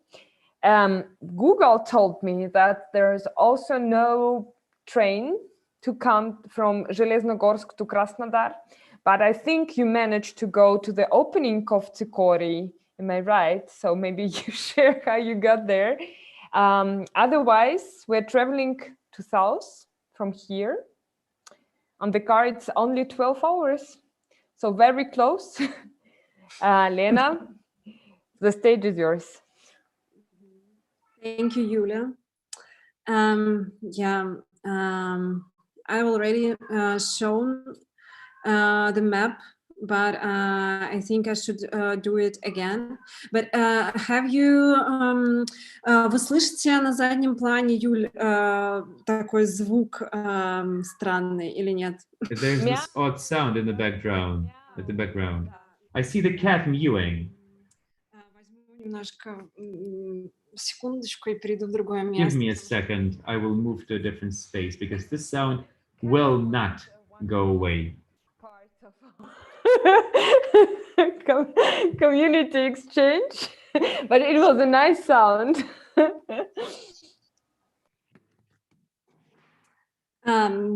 Да, тогда я расшарю экран и попробуем еще раз. Let me share my screen then, and we'll take another look at the city of Krasnodar. Yes, I've already shown you where Krasnodar is. And it's really close to the Azov Sea and the Black Sea. And indeed, when you've shown how to travel from Tsikorium to our place, to me, all of these geopolitical things are important. These geographical things that come together around the city are important to me, because this is a very complex region of ours. And here we can see the territory, Donbass, the conflicting Ukrainian territory, is really, really close. We're really close to Ukraine here. Он был бы ближе, если бы не было войны на Донбассе, которая ведет... The rest of the world would be closer without the Donbass conflict. Krasnodar is a relatively big city, and it is growing very quickly. The population of Krasnodar increased in the last 10 years by the factor of 2, almost doubled. Our population about 10 years ago was about 700,000 people. Now the entire agglomeration is about 1.5 million.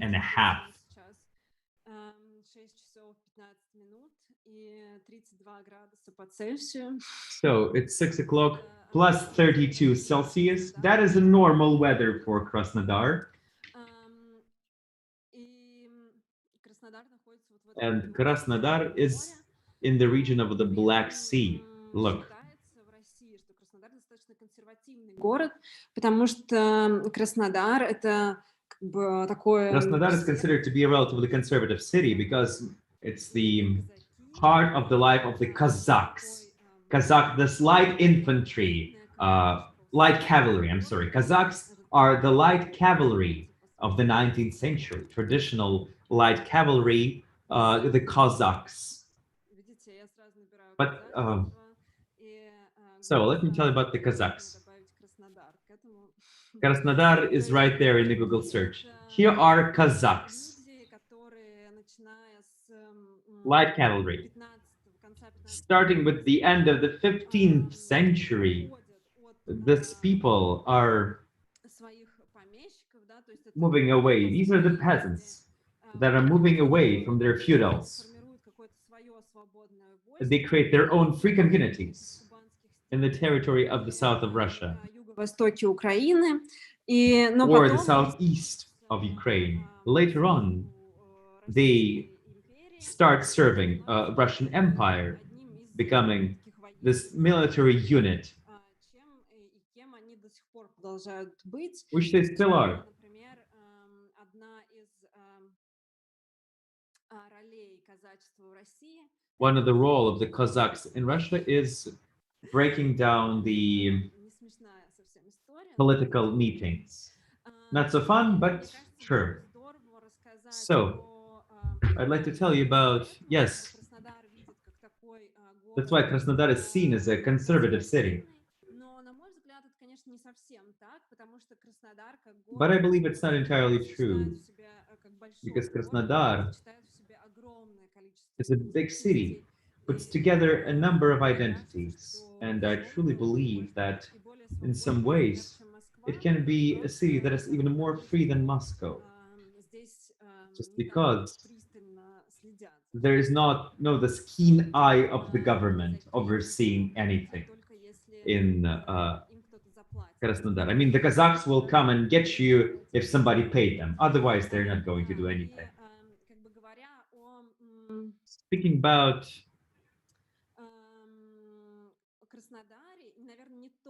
Krasnodar, and not only Krasnodar, but the entire region of the south of Russia, I would like to tell you about it through the projects of different artists. In my opinion, there is a number of significant art projects in the region. One of the projects is, we have this page in English, by the way, the project by Yelena Kolesnikova, the Voskhod Cooperative.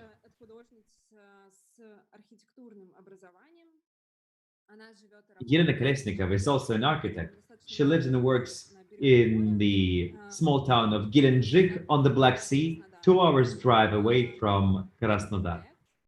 So this particular project is dedicated to living garages, garages for living. What is this thing in Russia? In the 70s, there was this large residential constructions in the new areas. And all of the new residential blocks were accompanied by these garage cooperatives. Garages are the places where people are storing cars, obviously. So there are these garage cooperatives next to the block, this huge garage settlements. Kind of a special mark of an era.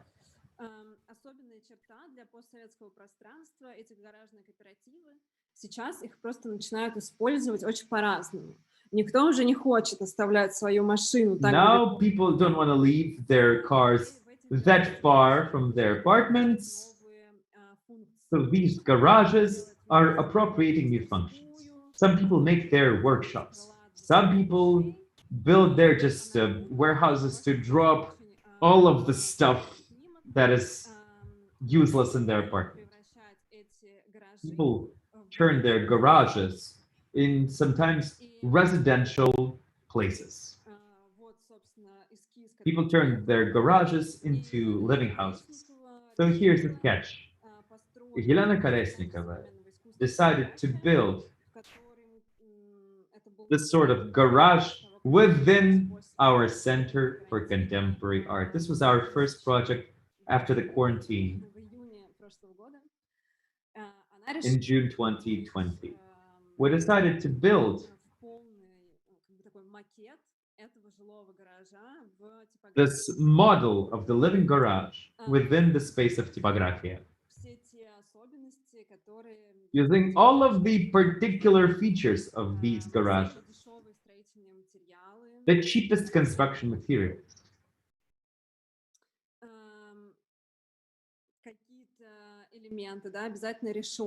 some mishmash elements, definitely grids on the windows. It's a 2-storied building. Sometimes they are 3-storied buildings.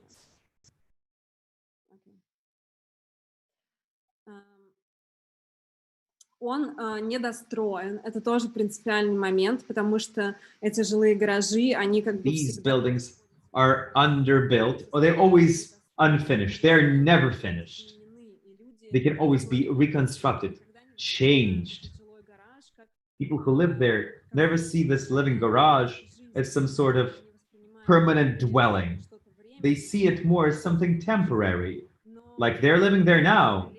But in a couple of years, they accumulate enough money and move to some one-roomed apartment or something like that. But as a matter of fact, these garages are also becoming the opportunity to improve the space. People plant bushes around, make some pretty verandas, etc.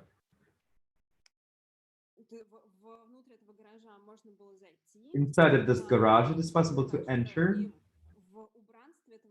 and the furnishing of garage was made with the items that Lena simply found on like Russian eBay, where they sell stuff they don't need.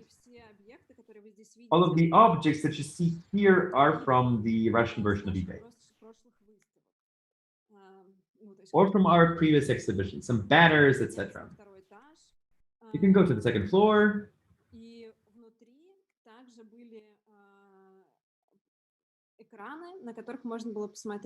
And inside, there were screens where it was possible to observe the interviews of the members of garage cooperatives. People were telling how come they're living there, sharing their dreams, telling that they want to leave the space as soon as possible, etc.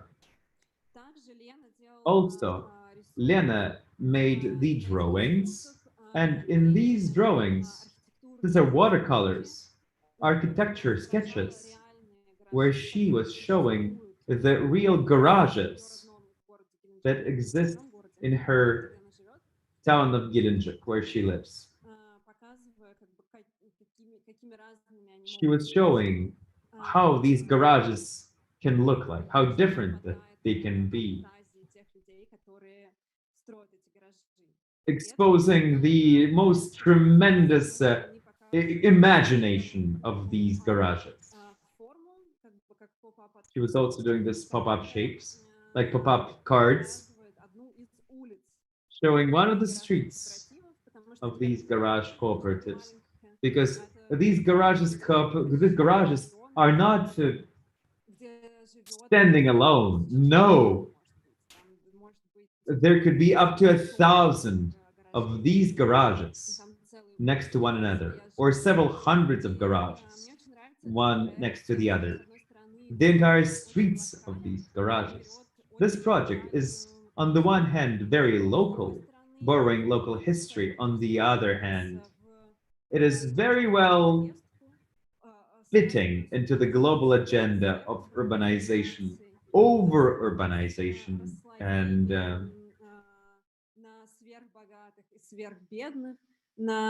tremendous social gap. This project shows the city as the territory of inequality,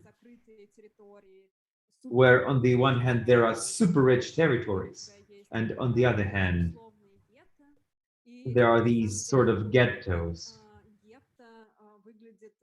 And this is about how the ghetto looks in Russia.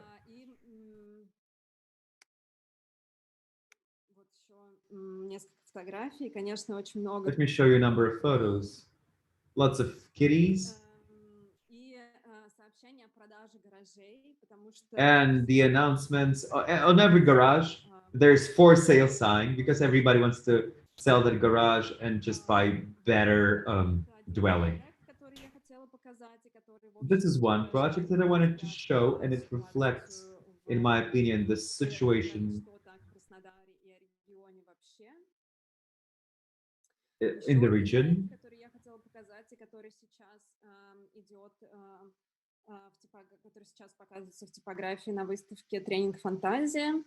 This is the project that's now being displayed at the exhibition called The Training of Fantasy, another project from the artist in Novorossiysk, another big port city in the region of Krasnodar on the Black Sea. This is the project about deportation of the Tatar in Crimea. There are also Tatar not only in Kazan, but also in Crimea. The project is called the deportation of Cyprus. her grandfather's family, who was fighting in the Second World War in 1944. He was in the war, and in the meantime, on May 18th, 1944, his entire family, as well as all of the Crimean Tatars, were deported and settled in different regions of the Soviet Union. These people were sent to Siberia, to Kazakhstan, Uzbekistan, mostly so that they would do farming there. This settlement was violent. This resettlement was violent. It's considered to be genocide because so many people died in the process. Many people died in the first years after resettlement because the territories for resettlement was not adapted at all.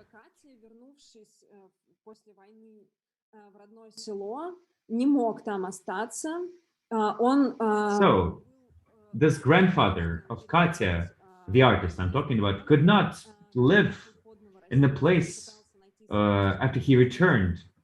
So he returned to his village in Crimea after the war, and he couldn't find his family. He went to Novorossiysk, he still couldn't find the family, and he had to start a new one. And the descendants of that family, including Katya, the artist, they bought out the house that used to belong to their ancestors. And in this particular project, Katya ties the history of her family with the history of her nation and the history of the cypress trees. The major character of the installation is the cypress tree and these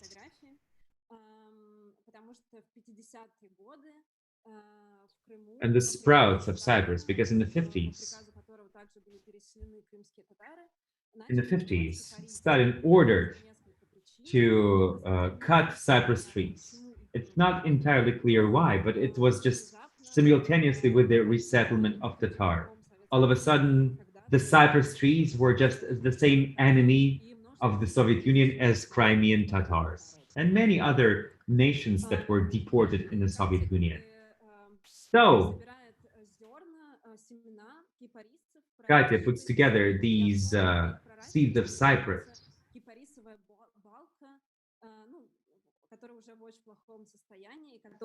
Была как раз вот в этом доме, который они выкупили, в доме ее семьи. И этой балки... She's using this log, cypress log, that was a part of the house that they bought out. So they used this log to kind of sprout the cypress.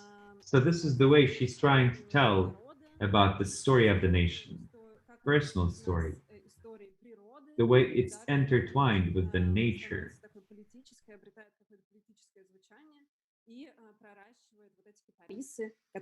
So she's sprouting this cypress trees that she's going to actually plant in the wild.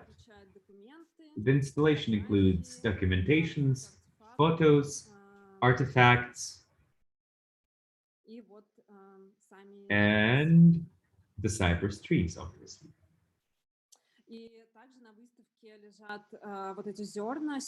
Also, there are these seeds in the exhibition, so everybody may pick up this cypress seed and settle it and plant it anywhere.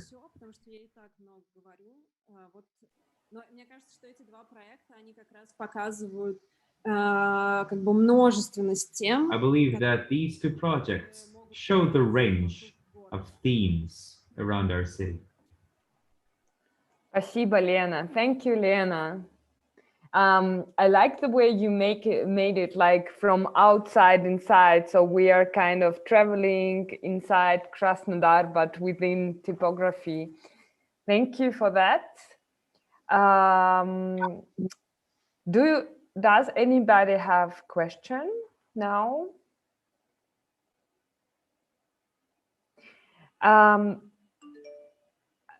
While waiting, maybe if something comes, You mentioned that you are really closer to Turkey than maybe to Moscow.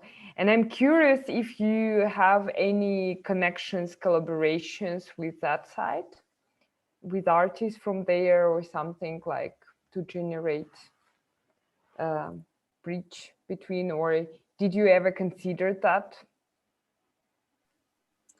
Да, на самом деле раньше была такая программа, которая Indeed, we had this program previously, институция под названием Ротор, которая находится в Граце, в Австрии. И эта программа называлась Black Sea Calling. and we had this Black Sea Column with the organization called Rotor. The idea of the program was to put together and initiate ties between artists in the region of the Black Sea and also Austrian institutions. Таким, ну, то есть это были не просто проекты I mean, городами, да, Черноморского побережья. these were not simply the projects between the cities of the Black Sea. В 2011 году, и вот в I think we launched this project in 2011, and Typografia started its operations in 2012 with the exhibition of the Austrian artists who actually came in a framework of this Black Sea Calling program. So she came and made this exhibition. Мы очень хотим делать какие-то такие проекты и выставки. Мне самой очень интересен этот регион и Черного моря, и I love the project. I'm very interested in the region, and I truly hope that we shall be able to come up with something significant. На самом деле, вот еще один проект, о котором я хотела рассказать, это Another project that I wanted to tell about. We have this art group called ZIP. They are actually very vibrant artists, not only in Krasnodar, but also in Russia, and they still live in Krasnodar. They are now doing this project called Techno Peasants. This is a half imaginary story about high-tech commune in the beginning of the 20th century, achieving communism, thanks to the highest high-tech. So this commune has been able to elevate from the ground and move into the sky based on its principles and laws, sending messages to those who are far behind in the past in the capitalism on the earth while they are the communists. So ZIP becomes a medium. And indeed, that is the research project where real-life research becomes the basis for fiction. Это казаки, но которые... The Zips are researching the Kazakhs who refused to abide to the will of the emperor.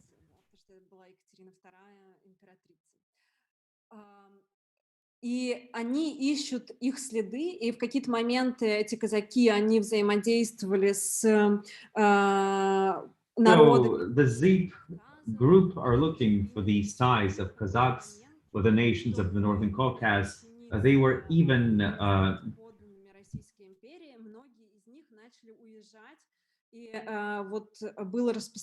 they were even converting to Islam in order to avoid abiding to the Russian Empire.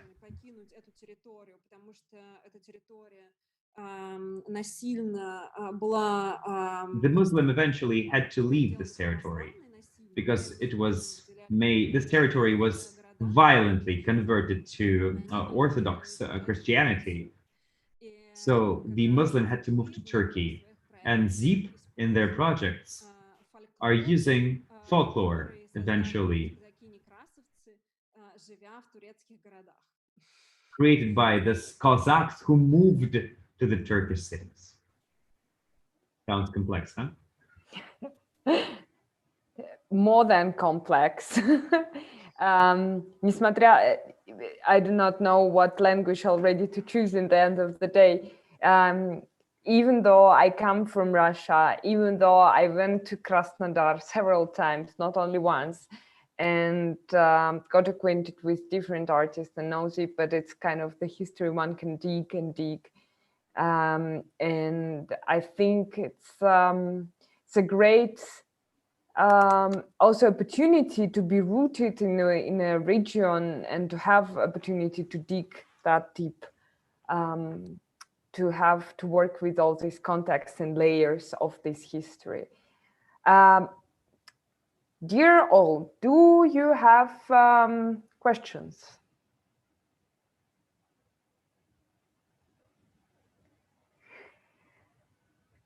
If not, then I use this moment to wake up a little bit your attention with a little applause before we wrap up to our director of the streaming, Leonid Yuldashev, and to thank him that everything goes so smooth that I do not have to care about how to switch or what's going on. So please clap with me, Leonid. Леня, я надеюсь, что ты нас слышишь. Спасибо тебе огромное. Another thank you goes to Ilnur Mustafin, the producer of this event, who was the caring person ever I met, caring of me, not being stressed, of all Russian participants and Swiss participants. So, Ilnur, спасибо тебе. Так спокойно и защищенно я давно себя не чувствовала ни с кем, и это был огромный челлендж. Мы еще не закончили, завтра нам... Long have not felt so well protected. To understand each other, I want to thank our translators, Arina Birukova and Sasha Baich, that helped us the whole day to establish this connection. Sasha, Arina, спасибо. I feel like energy getting bad by clapping, so good. And also another person that maybe not seen that or not present, but Yulia Polikarpova, who is creating an archive in Miro board so that we can keep the whole information, and she's following your contribution. So, Юля, спасибо огромное, это так круто, ты вообще супер. Вот, смотрите, see, this is Yulia, meet Yulia, who is archiving the whole conference on Miro.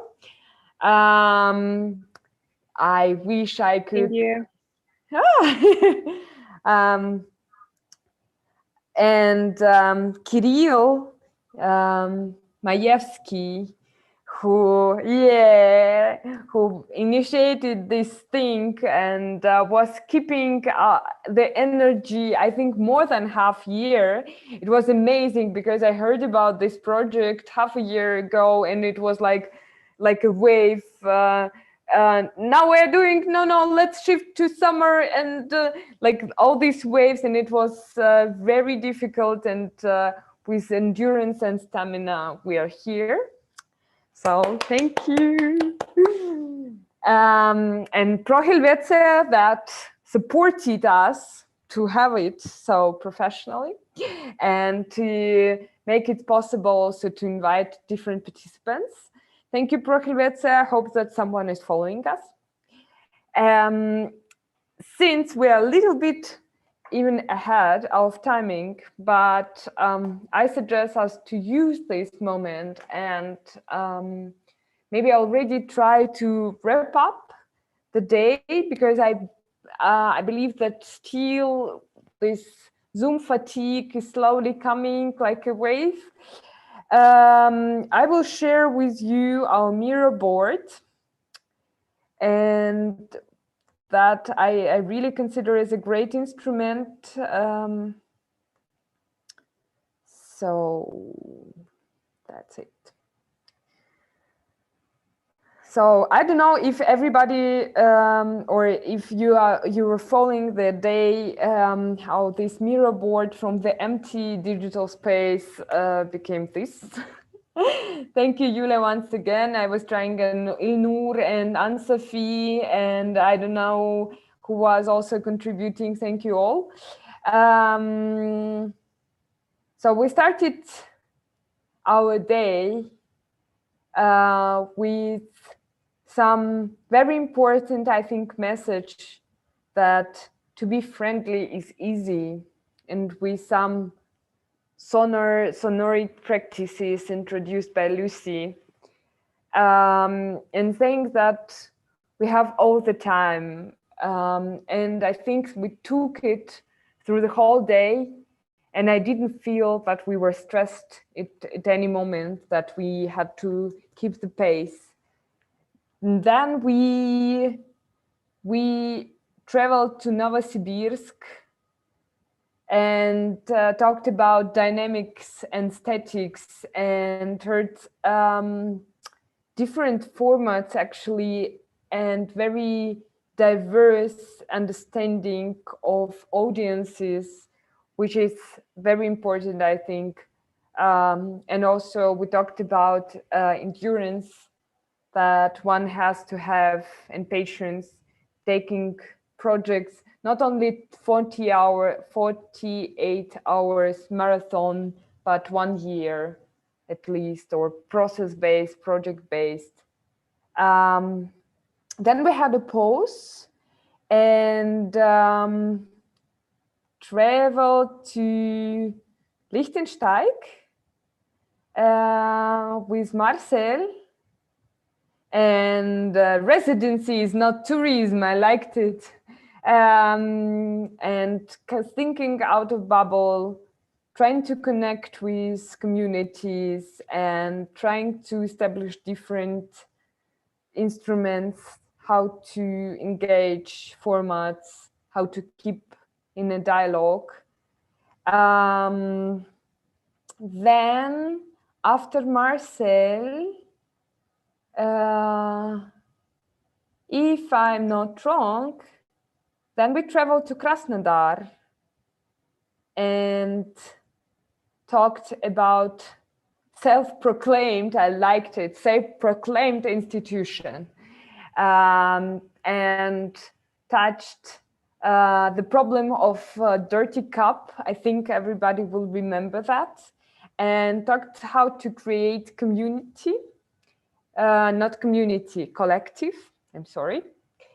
And that's also, I tried to put some notes how to take care of each other and not to burn out on this way during independent institution.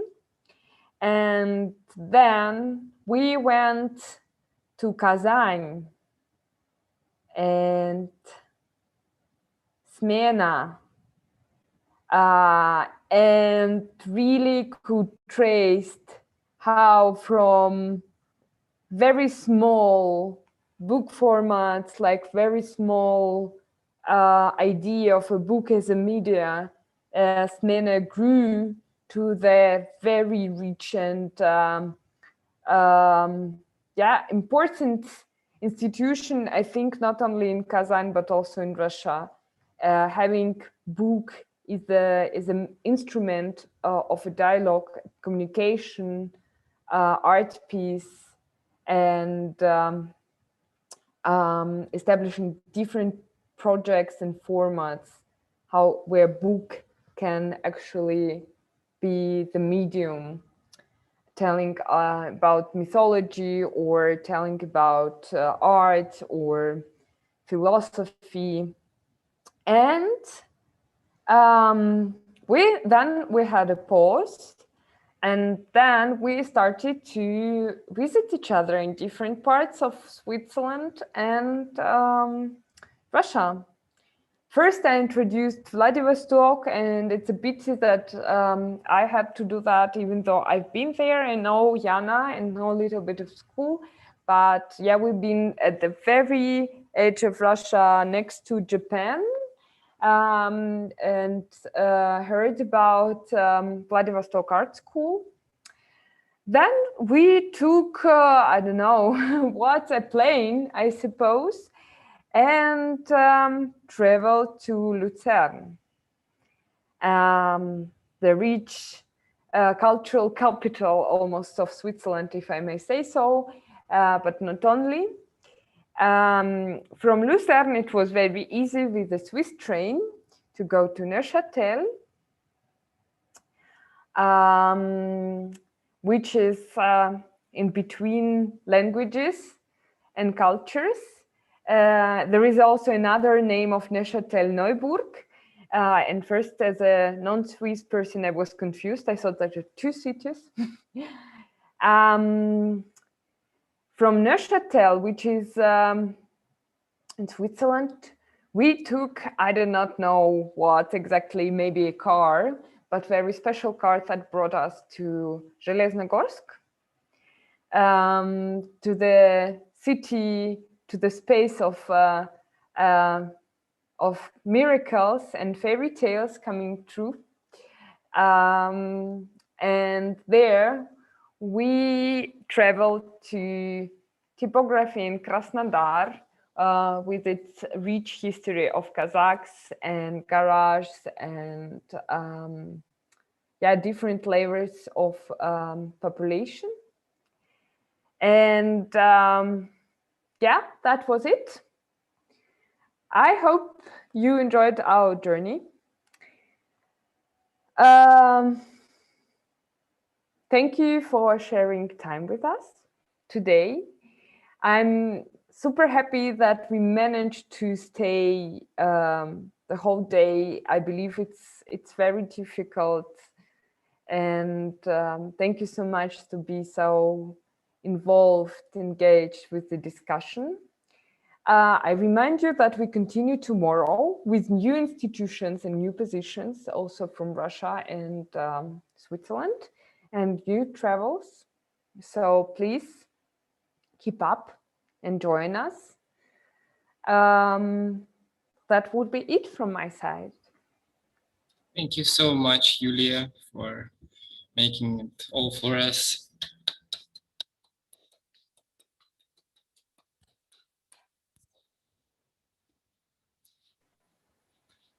So, I wish you a good evening. Thank you so much. See you tomorrow. Have some tea, go out. Bon appétit. Ade. До завтра. Всем спасибо. Ура! Всем спасибо. Ура! Пока-пока. До завтра. See you tomorrow. See you all.